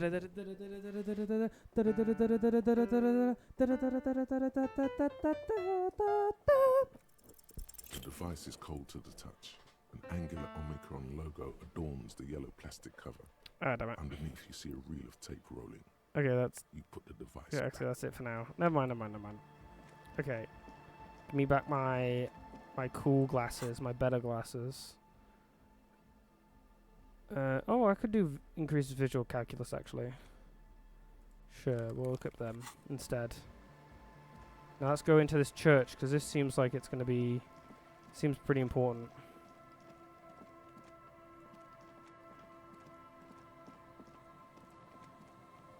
Heavy wooden doors, more than twice your height, stand shut in front of you. The rectangular sea-worn ornamentation appears in stark contrast to the padlock, carelessly drilled into the wood. Okay, we're going to leave that. We're going to equip the torch, which we should... Tool here. Equip the torch. I'm going to go in. Heavy wooden doors, more than twice your height, stand shut in front Inspect of you. the carpentry. Carving on the door is block-like and angular, like the church itself. Two large beams shoot downwards, sinking into the wood before they reach the threshold. We're only a hand over a beam. The surface is smooth from the wind, but moist to the touch. Feels exceptional. 300 tons of pine would fit together seamlessly. It's old too, cut and carved many centuries ago. Open the padlock with the key. The lock turns easily. You hear a click as the shackle pops open. Let's go. Pull on the doors. Rush of air rushes into the dark innards of the church, as though rushing to fill a great vacuum in the heart of the city. Oh, big picture. Oh, it's more of that equipment. I'm surprised. Oh, hello. That's a bit of an odd thing just to have right at the front, but alright. More of the fork lighting pattern you saw outside. Bark beetles? No, it looks intentional. Some long forgotten style. This grotesque wood figure looks half finished. The figure was added later. It's not part of the original church. Okay, that makes more sense with that. This blackboard is filled with complex equations. They look recent. Something to do with radio frequencies. The bowl is filled with water. A live wire runs directly into it. Could these wires work as contact microphones? The silence in this part of the church, it's almost palpable. All the shifting matter and shuffling of living things is gone. Nothing seems to exist beyond the church anymore. Maybe if you were to stand in just the right spot, even your footsteps would be completely silent. Wait, I think I still hear something. And then it's gone. Almost all of it. But for the faintest of hums, it seems the sound here is detached from its source somehow, if not blotted out outright. Truly unusual. Sounds like the Pale. Sounds like the Pale. How do I know what the Pale sounds like? From recordings of the Far Pale. You've heard them. We all have. You can hardly hear your own breathing. Yell as loud as you can. Stomp your feet. Your voice is barely audible. Not a howl, but the softest of whimpers. Stomp your feet and clap your hands. You produce a few muffled thumps, after which the silence feels even more total, somehow. Turn to Kim. What's happening? The lieutenant points to his ears and shakes his head. Then he leans closer. Can you hear anything? Almost nothing, and it's beginning to worry me. Not really, but it's extraordinary. I've never experienced anything like this. I wonder why the church was built with such strange acoustics. Maybe the church was designed this way to prevent boisterous activity, singing and dancing on its premises. whatever it is, it's definitely real. Something odd is happening around us. The lieutenant doesn't reply, but you can sense him tense up next to you. Look up to the bell tower. The orderly rows of ceiling panels become barely visible, then disappear completely in the darkness of the tower overhead. What if I don't want to know what's up there? The silence, the darkness, they've enveloped you as in a cocoon. You cannot move anymore. Relax. It'll be okay. Ba-bam. Good thing I got this torch. Kim, look at this torch. Brrr. Bright, bright, bright, bright, bright. Okay, let's see. What's up here? It's like there's something moving up there. Oh. A shadow has emerged from the tower and it's making its way toward you through all the other shadows. Follow the shadows' movements. It's not a shadow anymore, becoming more substantial as it gets closer. The shape of an animal descends. Officer, is there something up there? Can we just see whatever it is that you're seeing? Oh no, you've lost sight of it. On the ceiling? Yes. The darkness makes the ceiling feel infinitely far away. Blink. Aha! You see something hanging from the rafters, looking straight at you with dark eyes. Maybe it's possible to talk to it.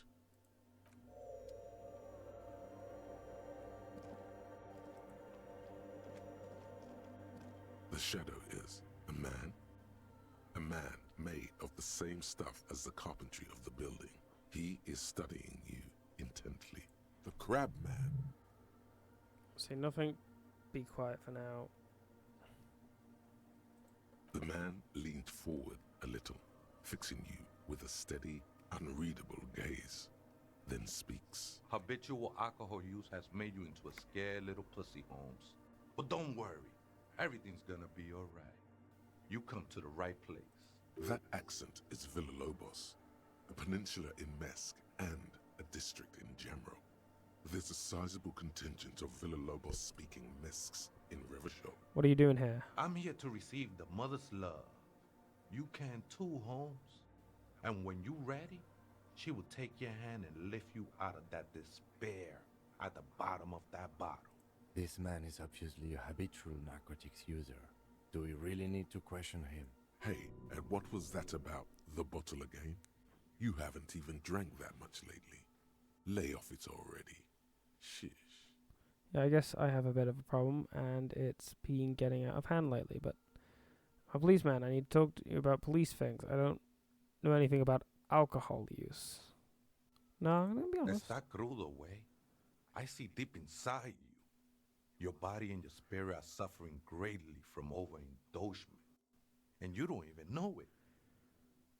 Oh, I'm very in touch with my suffering. How do you know what I'm feeling? I was like you once, just dragging my feet to the next bottle.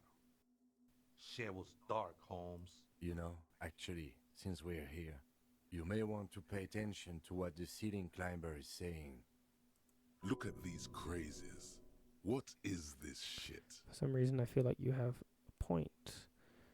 Who do you think you are? Some crazy guy under the roof? You know alcohol is central to my identity. If I wouldn't drink, I just wouldn't be me. This is stupid. I don't even know what this is. That's all well and good, but we need to talk about the unlicensed occupation of static property. The only thing we need to talk about is how the mother can really help you, Holmes. Voice echoes in the cold air of the church. This is the Church of the Mother of Silence. You are welcome here.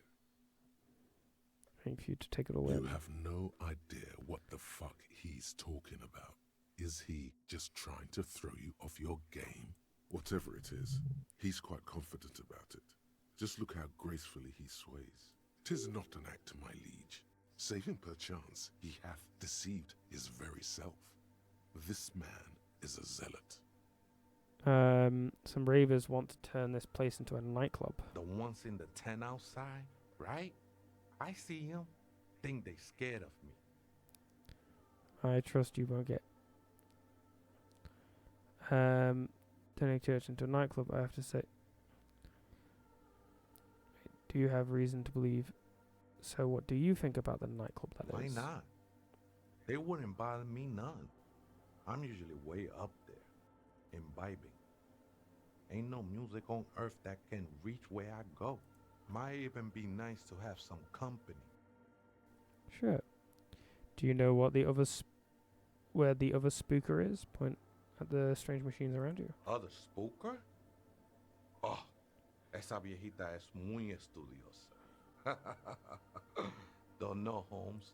Viejita is grandma? Oh, there you go. Wait, so there is another person living in the church, and is it Vieta? No. I just call her viejita because of her clothes. She's actually quite young. Or maybe not that young. Age is just one of the many masks we wear. Sure. You don't know where she is. Right, thanks. I'll see if I can find her some other way. Don't know where she is. I said, Holmes. Okay, how can you not know when you both live here? Don't really follow her comings and goings. Just see her typing on her computer now and then. We got different interests. So you've got nothing else to tell me? How she looks, what she does, who is she? I'm afraid not, Essay. You just have to wait until she comes back, Or search through her radio computer. Okay then, thanks. Thanks, Peep.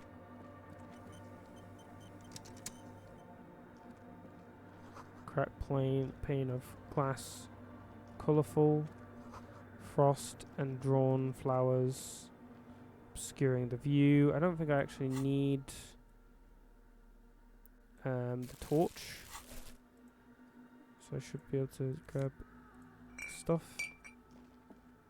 A figure drawn in the frost of the window, depicting a deer.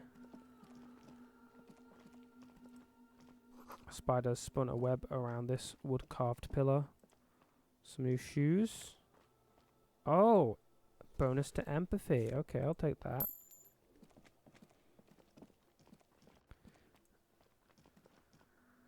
A portable Harman Wowship tape recorder. It is possible it's recording something.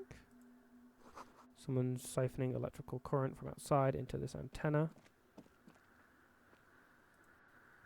2 decks of reel-to-reel tape spinning on empty. A machine stands in the corner, watched over by the figures on the stained glass window. It's turned on and quivering with soft electricity. Another radio computer. And this time it's already turned on. We should leave. I doubt this place bears any connection to the case. Yes, but this machine looks like the one in Doomed Commercial Area. It's also quite similar to the one we have down at the station. Must be the same model. Inspects the the machine's framework, careful not to touch anything. The one you saw earlier was the Ream Civic. This is the Ream Prefect, a model number RC7024, equipped with a Fell mainframe and a Ream-compatible interim printer. The Ream Prefect is the governmental version of the commonly used Ream Civic model. Although mostly based on the same technology, the Ream Prefect is equipped with better noise attenuation circuits. Wait, let me just investigate it behind. Let me just investigate it. Step behind the computer. You see fluorescent play and print buttons on the keyboard. A hatch connected to the central compartment is wide open. The lieutenant says nothing. You see the machine's glowing frame reflected back from his diamond-shaped glasses. You're free to proceed. Look inside the compartment. Behind the hatch sits a cube-like crisscross of filaments, smoldering in the dark like fireflies. Silver tape on the side says, in black marker, log, February to March. Another filament memory. Press play to talk with the repeater. The speaker comes to life. Static seeps through the machine's planar magnetic driver. Okay. An old lady greets you. Her voice sounds 100 years old. Good afternoon. First case accident on Saint-Brune. This is the East Insulindian Repeater Station 1. Please repeat. Is this the personal log? It's the same old woman you spoke with through the radio computer in the doomed commercial area. Access the personal log. Machine or alive.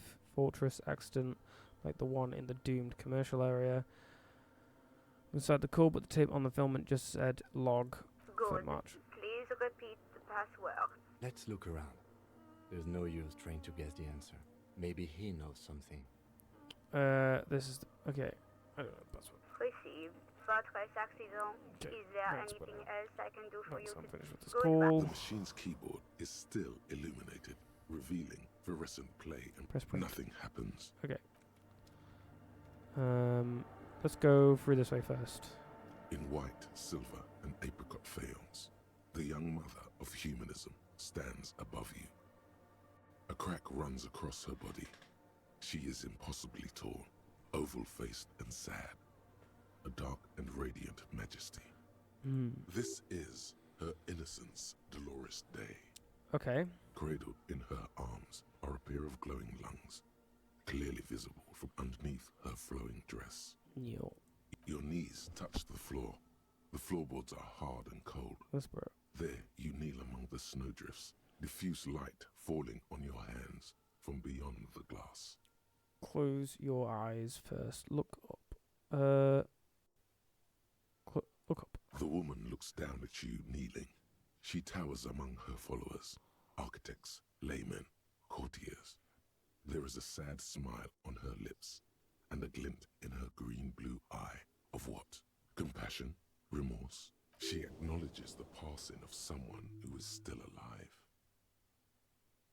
It's remorse. It is mourning.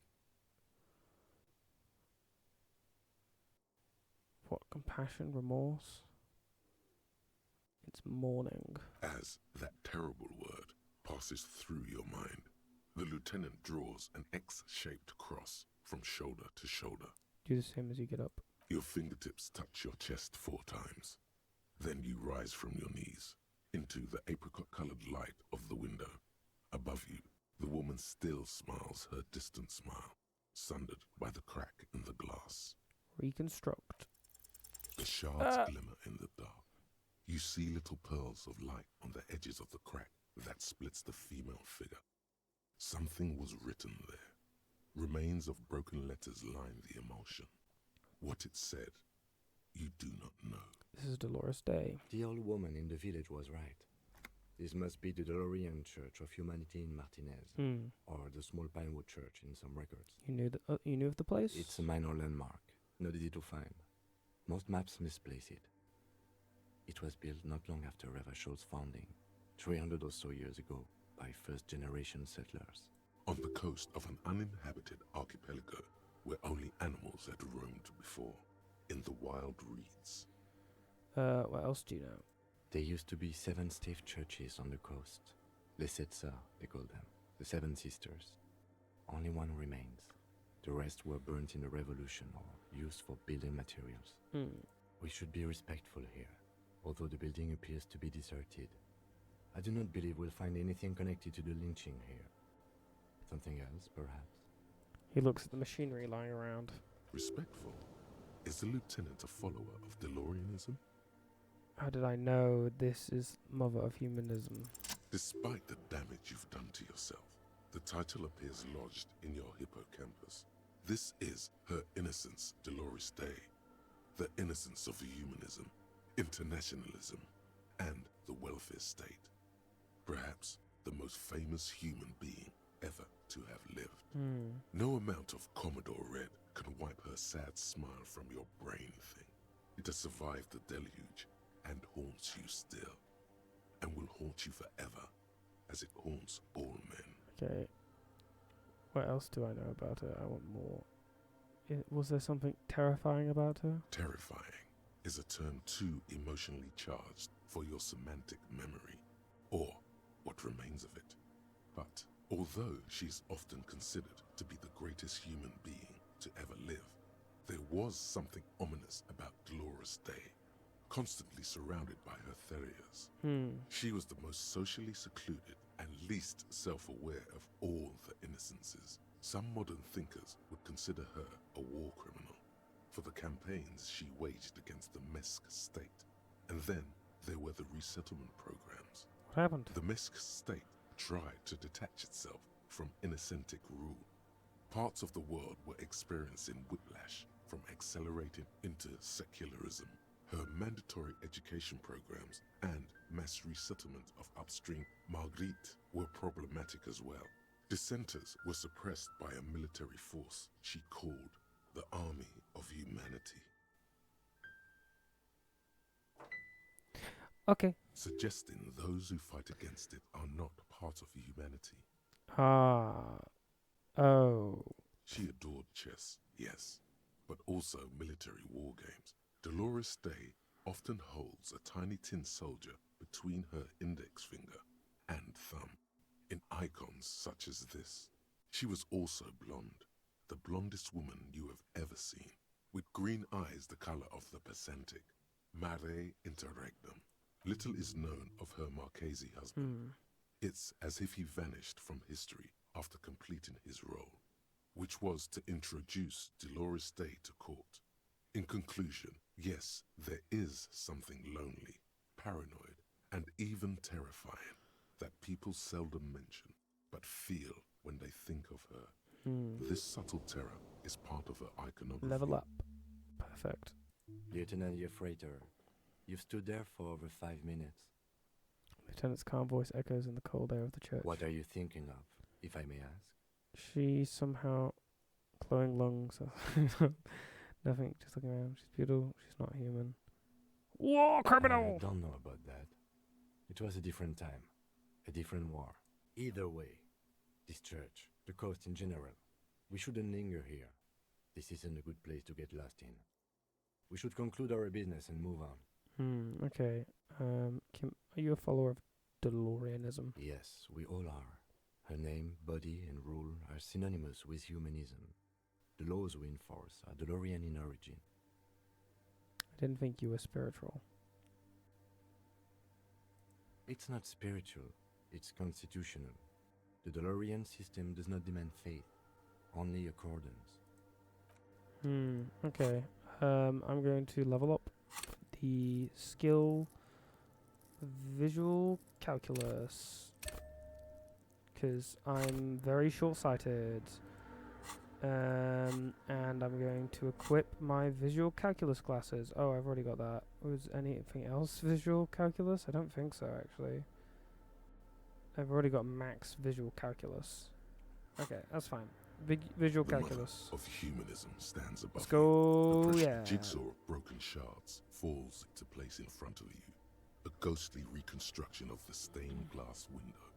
Before it was shattered, there was an older woman beneath the younger one.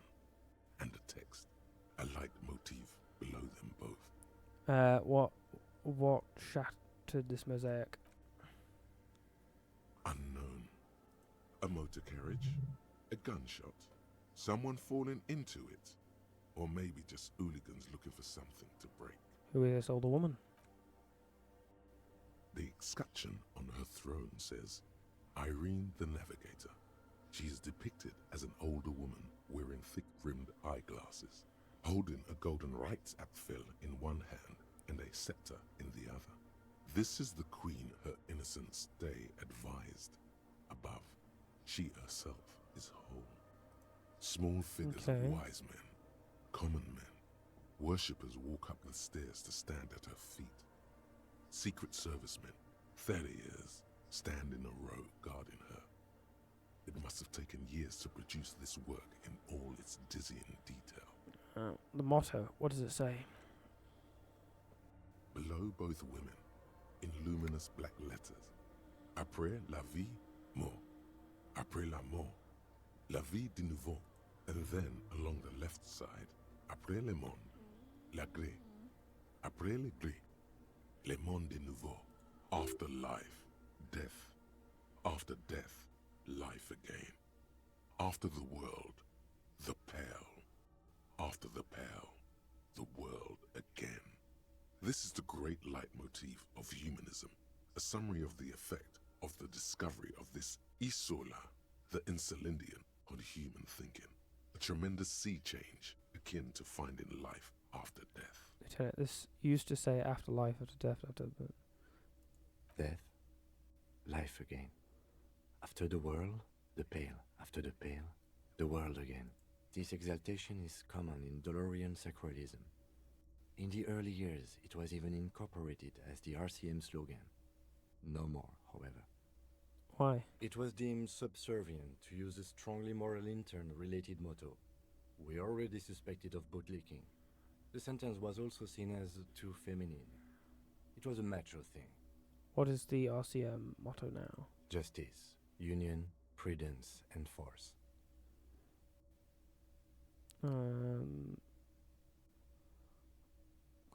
Slogan. I like this. What's the fear of God back in? I'm not gonna make the same mistake I did the other stream. I like the other one better. So do I. Step back. Yeah, because it's just generic. The mother of humanism towers above you. A wax painting on a cracked pane of glass. Nothing has changed in her expression. Okay, let's go quickly ask, hey, did you hear a little puzzle? Oh, hey, wait. There's coffee in the back. Oh, wait. I meant the mother's love. Coffee in the back. Something familiar about that. Coffee and stale cookies. What was that about coffee? I feel like I've heard that somewhere Look, before. man. I'm at liberty to talk about the sacred blaze of the mother's glorious heart, but not about the coffee. Have you by any chance heard Vegeta say the password to her radio computer? Too many times, essay. You need it for something. Surveys are a good way to fish for personal information, especially in the name of public safety. I'm doing a survey of passwords and passcodes, identify regional trends in the interest of public safety, of course. Don't sweat it, vato. The password is afterlife death. Afterlife death. What you think of that? Makes me almost pity la niñita pequeña when I hear it. Okay, thanks. I think we're done here, essay. For your crawls off into the darkness above. That was an interesting conversation. However, I'm still not sure how it's relevant to our investigation. It's all relevant to the investigation. You don't appreciate my jam rock style. I've already looked at that.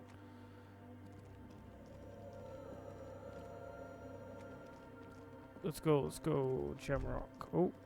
Hey, her Innocence Dolores Day liked little figurines, right? Liked holding little men between her fingers, remember? What? You have the Headless Falcon Rider figurine. You should give it to her. Win her back. I should, yes. This is a task of mine now. What? Win who back? I can't win her back. She's a long dead historical figure. Don't be so pessimistic. Love doesn't die that easily. I should. That is a task of mine now. So very, very, very nifty. Nifty and mysterious. This is surely what the figurines are for.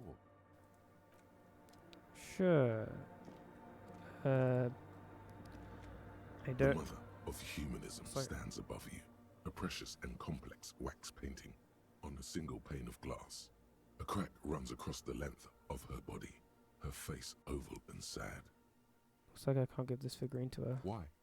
Because she's a stained glass window. That does seem to be a problem. Maybe you meant something else? Like what? Is this task still on?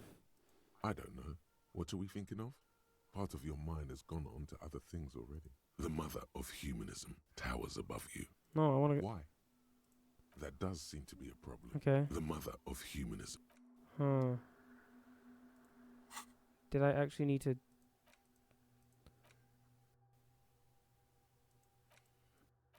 Do I have to actually research it? No? Okay, cool.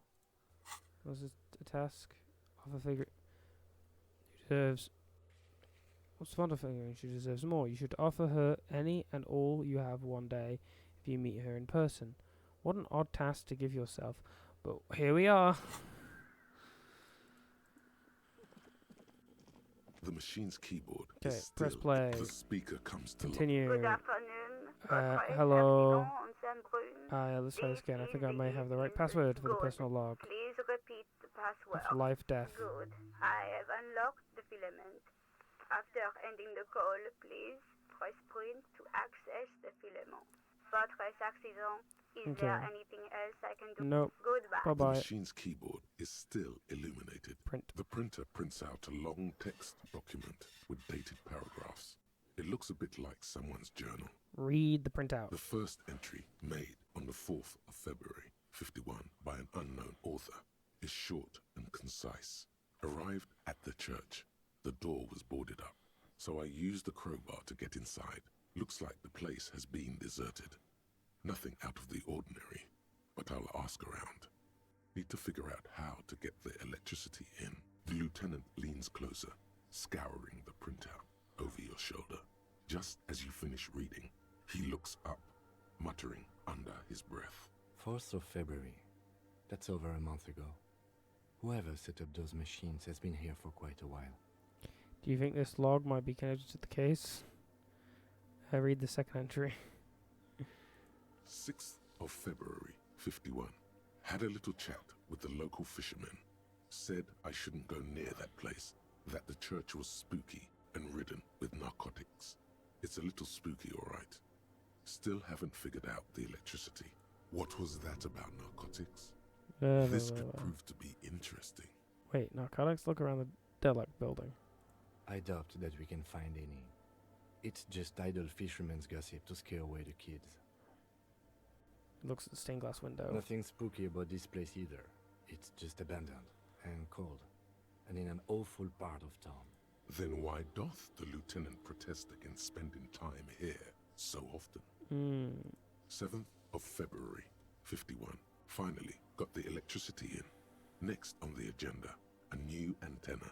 I'm thinking ESCA series, something advanced. Why'd you need an antenna? Why would anyone need any of this equipment here? Steps on a wire on the ground, inspecting it with his boot. For setting up a radio computer. Read the 4th entry. 8th of February, 51. Bought the antenna. Had some problems setting it up. Called Simon for help. Heard the others are back to making art. Drinking somewhere out of town. Sulislav started a rock band again. Lexi has been seen asking money from strangers, but at least the artists have their act together. They're qualified labor. They can get work anywhere. Graphic design, ads. The programmers are doing fine too. I mean, they're programmers. The writers, though, they're fucked. I just have to find out what caused that data loss and be done with it. Still don't understand how it managed to wipe out the backup, when the backup wasn't even connected to the front. I know. Everyone thinks it's impossible. They say I must be lying. I'm here to set it right. Artists, programmers, Lexi, who are all these people? I think these people worked in the radio computer games business. The one we saw in the Doom commercial area. They must be our former co-workers. Read the 5th entry. 12th of February, 51. Brought some food from the grocery store. Apparently, there's a strike going on in the harbour. Okay. Definitely not happy to see the Martinez people again. Everything's now set up in the church. Going to start working tomorrow, 8 a.m. The strike. We are nearing the date of the murder. Keep reading. I'm interested now. I want to know what's that radio anomaly that sent this person here in the first place. Read the 6th entry. 25th of February, 51. I've been sending data up to Lintel for a while now, trying to recreate the data loss, but nothing. Didn't even feel like logging in, the disappointment. But I did discover a curious audio-spatial anomaly at the back of the church. I've named it the Swallow. It swallows sound. Need to get some mics. Is she talking about? The lieutenant looks to his right toward the silence. Read the 7th entry. 28th of February, 51. Yes, the first recordings confirm that the swallow is real, and I'm not just losing my mind. It's a pillar of silence, with a diameter of approximately 3 meters. Seems like the higher I go, the less I record. This might be a coincidence, or it could be connected to the data loss that led me here. The pillar of silence. She is talking about the silence. Is she suggesting it's more than just an architectural quirk? But what could it be? The lieutenant doesn't answer. He follows your gaze, studying the basins. The water shines in them. No ripples. Read the 8th entry. March 51. Some kind of young disco men have appeared next to the church. I've been trying to record the silence to find the epicenter, but now it turns out I've also been capturing the future of dance music, one neo-disco song over and over again. Fortunately, the song is so monotonous, I was able to devise an algorithm to factor it out. The other day, one of the disco men came in. Before I could even say hello, she got scared and left. Good. I don't want anyone distracting me from my work. That disco man must be a cell. Okay, she must be describing a cell. Girl on the ice? Sounds like her, yes. Read the 9th entry. March 51. I got a call from the repeater station. Someone has tried to access the radio computer in our old office in Martinez. Can't do anything about it. The storekeeper still doesn't want to let me inside the building. Thinks I'm part of some kind of curse. How Martinez of her. I see, that's me. I was the one who broke into the radio computer. Tried to access the radio computer in an old office in Martinez. Can't do anything about it. The storekeeper. Okay. Place. And the storekeeper must be Placence. I knew it wasn't a good idea to meddle with the machine. No. It was a great idea. You're learning things. This is how you learn things about machines. Read the 10th entry. March 51. A new 2-meter aux cable. Noodles. Crackers. Ping energy drinks. Water. Toothpaste. Gum. Also, some canned air. Your reading is interrupted by the sound of the church door opening. A strange woman makes straight for the radio computer.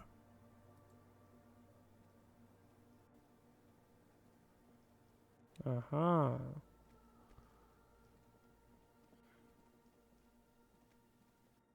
You really went there Breaking straight into there. my radio computer, I see. She glares at you as she holds down the off button for several seconds. The machine reboots. Yes, you are breaking in, but not into her radio computer. You're a master circuit bender. I do apologize for the intrusion, madame. We are with the RCM, you see. Pursuing a mysterious lead, searching for my lost identity. We're here on a side case representing certain music venue organizers. I can assure you I'm an expert circuit bender. I'm not breaking into your computer. I'm using it to access coalition military data links. There are no coalition military data links. And even if there was, you couldn't access them over a civilian network. Yes, I could. I'm a cybernetic god. I'm using your Rayhem Perfect to commandeer coalition warship Archer. I will turn its cannons against hit your man. You're right. I'm just a drunk cop. I don't know how to do anything. Interesting with radio cops.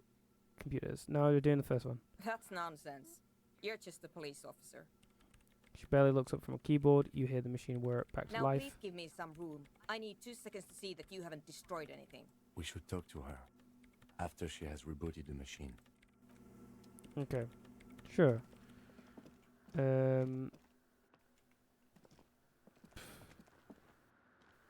When does the rebooting... What is it? Okay. I didn't break anything, did I? Hey, are you lead programmer of Whirlpool Untethered by any chance? Yes. Or no. Not anymore. That project is dead. Sorry, but who are you? What are you doing here?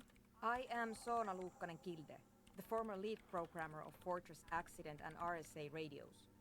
I have over 16 years of programming experience, and I'm proficient in both Vox and Orbis languages. If you're not here to hire me, I don't really know how I can help you. She turns back to the terminal. Did she say over 16 years of experience? She must have started programming when she was still a teenager. That still doesn't answer what she's doing in an abandoned church. Why are there so many machines in this place? What are you doing in this abandoned church? What do you feel about manufacturing large quantities of drugs? What are you doing in an abandoned church? You really like those questions, don't you? You're occupying a public space. I need to know what you're doing here. I'm conducting scientific research here. You can't throw me out. What research? I'm looking for the location of a 2mm hole in the world. Wait, what? She's looking for a disruption in the radio waves. That's what her personal log said. The lieutenant raises his brows, but doesn't say anything. Is the hole connected to the data loss in your journal? Yes, that's what led me here. does But it. I suspect it might be something a bit more complicated than that. Hole in the world? What does that mean exactly? Exactly. What does it mean? Up to now, it has been impossible to say what it is because it's impossible to measure nothing. What do you think it is? What qualities does nothing have? How do you measure something that does not exist? She's suddenly absorbed in the conversation, waiting for your answer. Easy. You measure it by the world around it. Hold on a moment. Does that mean okay? You measure it by collecting data on its surroundings, on that which exists. Exactly. Very true. That's what I've been aiming for. That's why I have those basins. I've tried using hydro transducers to record the silence, to find out where it begins. Hydro transducers. So that's what those water basins are. Devices for recording sound through water. But honestly, it's not progressing very well. Okay, do you have any idea where this hole might be located? You said that research isn't going very well. Why not? Because it's just trial and error, trying to locate the swallow, the exact point in space. And I don't have a... You know what? It would be really helpful if you could just stop talking and let me work. That's all I wanted to know about the scary 2mm hole in the world for now. Do you have any idea where this hole might be located? Somewhere underneath those roof beams, I assume. High's trying to pierce the pitch black heights above, but without much success. Only a faint crisscross of rafters can be made out from the dark. Most of the tower disappearing into the shade. Wait, is it 6 or 5? Oh, okay. Hello. It's fine. There's this place at the back of the church, a place where all audible vibrations seem to decease. I've named it the Swallow, and the higher you go, the less you record. The Pillar of Silence? Are you sure it's not just an architectural quirk? Maybe, but it's oddly close to the physical coordinates of the data loss that led me to this place. This is where the Crabman lives. I know. You don't think Crabman might be somehow responsible here? No, I don't. Okay, that's all I wanted to know about the scary 2mm hole in the world for now. Great. Thanks. Okay. How do you feel about the... Have you seen the Crabman? No. But you know he's around. Yes. He's seen you. And the Crabman has... Okay. And the Crabman has seen you. I don't care. I don't care about crabmen. You seen the Crabman? Yes. It sounds like you're not worried about him at all. No. You're right. I'm not. Okay, why are there so many machines in this place? I brought them here. These are my machines. Please don't touch anything. What are you doing with your radio computer? I'm working. The machine seems almost alien with its pulsing core. The light casting her face in a strange shadow. Working on what? Could you just shh for a moment? Or get to the point. I really need to focus on something. It's not just rudeness.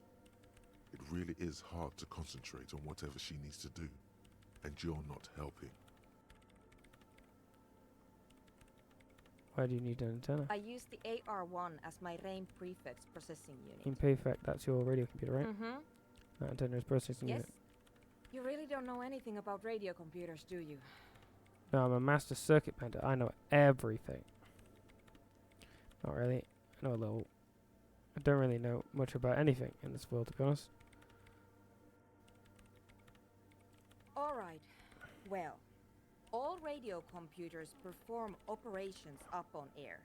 So in order to gain more processing power, you need to invest in a good antenna.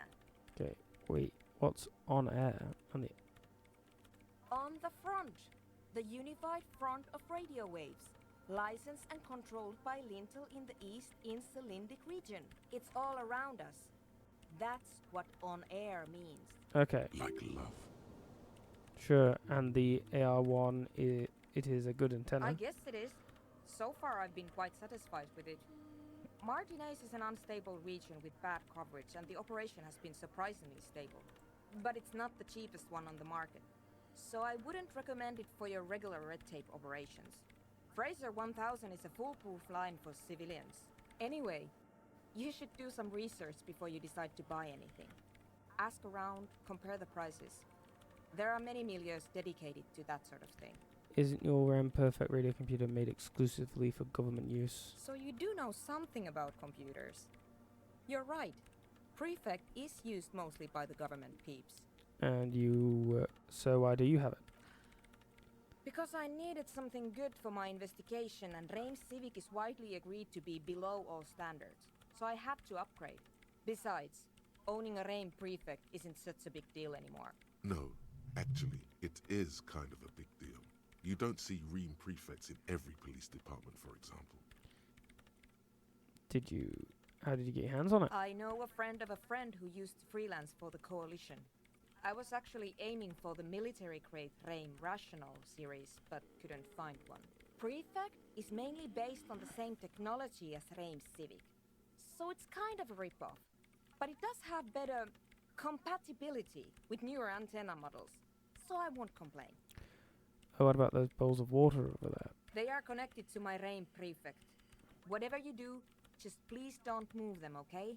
Thanks. Short and terse. There you have it. Whatever she's using them for, they're hers. Okay, right, next question. How do you feel about manufacturing large quantities of drugs? I feel that's illegal. Right, isn't that what makes it fun? Your feeling is right. Manufacturing drugs is a little illegal. I know that. It is, yes. It's against the law. We're cops.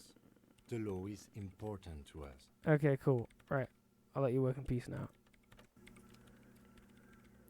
Anyway, this seems a lot more important than some people having a club, so we're going to have to shut them down and let them get on with their business elsewhere.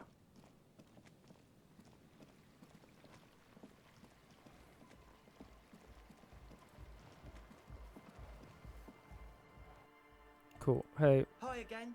So, how are things going? Oh wait, that's it for now. Goodbye, officer. Because I wanted to talk to you, didn't I? Huh? Tell me about the machines you see saw in you're the church. Weird stuff. Specialised. There was a data processor and some sort of long-wave machinery. Okay. Wires going into water. Gives off a spy sign. Cool. The People's Republic of Samara is a product of Revachol's sister revolution on the Grand Isola. It's known as a severely degenerated rogue state. What's wrong with the supernatural? This supernatural, so you think it's real and it actually exists? Most of it doesn't exist, but there's also stuff that isn't allowed to exist, because the moralists think it's too dangerous for the plebs. Psionic powers, pale-related diseases, pretenders pretending to be human, folk rights, that kind of stuff. Okay. Duly noted. Hi Okay. again. About the church, I checked it out. What happened? Talked to the crab man. Oh man, who is he? What did you think? Seemed okay, to be honest. Very spiritual. He made this odd lecture on alcoholism before ranting on and on about mother's love. Really? Huh. Interesting. Just What's he doing in the church? He clearly enjoys the physical activity. Guy climbs like a freak. No matter. Is he going to be a problem? Yeah, Noid is right. Let's get back to the point. What are we going to do about him? These guys will never catch him. You will never catch him. There's nothing to do. Actually, he told me he wouldn't mind the nightclub after all. As far as I can tell, he's not going to leave. He'll come around up there and guys will never catch him. Actually, he told me he wouldn't mind the nightclub at all. I don't know, man. Doesn't it feel like a major hindrance to you? A spooky guy climbing around when all the guests are trying to have nice, friendly hyper time? I don't really think he gives a damn about you or anyone I else. guess it's not a mass. Everyone is welcome to dance till the morning light. Yeah! Maybe. I guess we'll figure something out. Okay, but what about the other spooker? The one in Grandma's clothes? Actually, I wanted to talk. Did you see her? Okay, I was using the mainframe when Suna, the former lead programmer of Fortress Accident, appeared. A programmer? That's odd. Was- What was she like? I was Did so you ask her about the nightclub? I was so intimidated, I didn't dare to ask. Come on, man. You've got to talk to her for us. Report back to me when you've done so, all right? We're counting on you. Okay, that's it for now. Goodbye, officer. Okay. Ugh, I have to walk back. Cringe. Cringe. Fine, I'll walk back and I'll ask about the two things, and then I'll say, no, you can't because you're less important than this, because pale research. I'm the only one. I'm going to corner the market on the disco, on the music stuff. Okay, Yes, cool. How what do you is feel it? about dance music? What? I bet Oh, you she hate it. hasn't even heard. Oh, 10 XP. Glad I came back. Have you actually listened to it? Same here. It just doesn't connect. Okay, that was quick. Why do you hate it? Maybe I'd have to be on drugs to get it, but to a sober mind it just sounds like uninspired rug whipping. No idea what it has to do with either dancing or music. Right. How do you feel about a club for adult dance This music? is about those speed freaks in the tent, isn't it? Yep. I've got some news for you. It's not a nightclub they want to build here. What do they want to build then? Take a guess, why don't you? They're also planning to build a drug lab. Bingo! That's exactly what they're up to. Ah, wonderful. Pause. Now Okay. this house of worship is also going to be a drug lab. Always something fascinating happening in towns. They're just encouraging an active youth culture here. Nothing wrong with that. Mind-altering substances are a vital part of an adult club scene. It helps to bring the communities together. Say nothing. So that's settled. Great. No nightclubs in the church then. Cool, thank you. I will now rendezvous back and say, oui, no, sage no. Bad.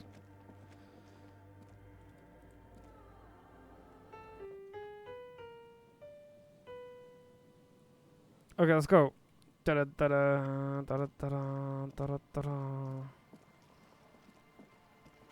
Wrong way. Do. This is very important police work.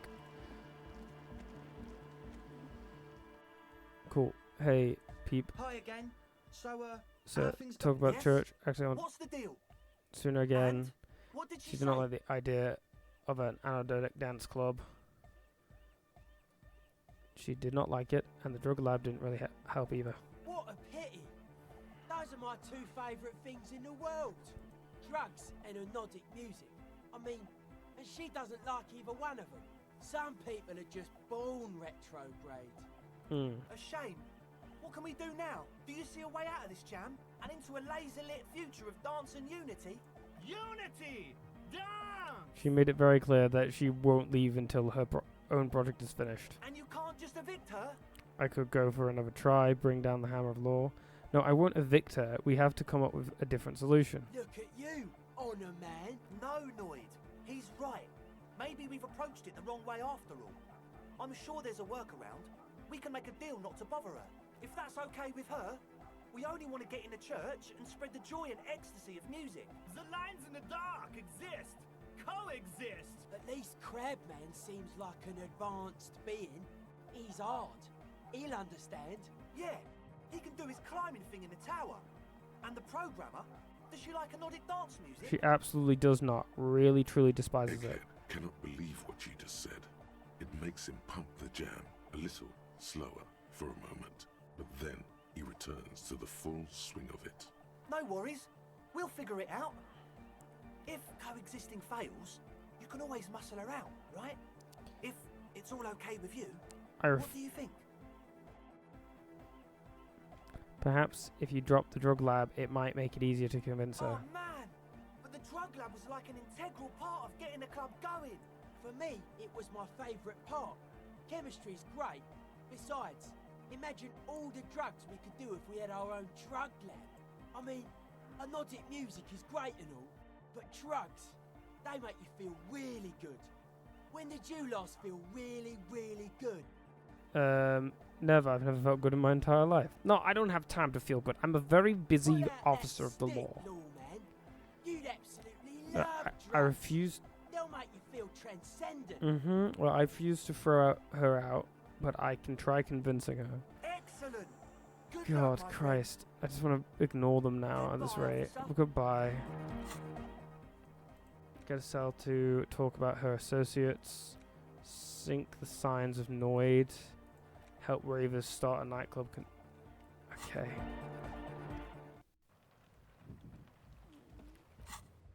The church. So there is, I think, Is there more to this area? I don't know. Oh yeah, there's that wrap around there. We can go down this way. Yeah, we'll go to the church first. I don't like how I have to keep walking between them for this side quest, but alright. Hello. Okay. Hey.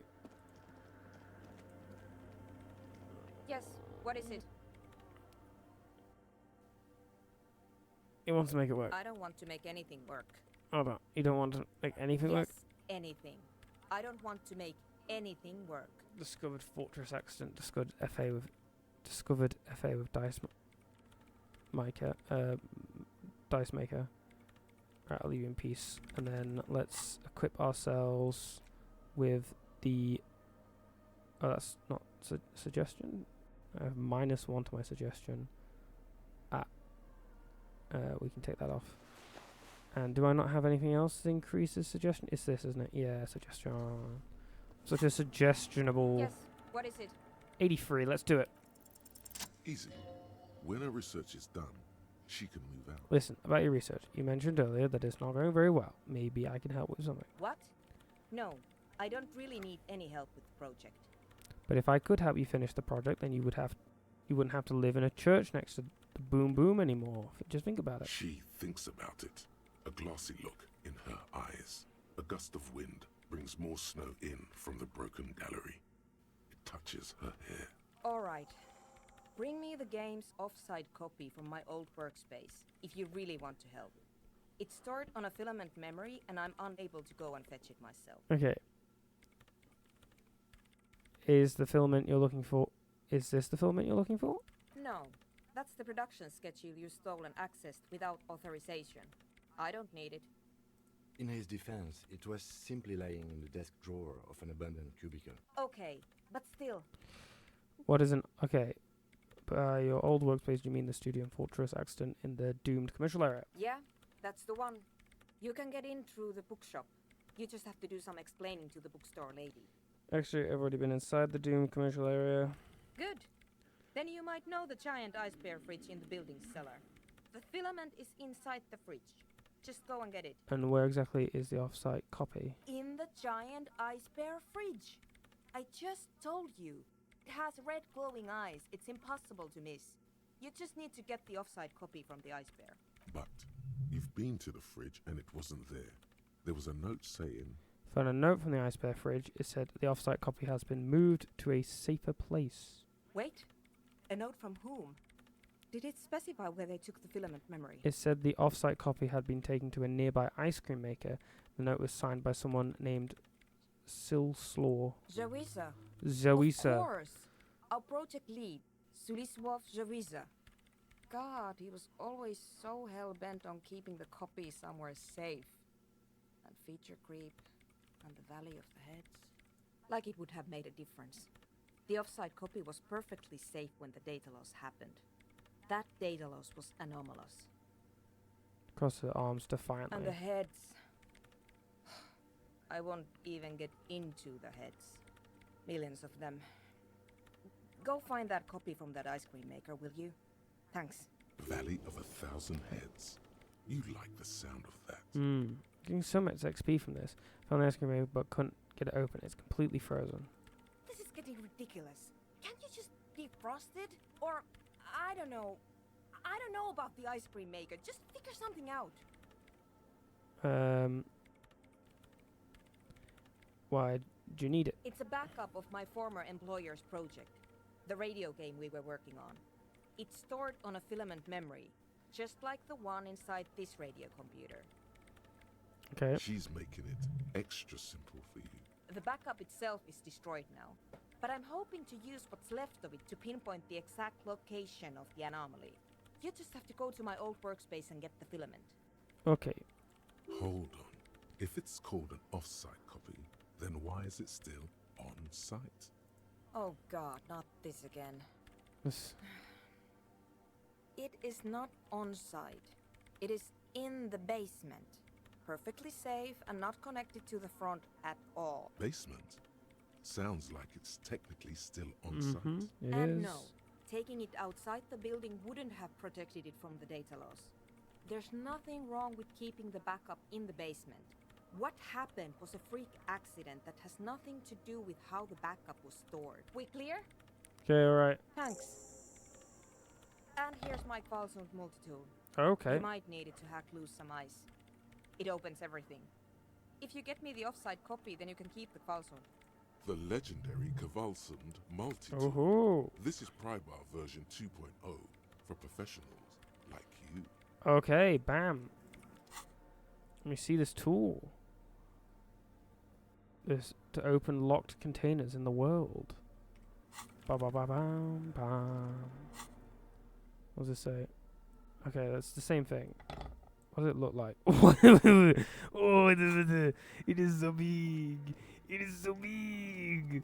Whoa! Oh my lordy! Hello! It is a big boy. Da, da, da, da, da.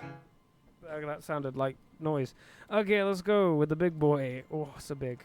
Okay, it is now 5 in game, which doesn't feel like a lot of time. We have a lot of stuff to do over that way. Go all the way around this way, eh? Oh, is this is the peep, isn't it?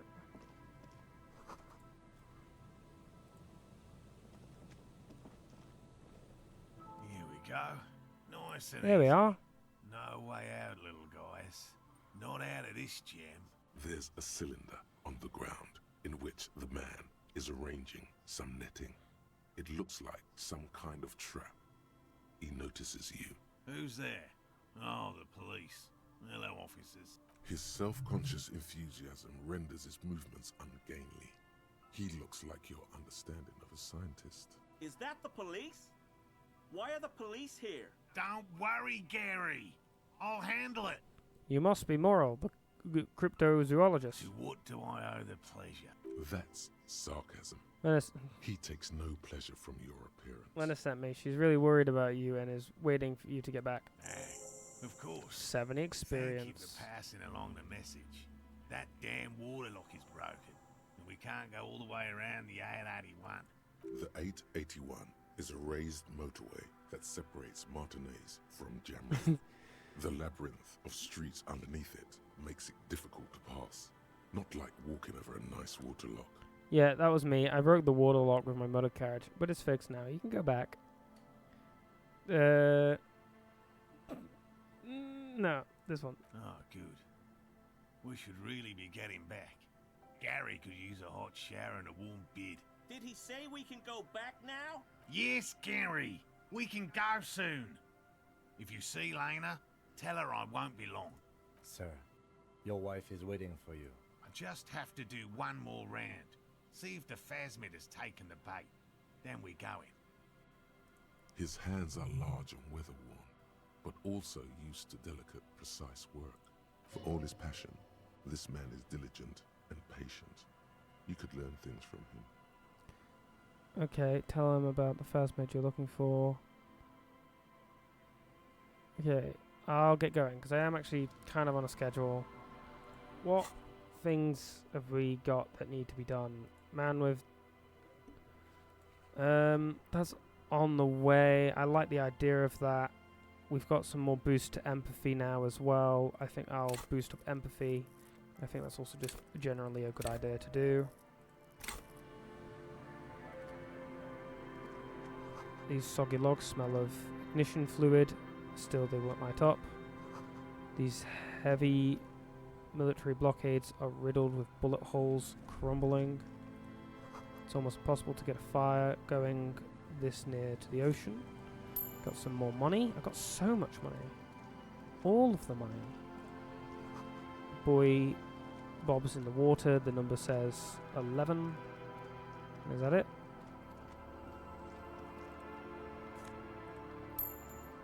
Not completely. No boat in the boathouse today. Morale and Savoir-faire. I don't have many boosts to that, admittedly. Clothes. Let's get this hat back on as well. Cool. The boathouse is shoddily constructed. A strong breeze might blow it over. Some more money.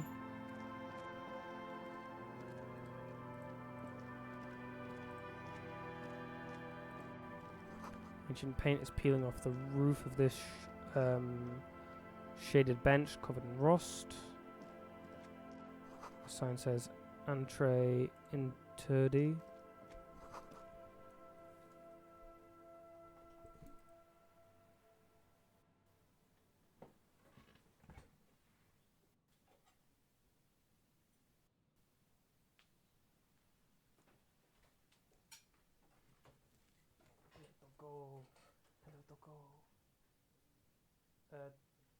Okay.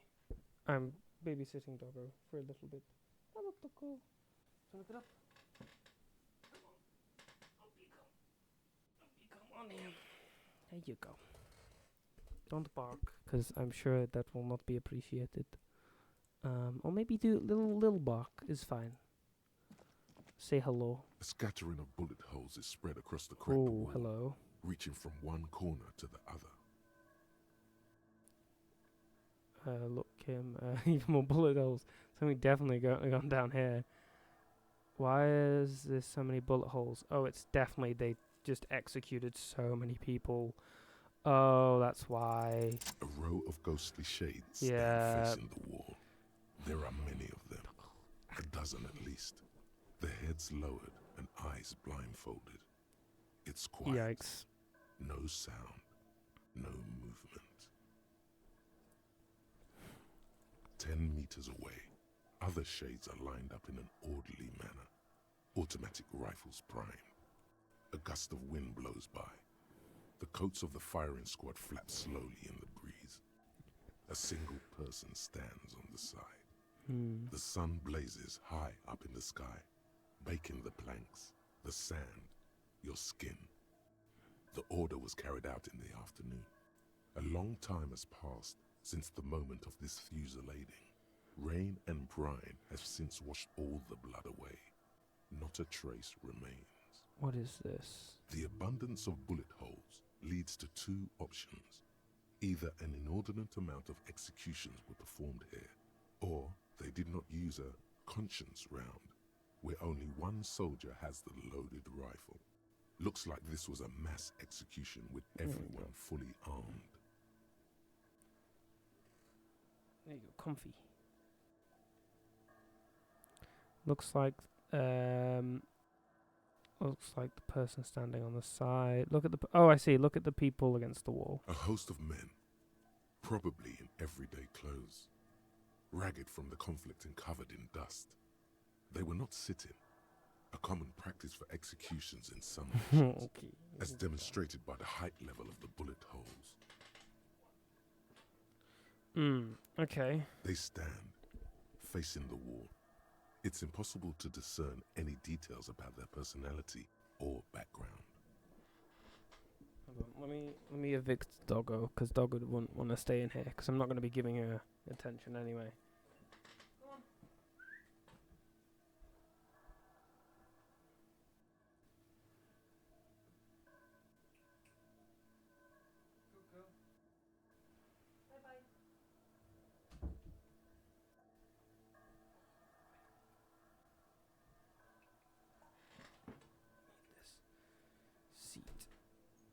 Down. Okay. Look at the line of soldiers. 7 men in combat uniforms and dark coats, holding automatic rifles aimed at the people. Soldiers from some side, but from which one? Okay. Look at the person standing on the side. The commandant, the one who gives the order. Machine gun fire crackling through the air. The lights of the muzzle flashes dancing on his face. Kim, who was who in this execution? I don't know. I don't know who died here, lined up beside that horrible wall. It could have been any of the parties involved in the revolution. Perhaps the ones executed here were the loyalist conservatives, killed by the communists at the start of the Civil War. Or it could have been the communists, put to death during the last stretch of the conflict by the coalition forces. Remember what Trent Heidelstein said about Veld? What if it was the field personnel when their assets were being seized by the revolutionaries? Another likely scenario. Or maybe... What about people from the coalition, the so-called moralists? Yeah. It's very unlikely the coalition forces were the ones who died here. They were always the last ones against the wall. To be honest, if a coalition member was anyone in this situation, it was a commandant, the superior giving the orders. A cold sea wind blows away the figures.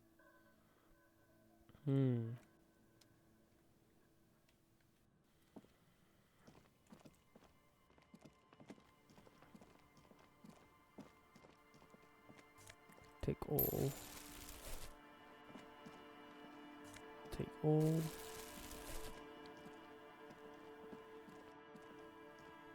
Yep. Take all. The door is not only barred shut, it's inaccessible.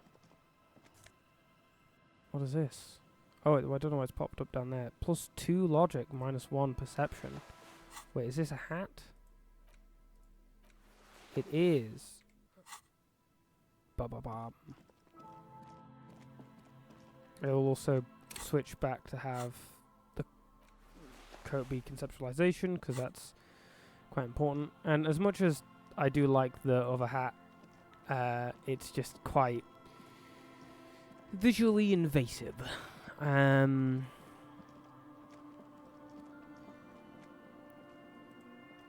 there's nowhere to go over there. Okay, so this is done, essentially. The section of the coast has been used for decades. It's 5. I'll be able to talk to them another time. Or perhaps now. Perhaps I do talk to them now. Why would I talk to them now? Hello. What can I do for you, officer? Lena seems pretty eager for you to return. And I'm eager to return to her, I assure you. But I can't leave before we finish with these traps. My wife understands that just as well as anyone. Come on, Morale. We've been soaking out here for days. It's time to go back. And leave the traps? Absolutely not. I won't let Lena down. Come on, she wants us back. I'm soaked up to my nuts over here. We'll both catch reed crabs if we don't dry out soon. I didn't know the phasmid was so important to Lena. Of course it's important to her. She's seen it. A verified sighting, on record. One of only 4 this century, and it's hers. She's seen it? Really? She sighted the phasmid? She didn't tell me that. Yes. That's how we first came to know one another, in fact. But that's her story to tell, not mine. Suffice to say, it's long been our dream to find proof of the Insulindian phasmid together. I can't abandon course now. Another cough into his fist this time.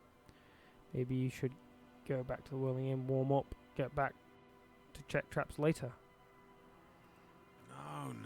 No. The traps need to be monitored on a regular schedule. What would we do if the phasmid were to starve while we were sipping tea at the hostel? He's dead set on this. I could go for some trap setting.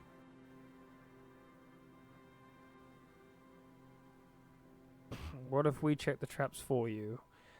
I will be back down here, probably.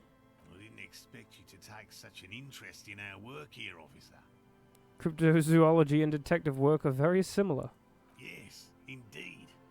Both require a great deal of research, attention to detail, and, above all, persistence. Okay. So what do I do if there's a phasmid in one of the traps? Bring it to me at once. Just make sure the trap is closed tight. He's not comfortable with the possibility that you'll claim the find, but he's lying about this even to himself. What if I encountered the phasmid in the wild? That's highly unlikely, officer. But in the event you do, I'll spray you with a pheromone mixture I developed. It's made of musk and research chemicals. The pheromone should attract the insect to you, or at least prevent it from bolting at the sight of you. It's quite potent. Will last you about a week.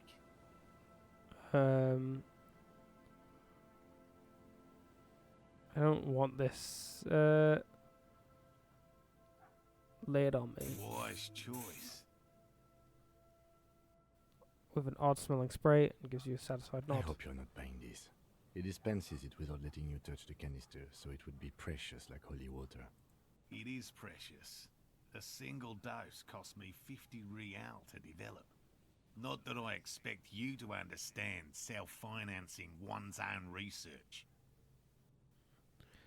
What are these traps? There are 4 in total. One is to the south, on this little peninsula, by the boathouses there. It's very near. Another we set in Land's End, to the northeast.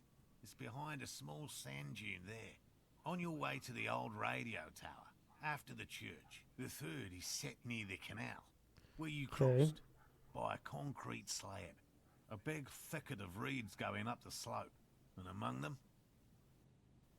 you should check at least one of those before returning to this one, since I just said it. This one's more of a technicality, but still, better safe and stupid than sorry. That seems like a lot. Do we really have time for this extracurricular venture? What, aren't you having fun? Even relative to examining a week-old corpse, I'm not sure mucking about in the reeds qualifies as fun. But have it your way, detective. I'm ready, let's go. Right. Do it. Which means you two can pack up and go back to the whirling. Finally, someone's talking sense. Thank you for your help. Gary and I will start breaking down camp. If you have any more questions, now's the time to ask. We'll be gone once you get to it. If it's more cryptid-related business you want to discuss, you'll have time for that later too. What about his eager-to-leave friend Gary there? Talk to him too, perhaps. Okay, tell me more about these chat. No, let's get going. Let's go talk to him. Hello, I'm Gary. Very generous of you to help us out, officer. Yellow man. I mean, officer. The lieutenant raises his eyebrows slightly and takes out his notebook. Yellow man. Interesting. This is something to ask him about. After a little probing first. I'm just waiting for my friend Morel to finish up with his insect traps so we can return to civilization. Oh, lover of the great outdoors. I like nature, just not this bloody coast. It's mostly drunks and degenerates that come here. Degenerates? This man respects authority too much. To see the truth inscribed upon thine own visage. Pretend thou art a paragon of virtue. Drunk and degenerates, that's my crew. Sadly, I think I might be a drunk or a degenerate, maybe even both. Nobody's perfect. I'm sure you've been tempted to drink. Oh, I've been tempted. But someone has to stay strong for Revocol. He pronounces Revocol with a hard K, unlike other people. Okay. You said Revocol? I like to pronounce it the hard way. The old way. The Vespertine way. The stupid way? It's a secret rite. A very fringe nationalist handshake. Is this your mug? My mug? Why would you think that? His eyes widen at the sight of the mug. He's seen it before, all right. It seems as if you were calling to it longingly when you cried Yellow Man. I can see you recognize it. It's in your eyes. I may have had a similar looking mug in the past. That's all. Just admit it, man. You put the mug in the trash container behind the whirling. Maybe. Okay. Yes, I did. I know I shouldn't have, and I am very sorry, officer. You're not going to find me, are you? I am. Repo, fine. For 20 real. I do like the idea of money. Nah, Gary, I just want information. Whew. Thank you. You won't regret this. I won't use another man's property to dump my garbage ever again. I don't know what got into me, really. Work has been stressful lately. Damn Koiko's price dumping us out of competition. What did you do, Gary? Nothing. Nothing. Just answering some questions. Helping out the law. Here we go. Start pumping that sweet info. How did you get into the trash container? I know a guy who works with the trash collection services. CS Municipal. He gave me a master key for the trash containers of Martinez. Why would you need to get into everyone's trash? So I can use the Whirling's trash compactor to store my own stuff. Garbage disposal is expensive as hell. The damn Bohemians run it like a mob. I'm sorry, okay? I thought I could cut costs. I shouldn't have. I shouldn't have disgraced myself. Disgraced? No need for the histrionic, sir. It was, after all, just a trash container. He studies his reaction. Gary doesn't answer. Gary, did you put the clothes of a murder victim, the man who was hanged behind the whirling in rags, into a trash container? Officer, please. Let me explain. It's not like that. Do. I was only cleaning up. I live right across the yard from where he was hanged, and I saw him stripped naked. All the clothes lying around in the yard, smelling. People are animals, you know? Yes, what happened? Then I came out to clean up the rags, because no one else would. I put them into the Whirling's trash, along with a broken mug, admittedly. Okay, I was coming to throw the mug away, and, well, I threw the mug there and the clothes too. Right. It was just civic duty. Exactly. That's exactly what it was. Civic duty. You wouldn't know anything about the victim's missing armor, would you? Armor? No. I mean, yes. Of course. I know he was wearing armor, but I don't know anything about it. An infant could see he's not telling the truth. Okay. But he's too scared to admit more wrongdoing. There's something going on here. You should observe him more closely after this topic is concluded. Let's move on for now. I hope I can help your investigation. In my small way. 75. Does this mean you were in his apartment, admiring his colonial mug collection? Perhaps it would be interesting to tell him. Clinking sound, thinking about the armor. Buy an apartment in Martinez? Sure do, officer. And you're I think I broke into your apartment. I'm very sorry. What? I had to for Miss Claire. I'm a bad cop by now, but I felt I had to do it. So you work for Everard Clare? Officer, please tell him we're good. No, tell him I'll make it up to him. What have I done? He'll send the muscle after me. As he lowers his tone, he hunches his back. I don't even know what it was about. I just opened the door.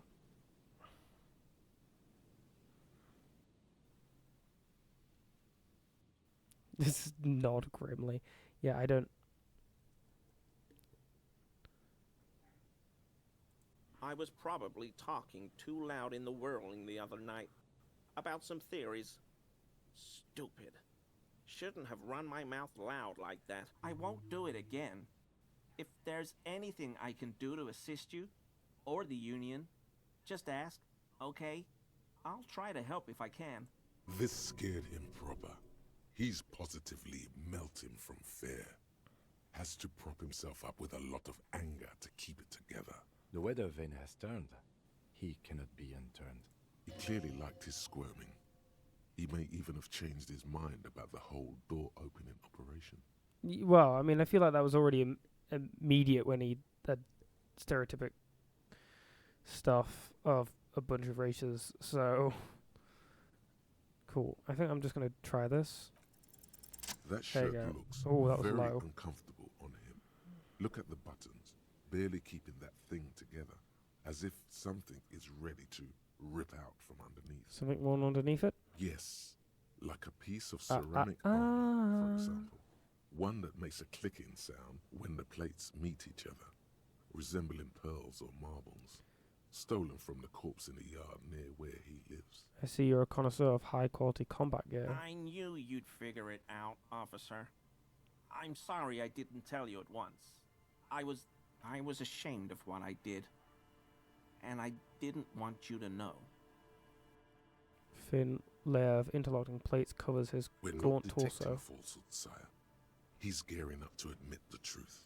Gary, what's going on? Later, Morale. I've got apologizing to do. No, you've got explaining to do. Okay. Give me that armor now. He sighs again, hangs his head, and unbuttons his shirt fully. A cuirass that matches the dead man's boots comes into view. Soon it is in your hands, smelling of sweat, but so light to hold, like a bag of cotton. Wow. Why did you really put those clothes in the trash? Everyone was picking those pieces off him, and I was watching them do it. And they'd scattered his clothes all over the yard. Everything was smelling. So I went there to take out the trash and started cleaning up. All those rags on the ground, him swinging up there, and I had a lapse of honor, sir. I thought, he's a foreigner. They all say he wasn't from here. Only the cuirass was left. So I stripped it off him. It was early in the morning. No one saw me. I took it with me. It was a mistake. Had I known it'd give you guys trouble, I wouldn't have... Fuck. We're detecting sincere contrition here, sire. He's not trying to flatter anyone. It's okay. It was a loose end. Yes. And you're tying it up now. I'm so fucking sorry I called you Yellow Man. CLI officers commanded the suzerain's navy. Most of them sided with the king when... They were thoroughly conservative men, he realizes suddenly. Do you know who killed the hangman? I always thought it was the Union, but I sure as hell won't go around saying that anymore. You have my word. I don't... This is all he knows. Okay, why did you like me to Gary? Because I was weak. I should have told you the moment I saw you, but... The hell, Gary? You in trouble? I'll explain later. Are we done here, Gary? Yes, absolutely. Ba-bam. I will never do anything like this again. I won't mess with Mr. Clare either. You have my word. Brilliant. Okay, thank you for your cooperation.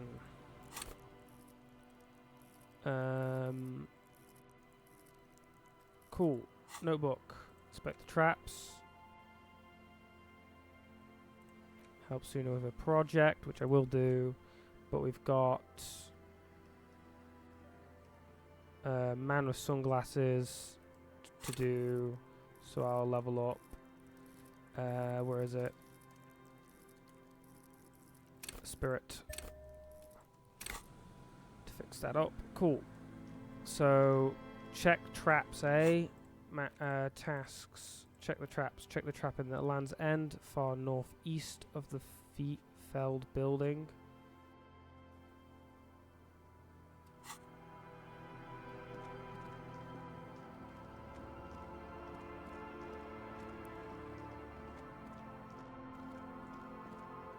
Can I get more information about the traps? I feel like I'm not following this. So I'm gonna double check. We'll be on our way soon. Thank you again for lending a hand. Did you know Gary was hiding the armor? Hell no. I had no idea. And I'm still cross with him, to be honest. It's not like him.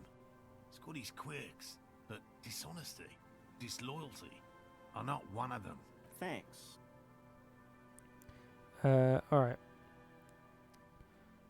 How did you become a cryptozoologist? Okay, cool. Tell me more about these traps. Well, they may not look impressive, but Lena designed them quite cleverly. Lena designed the traps? How do the traps work? Simple. Attracted by the locusts, the phasmid crawls down the funnel and, having eaten its fill, can get back out. At least, that's the intention. The net isn't a perfect solution, but we didn't want to use anything that might damage the specimen's delicate exoskeleton. Okay, let me ask you something else. Yes. Goodbye. Okay, so it says check the trap in the Land's End, far northeast of the Feld building, which is far northeast. So that's that, and it's northeast, is it? North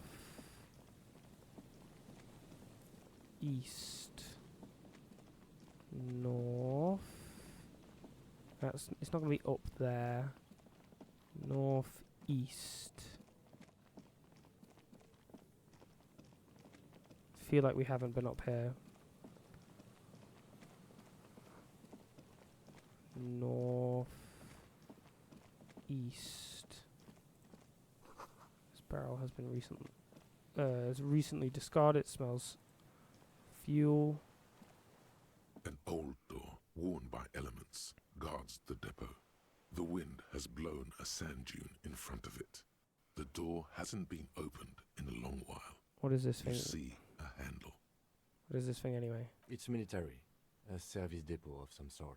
Used to service what? Probably something that is no longer there.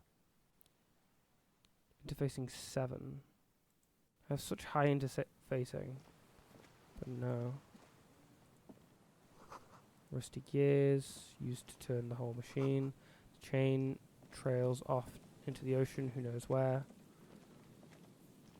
I didn't anticipate this going up so far. Okay, it does look like it's just the trap up here. Someone made a campfire a long time ago. Rusted, broken control box. The ladder is too rusty to climb. The sea air has eaten away at it. The relay trial coordinates, but traffic barely. +1 shivers, -2 physical instrument. Tiny inlets off in the far distance where the post travels. Northeast. So this doesn't... Oh, here's the traps. There's a trap in the reeds at your feet. Looks like the same one you saw Morel set before. Same mesh. Same wiring. Look around. The reeds shake sadly in the coastal breeze. Snow specks the stalks. Most of it melts quickly. The reeds seem to be waiting for something.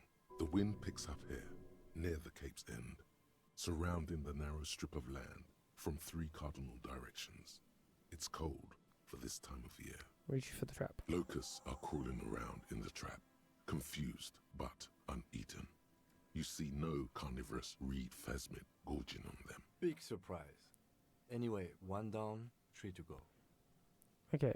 No need to grin. I'm not expecting to find anything. I'm helping some citizens and getting some fresh air. I meant no offense. Just... Doesn't know how to finish the sentence. He looks at you putting the trap back on the ground. Okay, I'm sorry, Kim. Never mind. I do actually want to find it. I don't know why I said that. Sad. No. Oh yeah, that reminds me. I wanted to tools this, and then maybe and then maybe interact with it. It's the ledger you found in the trash. A cabbage of papers hanging from the board. With the permeable, read a it case takes file. about half an hour to piece one together. Not much has changed in the meanwhile. A bunch of sodden papers. Okay, put the ledger away. Wonk. Oh, and also we got new clothes. This +1 pain threshold, +1 volition, -1 empathy. Not what I need right now. Oh, also I don't have my conceptualization thing on. It's -1 suggestion, so that's why. But still, I don't care. I'm an art cop. Okay, sure, thank you. Oh, +1 rhetoric, 1 empathy.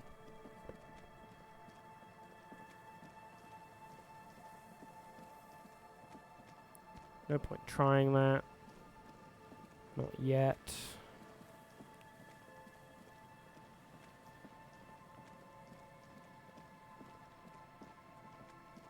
Let's get gone. So where was the other one?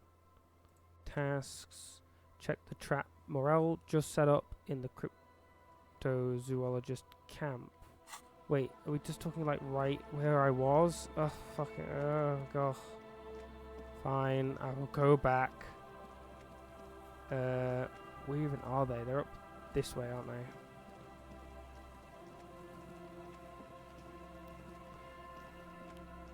So yeah, we're about to be 6 a.m. So that's still tons of time. This is the trap Morel just set. Checking it over, he said, is just a technicality.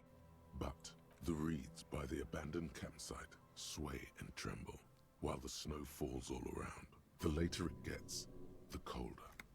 Remnants of the camp can still be seen in the sand. The fire that's gone out. You feel strange, somehow. This trap is also full of panicked locusts. No sign of any cryptozoological beast inside. Another empty trap. Okay. How are you enjoying the cardio, Lieutenant? I'm quite enjoying it myself. Always up for a good jog. Otherwise, would I still be on this case with you? Look around. The reeds by the abandoned campsite sway and tremble while the snow falls all around. The later it gets, the colder. Remnants of the camp can still be seen in the sand. The fire that's gone out. You feel strange, somehow.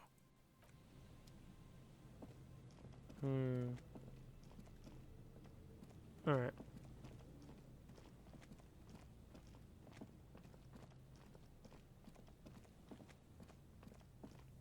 Some extracurricular activity. Sheesh. I'm relearning words just like good old Harry. Oh yeah, where's the other? Well, check the trap near the boathouse west of the field building. The boathouse is this west of the field building. The boathouse. This would be west, but I don't see no boathouse.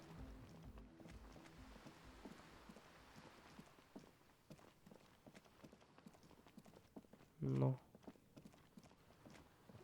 Can I run faster, please? Is it this thing that I have? I feel like it's made me slower. No. So west of the field building, the boathouse. Northeast, west. This is the field building. I'm pretty sure, so it should be west of it. I'm confused. No, it's not up there. It should be somewhere along the coast.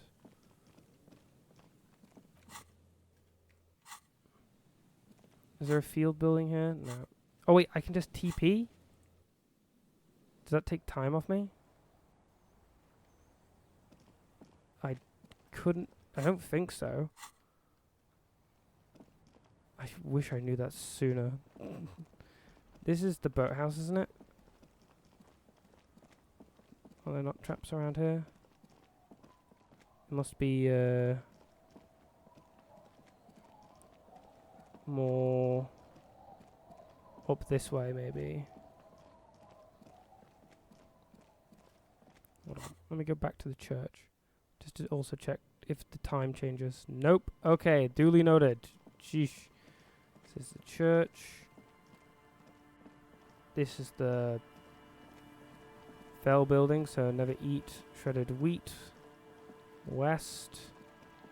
Oh, never eat shredded wheat. West. Okay. I dumb. West of the field building. So this one to the west of it. So down here.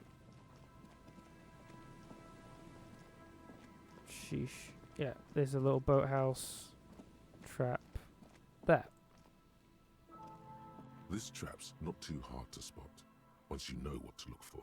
Keeping it hidden has not been a priority for the cryptozoologist. Look around. Behind you, the ruins of a residential building loom over the reeds. They whisper amongst themselves, confidentially.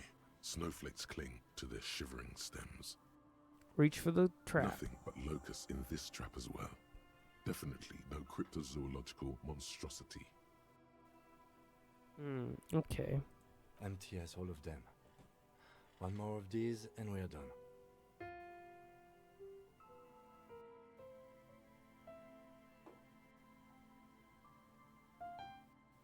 Okay. Bummer it wasn't him. Oh, you getting tired? No, I'm fine. I didn't mean to complain, it's just...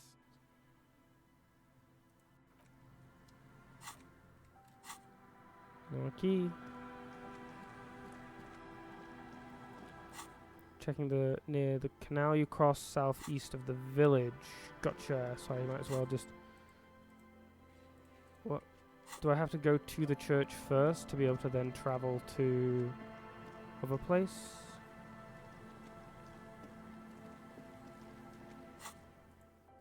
Seemingly. No wonder I've not noticed it.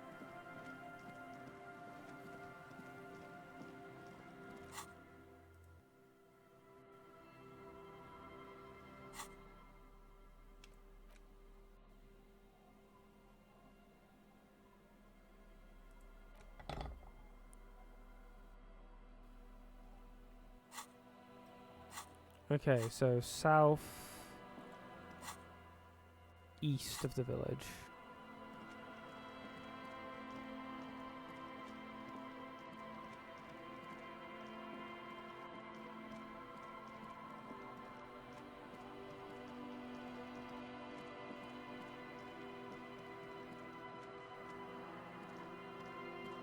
There it is.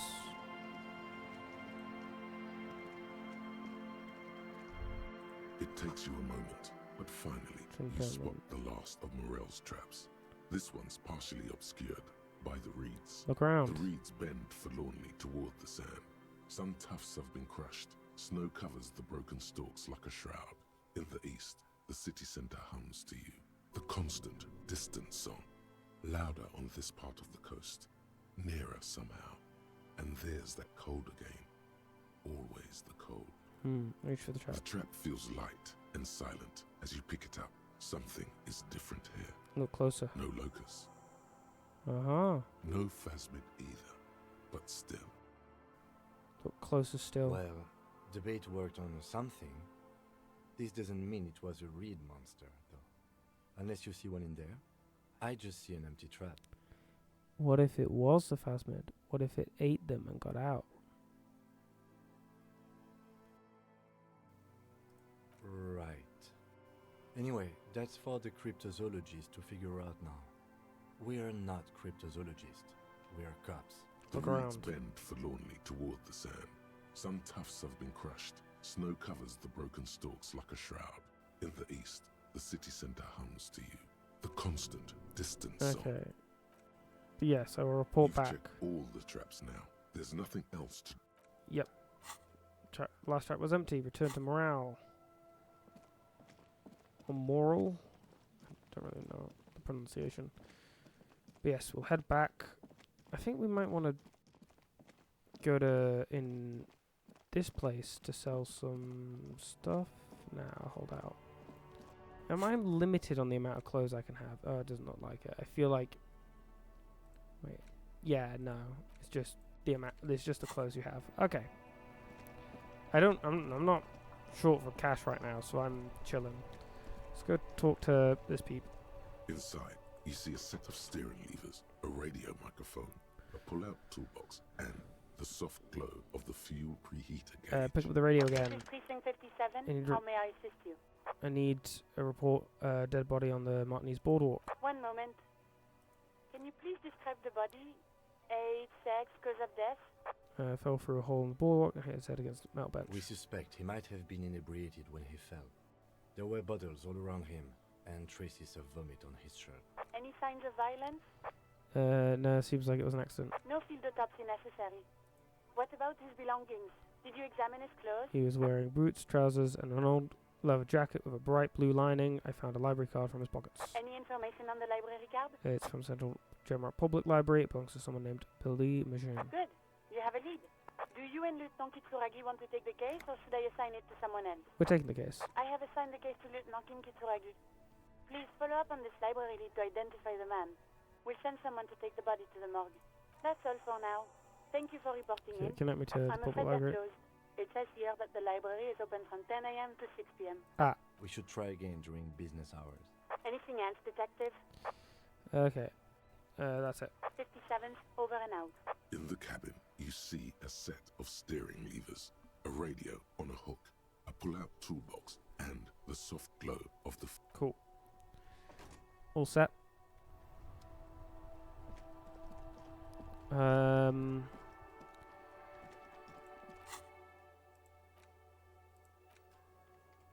Okay, we can go over here. And we can say hi to them. It's great to see you again, officer. My wife can't wait to thank you. Go on, talk to her. Oh, sweetie, I don't even know how to thank you for finding my husband and helping him out. I hope we haven't been too much trouble for you. I'm basically also a cryptologist. I knew it. Well, in that case, sweetie, let me give you a small token of my gratitude. It's a tie, Mexican origin. The pin is an antique, quite special to the cryptozoological community. The little silvery knob holding the tie together feels warm in your hand. It's in the shape of an avian skull with 8 eyes. You could ask her about this when you get the time. It's probably a cryptid, but the phasmid, of course, is more important. Okay, you never told me you've seen the phasmid. Oh, you don't want to hear about some old woman's ramblings. Ramblings? Nonsense. Your description of the phasmid is the most precise I've ever heard. But darling, I didn't even get the size of it right. Measuring things is important. How did she get the size? You were a child, my dear. Really. It's extraordinary what you were able to describe. Now go on. Tell our friend about it. He's proven his interest in the field. Reflexively, the lieutenant read his familiar notebook. Well, it was summer. I was building a racing track out of sand on the beach near a tall stand of reeds. Quite a tall one. Many times my height, I remember. When, all of a sudden, I looked up and one of the reeds moved. Not like a plant, but like a living thing. It stood up and looked at me. Its body unfolded like some antique toy. I'd never seen anything like it. The reeds turned into a creature. I didn't know this can happen, so I reached my arm and touched the thing. It felt just like a stalk of reed, but it moved, swaying, towering above me. After a while, 20 seconds, a minute maybe, it left, went into the reeds. Did you follow it? I tried, but I was only a child. There was mud and high water. I couldn't see it anymore. I was just standing there knee-deep in mud, looking around me. Then what? I ran back home to my grandmother and asked her if reeds could walk, and told her they were looking at me. Of course, she just laughed at me, but I knew what I'd seen. For years, it was a story I told at parties when I wanted to impress boys. That sort of thing. Of course, most people just took it as a strange, amusing anecdote. So did I, honestly. But then I met Morel. We were on a date. Can you imagine? She tells me a story, and it's the most detailed report of the Insulindian phasmid I've ever heard. The sounds. She told me it hissed. It did, yes. Like reeds in a gust of wind. The way it moved, the colour, how some of its limbs were white, like marble. It matched perfectly with what I know from other accounts. It was amazing. If it weren't for Lena, I might have given up hope years ago. It's no exaggeration to say that she restored my faith in my profession. Kim, what do you think of this? I thought it was a wonderful story, man. Okay, thank you for sharing. You're welcome, sweetie. I do appreciate the chance to relive it whenever I get one. It was just such an impossibly sunshiny day. So warm. That's all from now, ma'am. We'll tell you... Nothing like the gratitude of a good woman. Now then, what can I do for you? He tries to play it cool, remain professorial, but inside, this man is itching for some news on those traps. So I checked all the traps. Good. Okay. And one of them was empty. Completely empty? Yes, there was nothing in the trap. No locust, no phasmid. No locusts? No phasmid either? That's not ideal, but... It just means the Insulindian phasmid is even more clever than we thought. She's engaging in a well-known self-deception called motivated reasoning. You should correct. Of course, more clever. Yes, the Phantasmadeia picked off the locust and escaped. This is good news, though we'll have to reconsider the design of the traps, make them more secure. Another trip to the reeds. It's very scientific to reason backward from a conclusion you want to be true. I appreciate your concern, officer, but please leave this to the experts. Unless you have an alternative hypothesis you'd like to venture. You're jabbing at the soft underbelly of his psyche. He realizes he's gotten defensive. Actually, no. Excuse me for getting emotional. This is a big deal for us. You've helped us twice now, and brought some great news too. My gratitude, and the gratitude of the Société Cryptozoologique de Ravachol, is yours. Thank you, it's an honor. He says we should probably return to our main investigation here. This has been refreshing, but... Damn it, Lieutenant. Have you no intellectual curiosity? Salted morale. Okay, develop an alternative history about the missing locusts. Yes. You have your suspicions, but nothing you can form into a viable explanation. Okay, I've been thinking, and I'm just not sure that it was the phasmid that... maybe it was a different cryptid who took the books. Okay, I've been thinking, I'm just not sure that it was the phasmid that took the locust. Really, officer? We can take it from here. Yes, sweetie, we've already taken too much of your time. I'll get going. How close am I to leveling up? I want to get that now. I want to do all of them. I mean, I can probably unlock it again at some point, but we'll see. Okay, and I want to talk to you, so we're going to need our spirit. I don't think there's anything else here.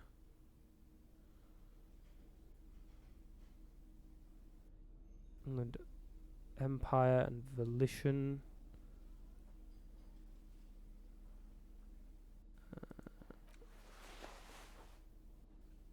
Send a bolo tie. I prefer my drama dicky bow. I love a good dicky bow. Again? I can't believe this shit. That's not very good at all. But it's the best I'm gonna get. There's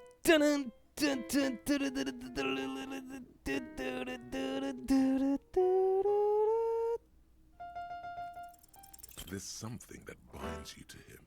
Some kind of an outfit. A nurse's uniform? Yes, nurses. Why not? He's not a male nurse. Of course, you don't have to. You can talk about anything. See you around then. Great, cool. Alright. We've got a lot of people here. Maybe we get our drama going on.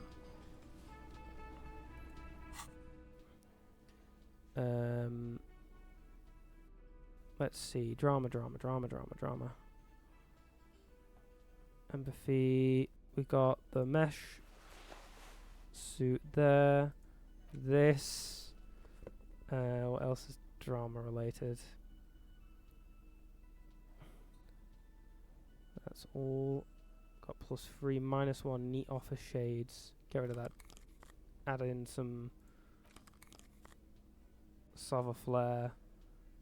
We can also unequip those. Okay, cool.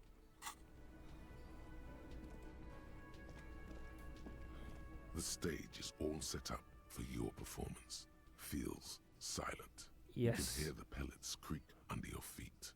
You feel a little dizzy, a little unsteady suddenly. So, are you ready for your thing now? Let me know when I should turn on the karaoke carousel.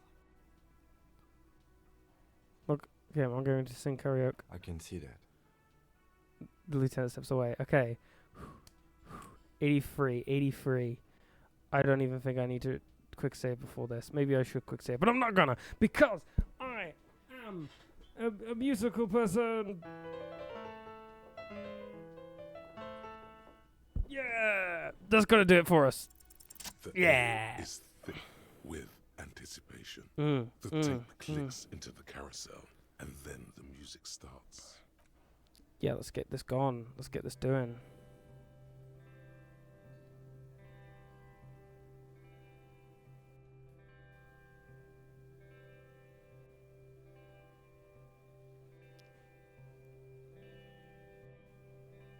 I would often go there to the tiny church there, the smallest church in San, though it once was larger. How the realm may rest there. Down through the mist there,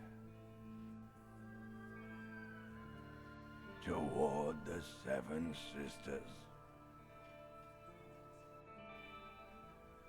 toward those pale cliffs there.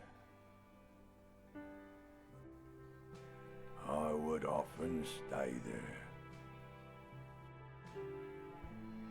in that tiny yard there. I have been so glad here, looking forward to the past here. But now, you are all alone. None of this matters. No, none of this matters at all.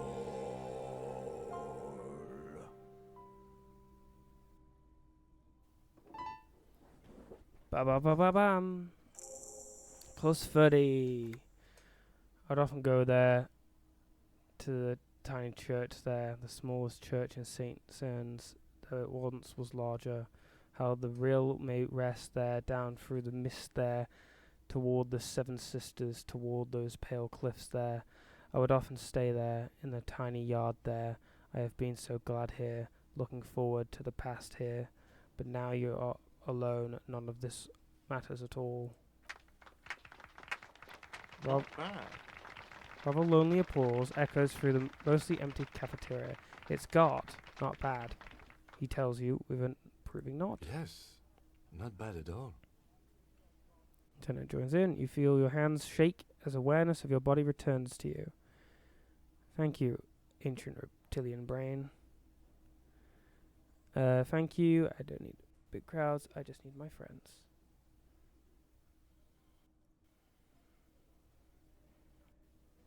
Thank you, ancient reptilian brain. No reply.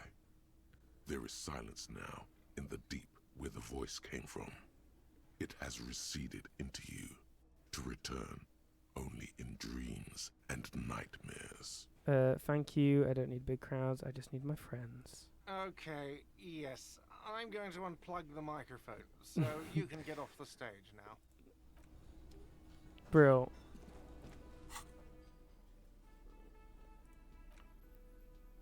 Let's get back to regularly scheduled programming. That. And I think that's it. Oh yeah, and I would like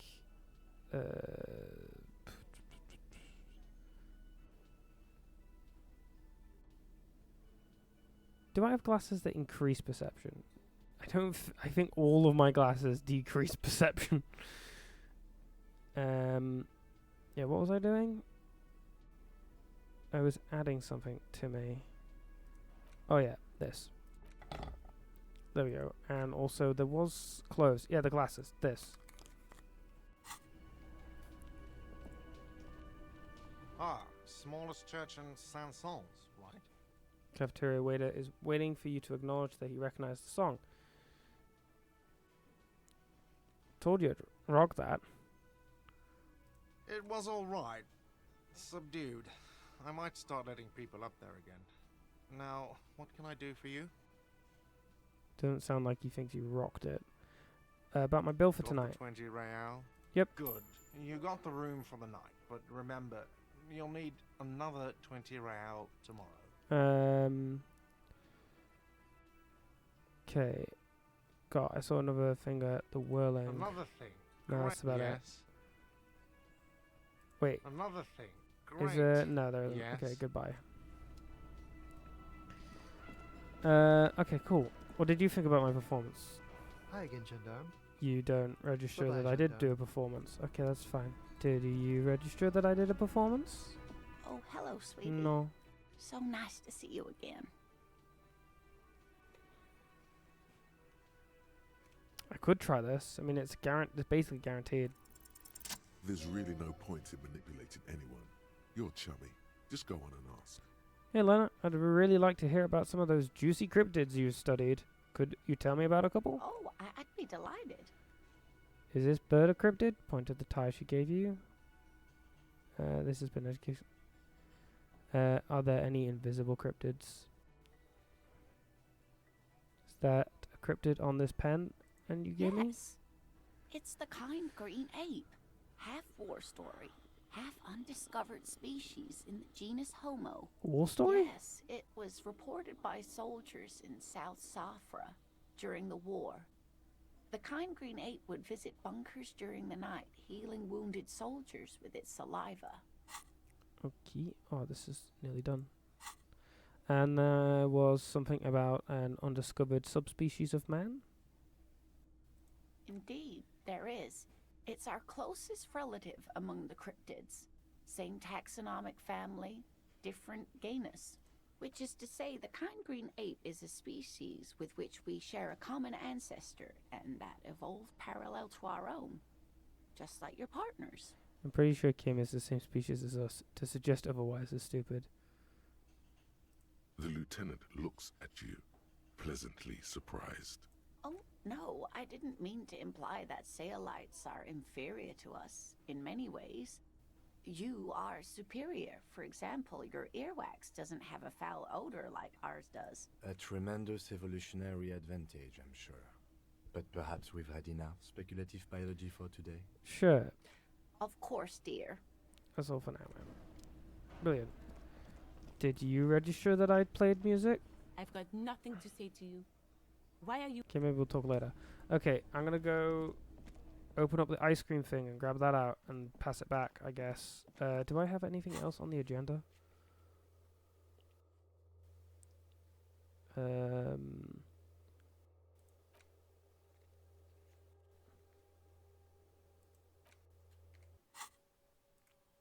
Dunno. Okay, we're gonna go down. Also, I've got both of the things, okay. It's a bit excessive. This orange machine is buzzing like an old submarine. It has a hand-cranked ice cream churner on top and an electric freezer that appears to be frozen shut. Okay, physical instrument, eh? This does increase physique.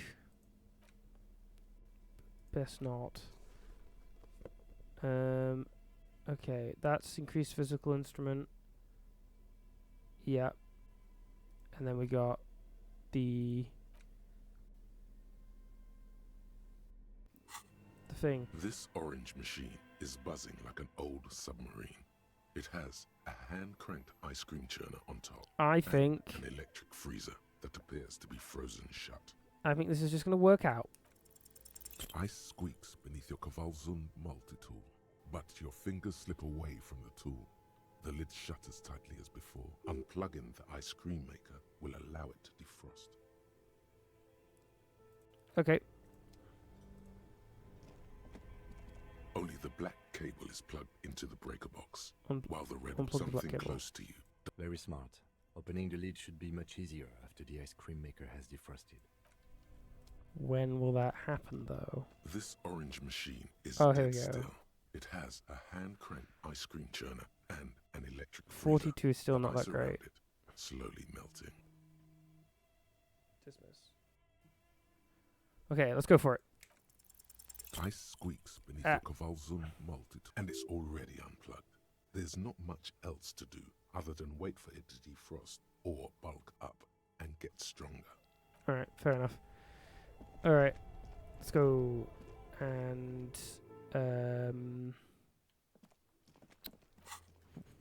what is the next thing I need to do? Dead body, call that, but can't do that. Find smokes and smoke them. Add even more beauty to the wall. I do want to do that, but not yet. Put the mail into the mailbox. Cool. The dented yellow mailbox greets you with its graffito, bullet holes, and an RCM sticker. I knew we'd get to use this mailbox for something. Yes, for sending mail. Yes, drop the white envelope You in the drop box. the white envelope in the darkness. It lands with a soft thud on what sounds like a couple of letters. Probably did the right thing. You can't trust that slug, Everard. You know he's going to play you somehow. All right, let's go back to Everard. If we don't mention anything to him, he won't know before it's too late. Okay. Let's go. We've got something to do while that defrosts. We come back and reset. There's still them. Grr. Oh, we can't. Yeah. We can't actually do it that way. Re-equip this. Because it just looks so ridiculous. And give me my conceptualization back.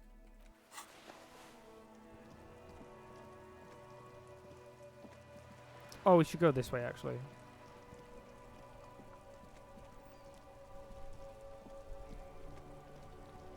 And we might even be able to call the thing. Oh, we might as well go here. See how much money we're getting from this. The tear machine stands. Your bottles clunk into the machine, Not and the money up. terrible. Do you know what you should do with that money, kiddo? You should buy more alcohol. Enter the endless cycle of consumption. No.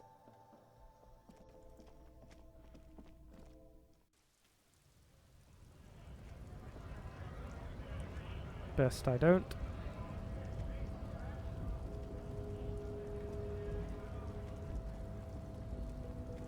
Wham.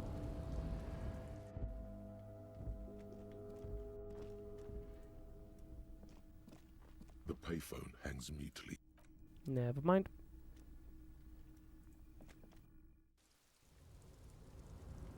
And let's go to Everard, Everard, Everard. Let's go to Everard, hey, hey, ho. Let's go to Everard, Everard, Everard. Let's go to Everard, hey, hey, ho. We be going to Everard, Everard. Don't think there's anything I can do here. You're back before the cargo container. Its draw has not lessened since you were last here. If anything... 74.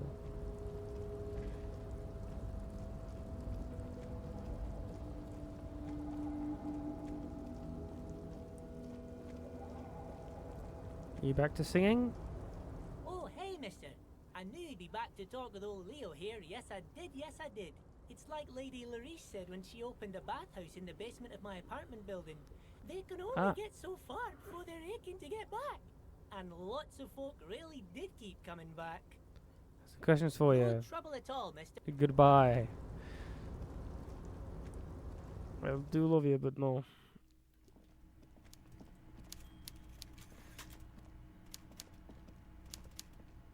Mr. Dubois, I hear the meeting with Titus was a glowing success. That's such a relief. Titus can be a handful sometimes. Now, what can Everard Clare do for you today? It's done. I mailed the signatures you asked me to The mail. Golden Boy returns once more. Wonderful. Simply wonderful, Harry. Of course. Of course. Okay. I already knew this. My friend, the mailman, confirms the letter is on its way. You've done a great thing today.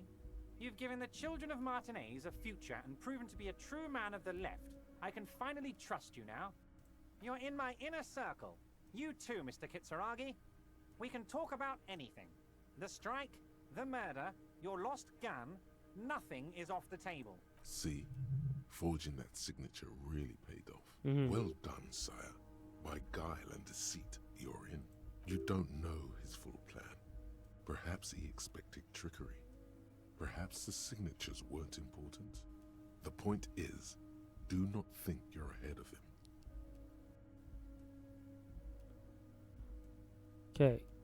Can I get my gun now? Harry, I've got to be honest with you. Your gun was found 2 days ago. Withholding this information weighed heavily on me. But it had to be done. Fine, where is it? An old woman has it, and let me tell you, Harry, word on the street is she's a character. So watch out. This must be the woman who bought the gun from Roy. The one he described as terrifying. So the gun's still with the woman who bought it from Roy. Yes, the same one. I see you've done your research. The pawn shop made the gun easy to track. Crazy stuff, Harry. Selling your gun like that? Wild.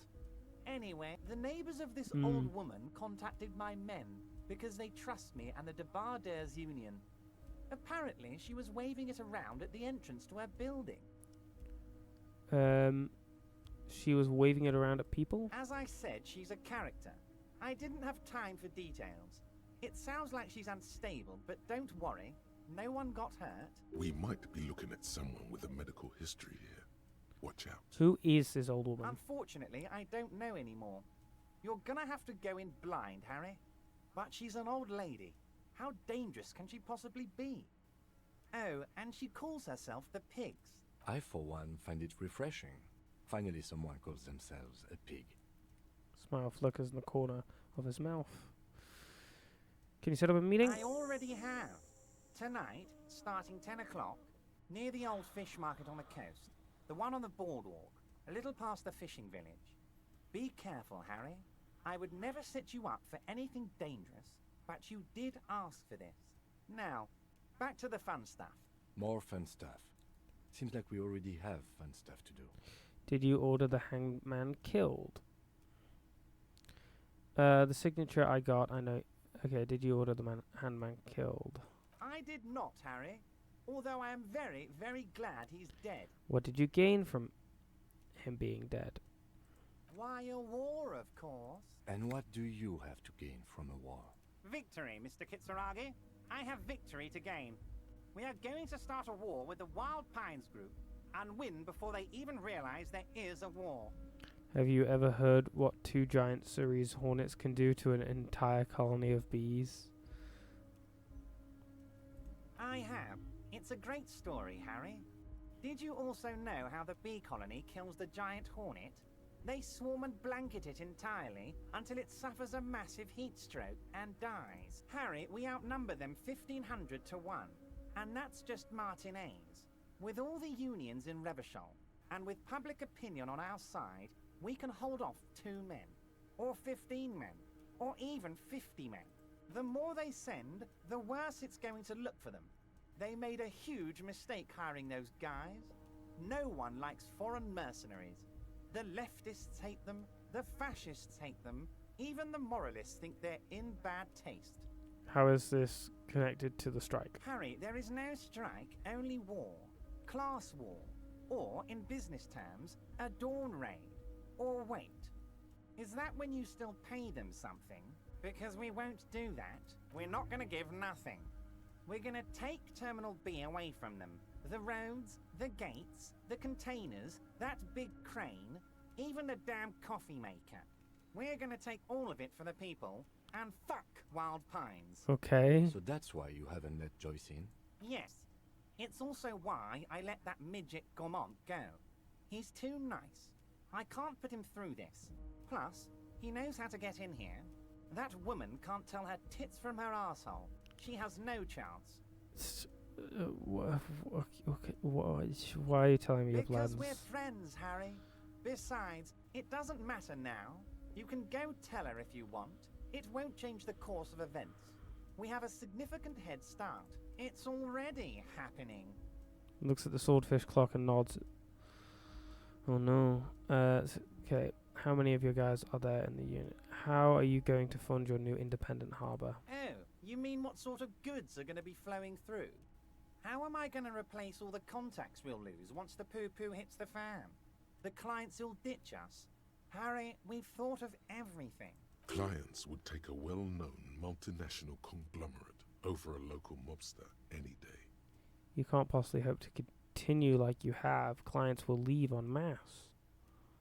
Everything? We've been running back channel negotiations with all the major clients.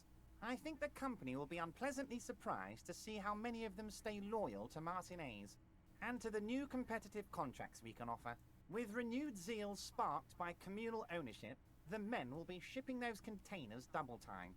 You'll be surprised to see how fast things go without parasites latching on.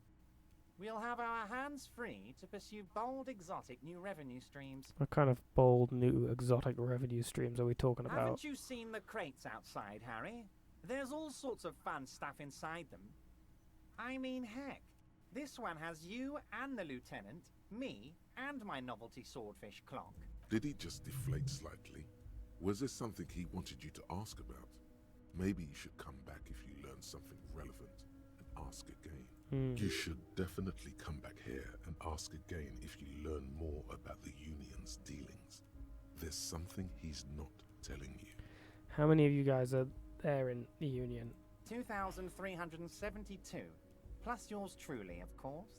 2,373 is a sizable contingent for a labor organization in Revachol. Okay, the signatures I got, I know you're planning to force them out. Okay, that's it for now. Great, Harry, great. I think we've truly built a bridge between Martinez and Jamrock today. We have united the RCM and the Debarders Union. This has been so great. I'm sorry we don't have more fun things to do together, but if you ever feel like bouncing something off me, my door is always open. Okay, leave. I have leveled up. Woo. What's something that needs doing? Spirit, and there's ice cream maker. Ice cream maker is more important to me, so ice cream maker it is.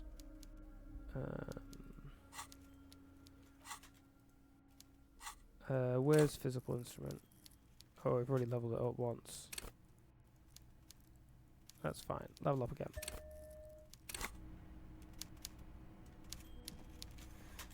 Okay, because then that gives us a decent side quest thing to do.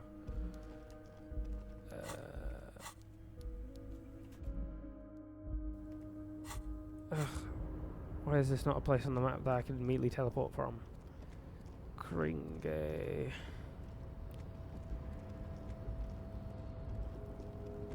Let me just double check. If I equip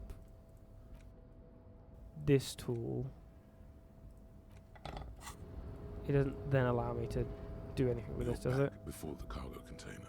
Knock on the door. No reply. Open the door. Attempt to turn the handle, to no avail. The doors seem to be mechanically locked. To your left, the lieutenant considers your actions with some puzzlement.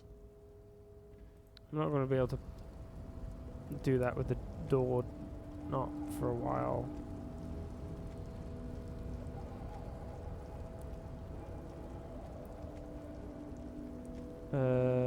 Oh yeah, not this way. Oh yeah, this way.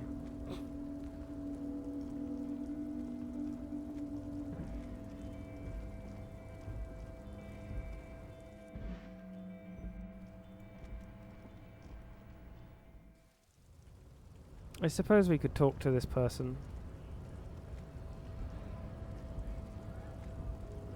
Oh. Oh, please, there we go. Right to work! Right to work! on, you! You a mercenary hired by Wild Pines? Hell no. I'm just an honest scab. I won't have talk like that around here. You understand? It just has to be said. That was not a convincing line. It's a very good. Hell no. I'm just not a scab. That didn't sound too Fucking convincing. Loincloth? Now you see, that's not really what a scab would say, is it? Better not to press the issue further, sire. He seems tense. Okay. The man's breathing steadies, but his eyes are still narrow. Slowly, he's trying to get his right to work dance back on. Help me decipher some tattoos. No, yeah, let's leave that be. At least we've confirmed it, I guess.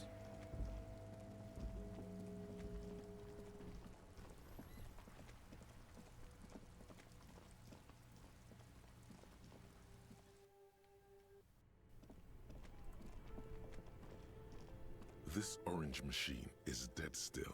It has a hand-cranked ice cream churner and an electric freezer. The ice around it slowly melting. It's still this is still pretty bad. Machine unplugged. Freezer, ice around it, slowly melting. Let's enchant it with some music. Do some bard power.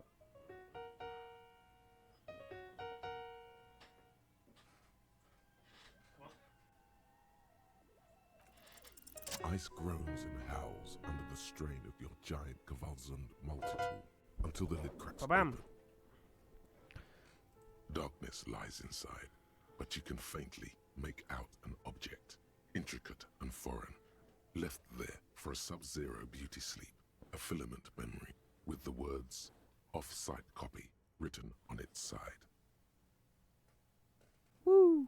Disappointment washes over you as you stare into the almost empty ice cream maker. What? No ice A cream? scoop of ice cream would have been nice, yes. Lieutenant agrees. Someone's stomach grumbles. The room feels very cold. Take the filament You memory. gently lift the cube from its frosty bedding, careful not to damage it.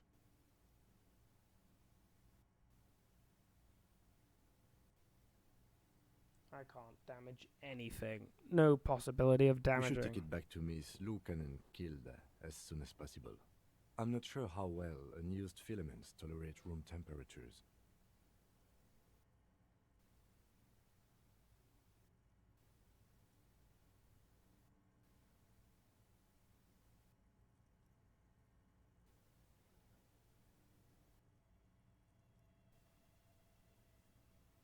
Okie dokie.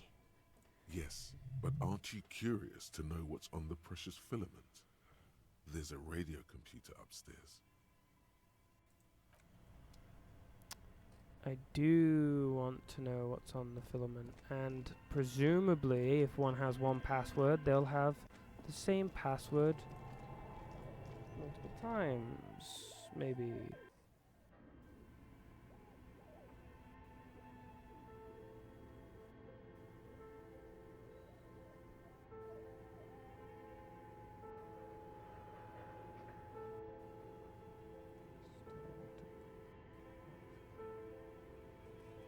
Oh, it's incredibly dark in here.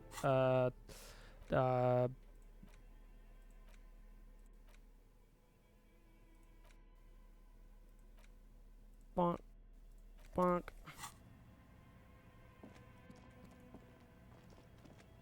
Tiles on the cube are still smoldering, casting the framework in a soft glow.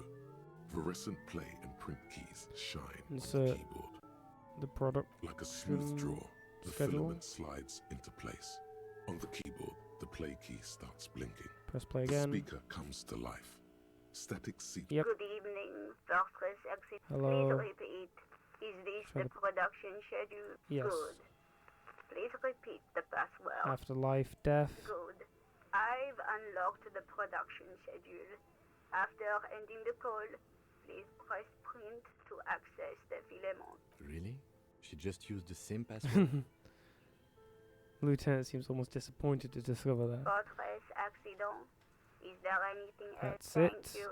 Thank and you. Goodbye. Tiles on the cube are still smouldering, 'Kay. casting the framework in a soft glow. Print. With a quiet determination, the printer starts printing, a piece of paper unfolding like a handheld fan. A black crisscross of letters covers its surface.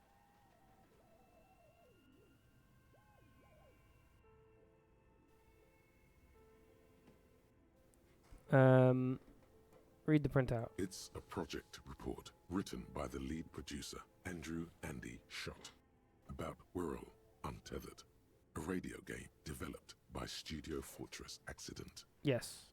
The first few pages give an overview of the capital and workforce, while the rest of it seems to be a production schedule.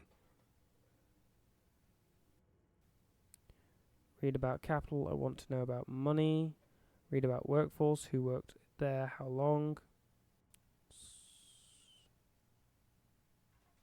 Read about capital. I want to know about money. In its short time of existence, Fortress Accident SCA managed to burn through truly insane amounts of money.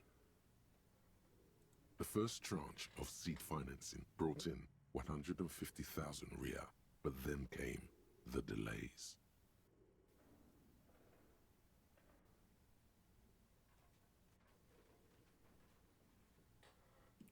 Whoa. Eventually, the damage reached 400,000 Riyal, with only half of the game finished. 400,000 Riyal? These guys knew how to party. Gosh, where did they get all this money? Let's just say it was a real adventure for their Igaunian investor. Read about the workforce. Who worked there? Fortress How long? Accident employed 18 people. The bulk of the team composed of writers and concept artists. There were also radio programmers, sound engineers, a CEO, 2 marketing experts, and a single overburdened producer who developed a habit of popping Pyrrolidon in the basement to escape his obligations. But on the other hand, their obligations were piling up at an inhumane rate, a rate that could only be amended by Pyrrolidon.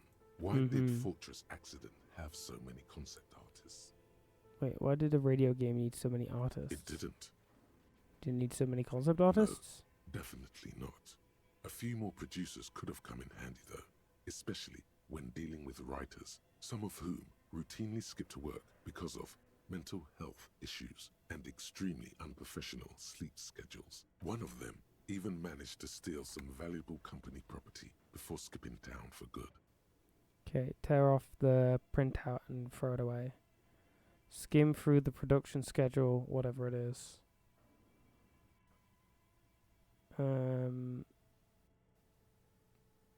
production schedule depicts their glorious descent into bankruptcy. Because of the concept artists? Not the concept artists. It wasn't even the writers. With their panic attacks and 3-hour lunches, it was impossible not to fail. The project was too large, and no amount of money could satiate the ever-expanding ambitions of the development. They tried to make a 4 million Riyal game with 400,000 in their bank account. They thought they could bridge the gap with pure willpower and imagination. They couldn't. I could have bridged the gap. No, you couldn't have. What do you mean? I totally could have. Definitely not. No! My conceptualization. Not a chance. Even then, success remained within an ever-narrowing margin of possibility that, despite everything, never entirely disappeared. That is, until they discovered the Valley of the Heads. What? At the 11th hour, the lead designer, Jimsk-born Suliswaf Jalisa, decided that what Whirl Untethered needed was a secret mystical location at the extreme edge of the map. This place was to be the Valley of the Heads, where the heads of all the headless constructs could be found. The player would have been able to choose a head for their headless party member, and each head would have been voiced on air by a professional actor. This is some insane stuff. Who were these people? The world had never seen their kind before, and might never again. How many heads were there? So many. The last count, there were approximately 10,000 heads for 10,000 headless men, all of which could be endlessly recombined. How many combinations could make out of that? Do you really want to know? There seems to be a calculation here, but it may take a while. Yeah, how bad could it be?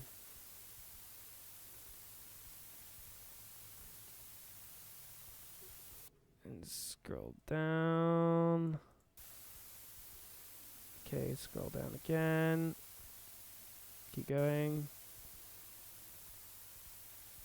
Continue. The Continue. lieutenant taps his foot impatiently, his arms folded tight against his chest. He's dying for a cigarette. Come to think of it, you are too.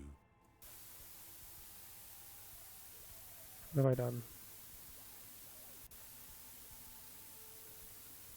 What if you broke the radio computer? What if it's never going to stop? Oops. Please stop.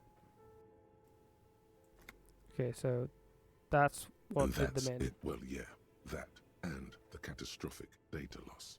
This must be the anomaly Suna mentioned in the On church the log. nature of the data loss, there's ominously little information in the I'm gonna production pull log. it. I didn't realize It the comes time. at the very end, where things get fuzzy and dark, where tables and numbers seem to vanish into an eerie nothingness, before the Egonian investors pulled the plug.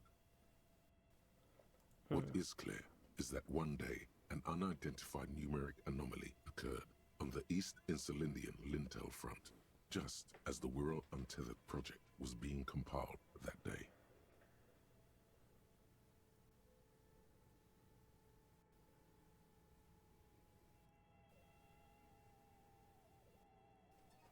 And the anomaly caused all the data to get lost in the air. When the project was returned, it was completely blank. The team spent weeks on the phone with Lintel, the service provider, but despite their diagnostics, they could never produce a satisfactory explanation or pay for the loss. What? They lost the whole game and wouldn't even pay for it?